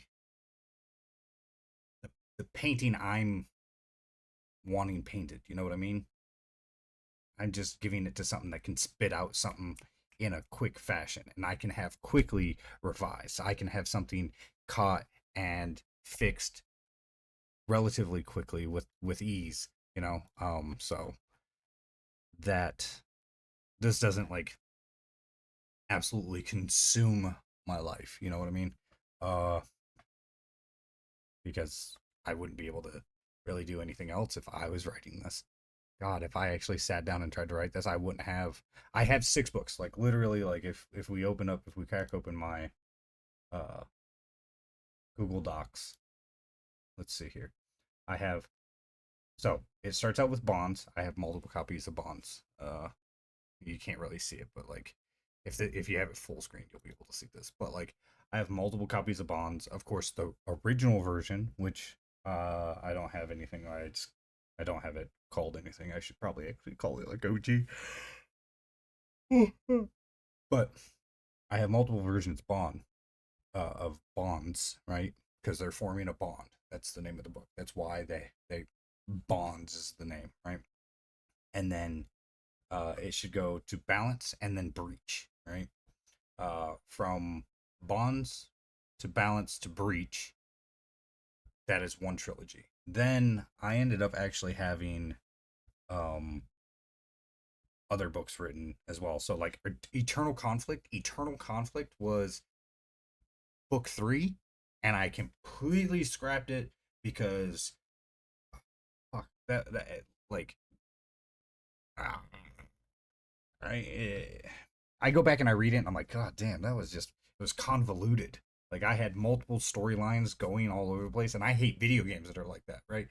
I don't enjoy video games that are like, hey, here's a storyline, but we're gonna give you 900 side quests as well, and you're gonna lose your focus. So to combat that, I went ahead and I've completely scrapped that, but I have it, right? So I have it. But I believe it's I believe Veil is one of the originals. I think it's Rebirth, Awakening, and Ascendancy, or Rebirth. Oh shit. Let me see. Because Breach, Balance, and Breach. That's book 2. Let's see here. Ascendancy is 1. That's 2. Veil is 3. Right. So like, okay, hold on.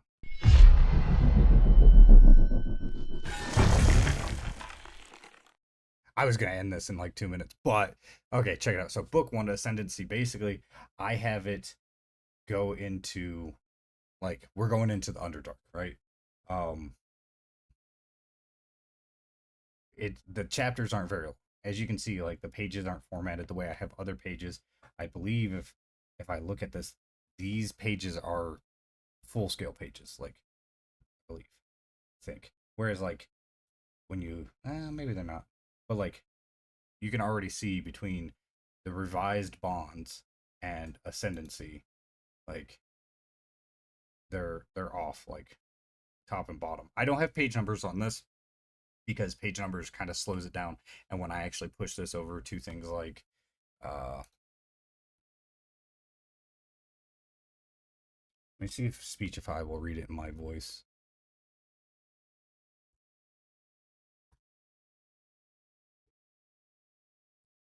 Really hate that it doesn't. I pay for a subscription and this motherfucker still be like, no, you can't do that. Like, you fucking raggedy bitch. New. Okay. Add document downloads. There we go. Now, I don't think I'm at my day limit yet, or at my.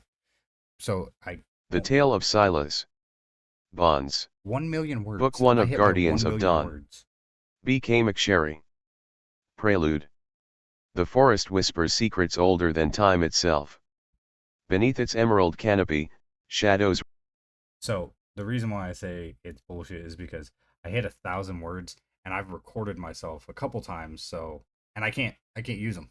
I can't use them. So you'll hear my voice reading these books if I ever have it playing in the background. But I've done it so much and had let it go, like, while I was sleeping, that it read all of it, and then I had it reread it again to me the next day, certain parts. I hit my 1,000,000 words. You're paying $20 and you're you're capped at 1,000,000 words. Like, bitch, I'm paying you $20 a month to fucking go. Like, read the whole fucking thing. So I will say that's the bullshit that I don't like about Spotify. Spotify, y'all need to fix your fucking policies because that's fucking stupid. But let's see here. So if I open this up, we have to go way down here, right? So we find, what is that? That's chapter 13. So that's 14, 15. So this is what we've worked on today. And I can tell it. Chapter 15. The journey from the edge of the forgotten forest to. So I don't think there's anything in here. Like, let me look at all voices. It's so those all mine are locked, but so I get the fucking Microsoft desktop bullshit, right? Which kind of sucks. Give me English. No, why? I asked for English. Why'd you put it on? God.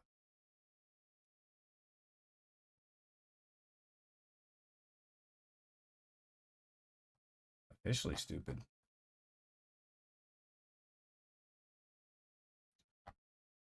But yeah, so I can't use like any voices. I can't have someone read this. Snoop Dogg, Gwyneth Paltrow, Mr. Beast. I don't know who the fuck Ben Wilson is. But yeah, the voices are unavailable for until Wednesday. So like I haven't used this in, I don't know, 2-3 weeks now because I can't listen to like myself read it, right? But I will say that there are certain things, like if I go ahead and just let it keep doing its thing. Parnast began in a soft shroud of mist, the air cool against the companions' faces as they wound their way through the thinning trees. The dense woodland gave way to open foothills, the gradual shift in the landscape marked by the brightening sky above. The sounds of nature shifted as well, the chirping of forest birds replaced by the faint whisper of wind rolling over rugged hills. Silas led the group with his usual quiet vigilance, his sharp blue eyes scanning the terrain ahead. His steps were sure, the faint hum of the ley lines beneath the earth a constant guide as they moved westward. The familiar weight of his twin short swords rested at his sides, a reminder of the battles that had shaped this path and the trials yet to come. Behind him, Lyriel followed with quiet grace, her staff pulsing faintly with emerald light as she traced her fingers along the bark of passing trees. The ley lines grow stronger the closer we move to Parnast, Lyriel said softly, her green eyes gleaming with a mixture of curiosity and caution. Their energy feels more focused here, like a river narrowing into rapids. Selina, walking a few paces ahead, knelt by the trail and pressed her hand to the soil. Her gaze narrowed as she murmured, "Not just stronger. There's something beneath it like a current pulling in all directions at once. It's restless." She rose gracefully, her green cloak blending with the shadows. "We should stay vigilant. Magic that strong tends to draw attention." Focused is one way to describe it, Bran grunted from the rear of the group, Stormcleaver resting across his broad shoulders. His rugged face broke into a faint grin. "I'd say more like bottled up trouble waiting to burst." "You'd say that about any place," Illyra quipped, her bright green eyes glinting with humor as she glanced over her shoulder. "But at least Parnast isn't a complete mystery to us this time." Lyra, her crimson skin catching the dim light that filtered through the canopy, nodded in agreement. "We avoided it last time for good reason," she said. "But now we've got no choice, we need supplies. Crossed swords, crossed swords, crossed swords, crossed swords, crossed swords, crossed swords."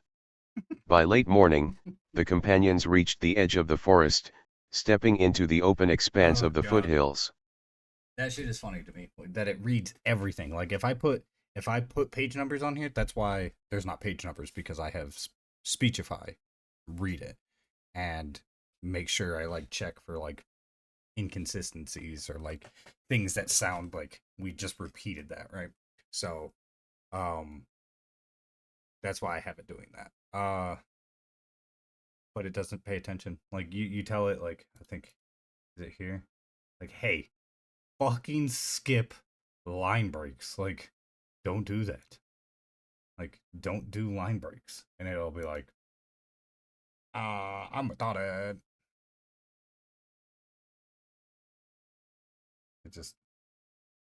It gets a little taxing sometimes when you're like, hey, like, don't do that, please. But it'll do it anyway. It doesn't matter. Auto scroll, click to listen, hide the player, like all that. And I've told it not to do that. Don't read headers, don't read footers. My page numbers are in the footers. And it'll get to like the end, like right here, right where my mouse is at. And it'll be like, "Wounded pride is as sharp as any blade. 2. Barely." Right? You're like, fucking hey, dude. But in my voice, and it doesn't sound as shitty. So it'll be like, by late morning, the companions reached the edge of the forest, stepping into the open expanse of the foothills. The rugged terrain stretched out before them, dotted with wildflowers and sparse clusters of pines that clung stubbornly to the rocky soil. In the distance, the palisade walls of Parnas came into view, nestled in this shallow valley like a scar from a past conflict. So it'll sound like me. Like, here's the bad thing, is when you record your voice, it doesn't read like that just did, right? Or it didn't hiccup. Sometimes when my voice is reading it, it'll get somewhere and be like, I don't know, some random word like 2, and it'll be like, and you'll be like, what the fuck? Like, I've recorded my voice so you guys didn't fuck this up. And it still just doesn't give a shit. Maybe when Wednesday, maybe I'll re-record my voice so that way I can put it on here. And maybe I'll read because they give you like a little blurb to put on here. So like, create your own voice, record your voice, you fill this out, so on and so forth. And then it gives you like, it shouldn't take you more than like 20 seconds, depending on how you're, you know, emphasizing your voice, things like that. Actually, I think I might have it saved somewhere. Let me see here. Downloads. Nope. Downloads.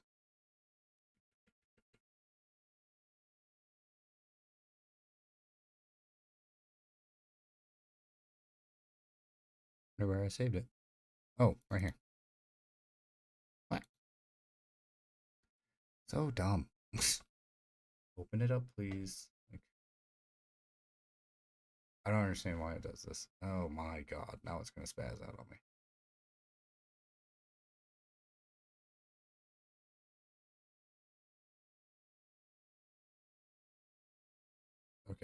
Stream is fine. God damn. Okay. Pictures. Let's tell it to open with some. Why is it doing this? PNGs have been dumb for me lately, and I have no idea why. Like, I just want it to open up.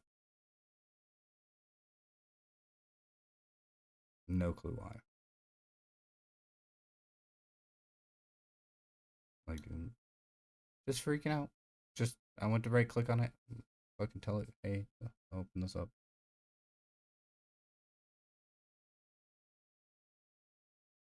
Of course, it's gonna crash again. And I'm surprised it hasn't taken shit with it. Like, actually, you know what? Let me go into my SSD. Because I just copied everything over. Users.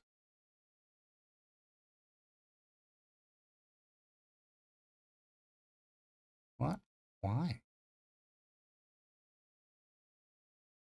Okay, first off, why is it, oh my god. Now it's freaking out even on my SSD. What is going on? Okay, let me see what exactly the issue is there. I'm gonna try and do it one more time. Because now we're running into an issue and this is getting dumb. Okay. Incorrect function. Okay. Then can I get like properties? There we go. Photos. Let's. Okay. Clearly it doesn't like being opened in photos.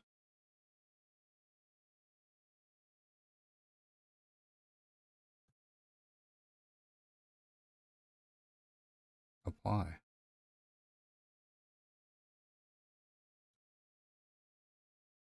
I really don't understand why it's doing that. Okay. Nope, it still doesn't like that. Let's open it in change. Let's open it in paint.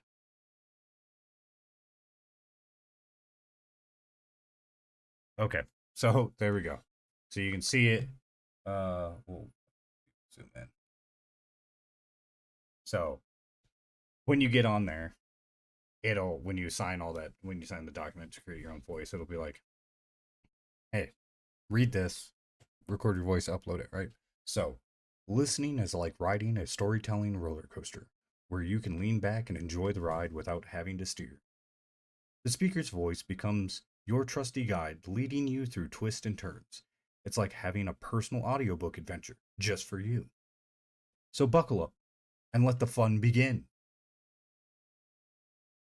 It does not catch that. So like, if I would have to, maybe like I record it slower and be like, listening is like riding a storytelling roller coaster. I mean, read like fucking William Shatner. Listening is like, or do it like fucking well, I say William Shatner. I fucking do it like goddamn. Oh my god, I'm spacing out his name.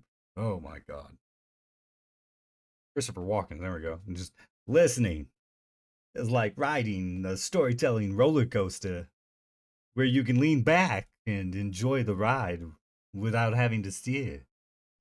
The speaker's voice becomes your trusty guide, leading you through twists and turns. I'm not saying do his voice, but read it like he would read it, like the pauses, the emphasis on things. It's like having a personal audiobook adventure just for you. That's more Shatner. But, but that's what you read in order to get your voice on fucking Speechify. But it hiccups. Like I've got recordings of it recording like I was gonna do like an audiobook thing. And it gets bad. Like I wonder if I have some of the original recordings. It gets fucking gnarly. No.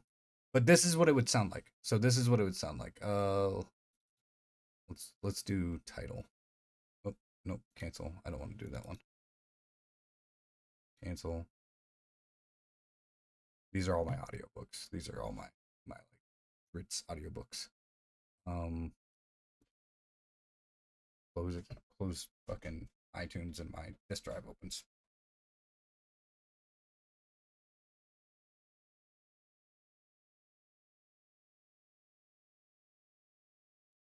Gotta think about it. Oh, I want you to play it. What the fuck? The Tale of Silas. Bonds. Book 1 of Guardians of Dawn. B.K. McSherry. So that's literally the first thing, right? So Chapter 1. The streets of Waterdeep thrummed with life, vibrant and chaotic. Merchants shouted their wares from stalls overflowing with exotic silks, rare spices, and strange artifacts from distant lands. The smells of freshly baked bread mingled with the briny scent of the nearby harbor, where the masts of ships stood tall against the backdrop of the setting sun. Seagulls circled overhead, their cries punctuating the din of the city's daily bustle. Waterdeep was a city of contrasts, where the rich mingled with the poor, where nobles strolled the This same is a half streets an as hour long. cutpurses, and where the most powerful magic users quietly observed from shadowed alcoves. It was the busiest seaport in Faerun, built on the ancient elven settlement of Aelinthaldar. Man and elves exchanged goods and carried I them would to be the able to farthest read ends that. of the I'd world. fuck that up. Travelers rested their weary heads in its Aelinthaldar? many taverns, while adventurers stocked up for their next quest. The sun, now dipping lower in the sky, cast a golden hue over the city's towering structures. Its rays bounced off the finely polished stone of noble houses, glinting off the stained glass windows that depicted tales of long-forgotten battles. The towers of Castle Waterdeep stood proudly in the distance, their ancient... Okay, that's enough of that. But yeah, so I have two versions of this book. No,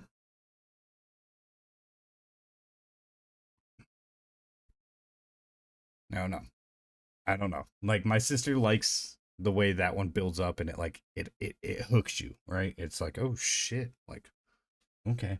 And she's listened. I don't know how many of them she's listened to or how far she got into that first one, because like I said, it's a half an hour. Like all of them are a half an hour, easy. Like okay, chapter 2 is 28, so just shy of 29 minutes actually. Chapter 3 is literally just shy of 32 minutes. Chapter 4 is just 5 seconds over 31 minutes. So it's right there. That's 2 hours worth of an audiobook that I had this read it, and I went in, like sat here like just fucking around, like writing the next chapter or whatever, and I had this going in the background and nothing else because I'm recording my desktop. So I go ahead, record that, and then go ahead and put it into Adobe Audition, and put it into Audition, and go ahead and like equalize everything, because there'd be like certain pops in the voice in that, and so you could go ahead and drown it out. And then also I would have to go through, and there would be like weird pauses because of course it's AI generated reading. So yeah. Anyway, I said I was getting off 17 minutes ago, and I ended up like just binging all this stuff. Well, not binging, but like showing you all this stuff. So like there's again a whole nother trilogy that I plan on working on, like Echoes of the Underdark. Like, you know, it like I've got to figure out the pacing on this all over again, because like this now, I'll tell you this is only 287 pages. So if you were to like break this down into a book, that's what, 243 or 143, 144, something like that, you know. So you use from front to back, it's a tiny ass book, right? So same thing, like 239, 253, and then you come over here to like my revised versions of everything, 737. That's like this new revised version. I'm 16 chapters in, and I'm total pages on this thing is 401, right?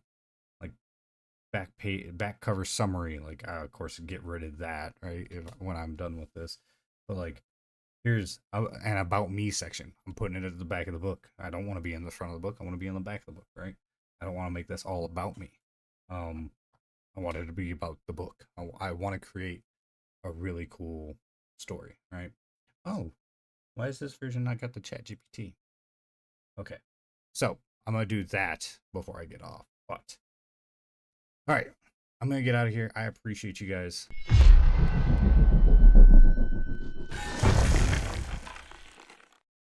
everybody that popped in throughout the night. I know my dad popped in. Thank you, Dad. I saw my boy Deucey pop in. Uh, yeah, I saw you, Marty. I appreciate you popping in. Uh, Lord Jesus Duck. Appreciate you.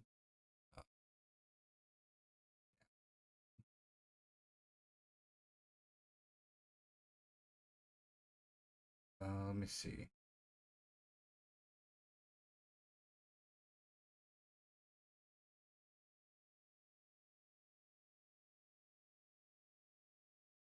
The Shrine Bowl.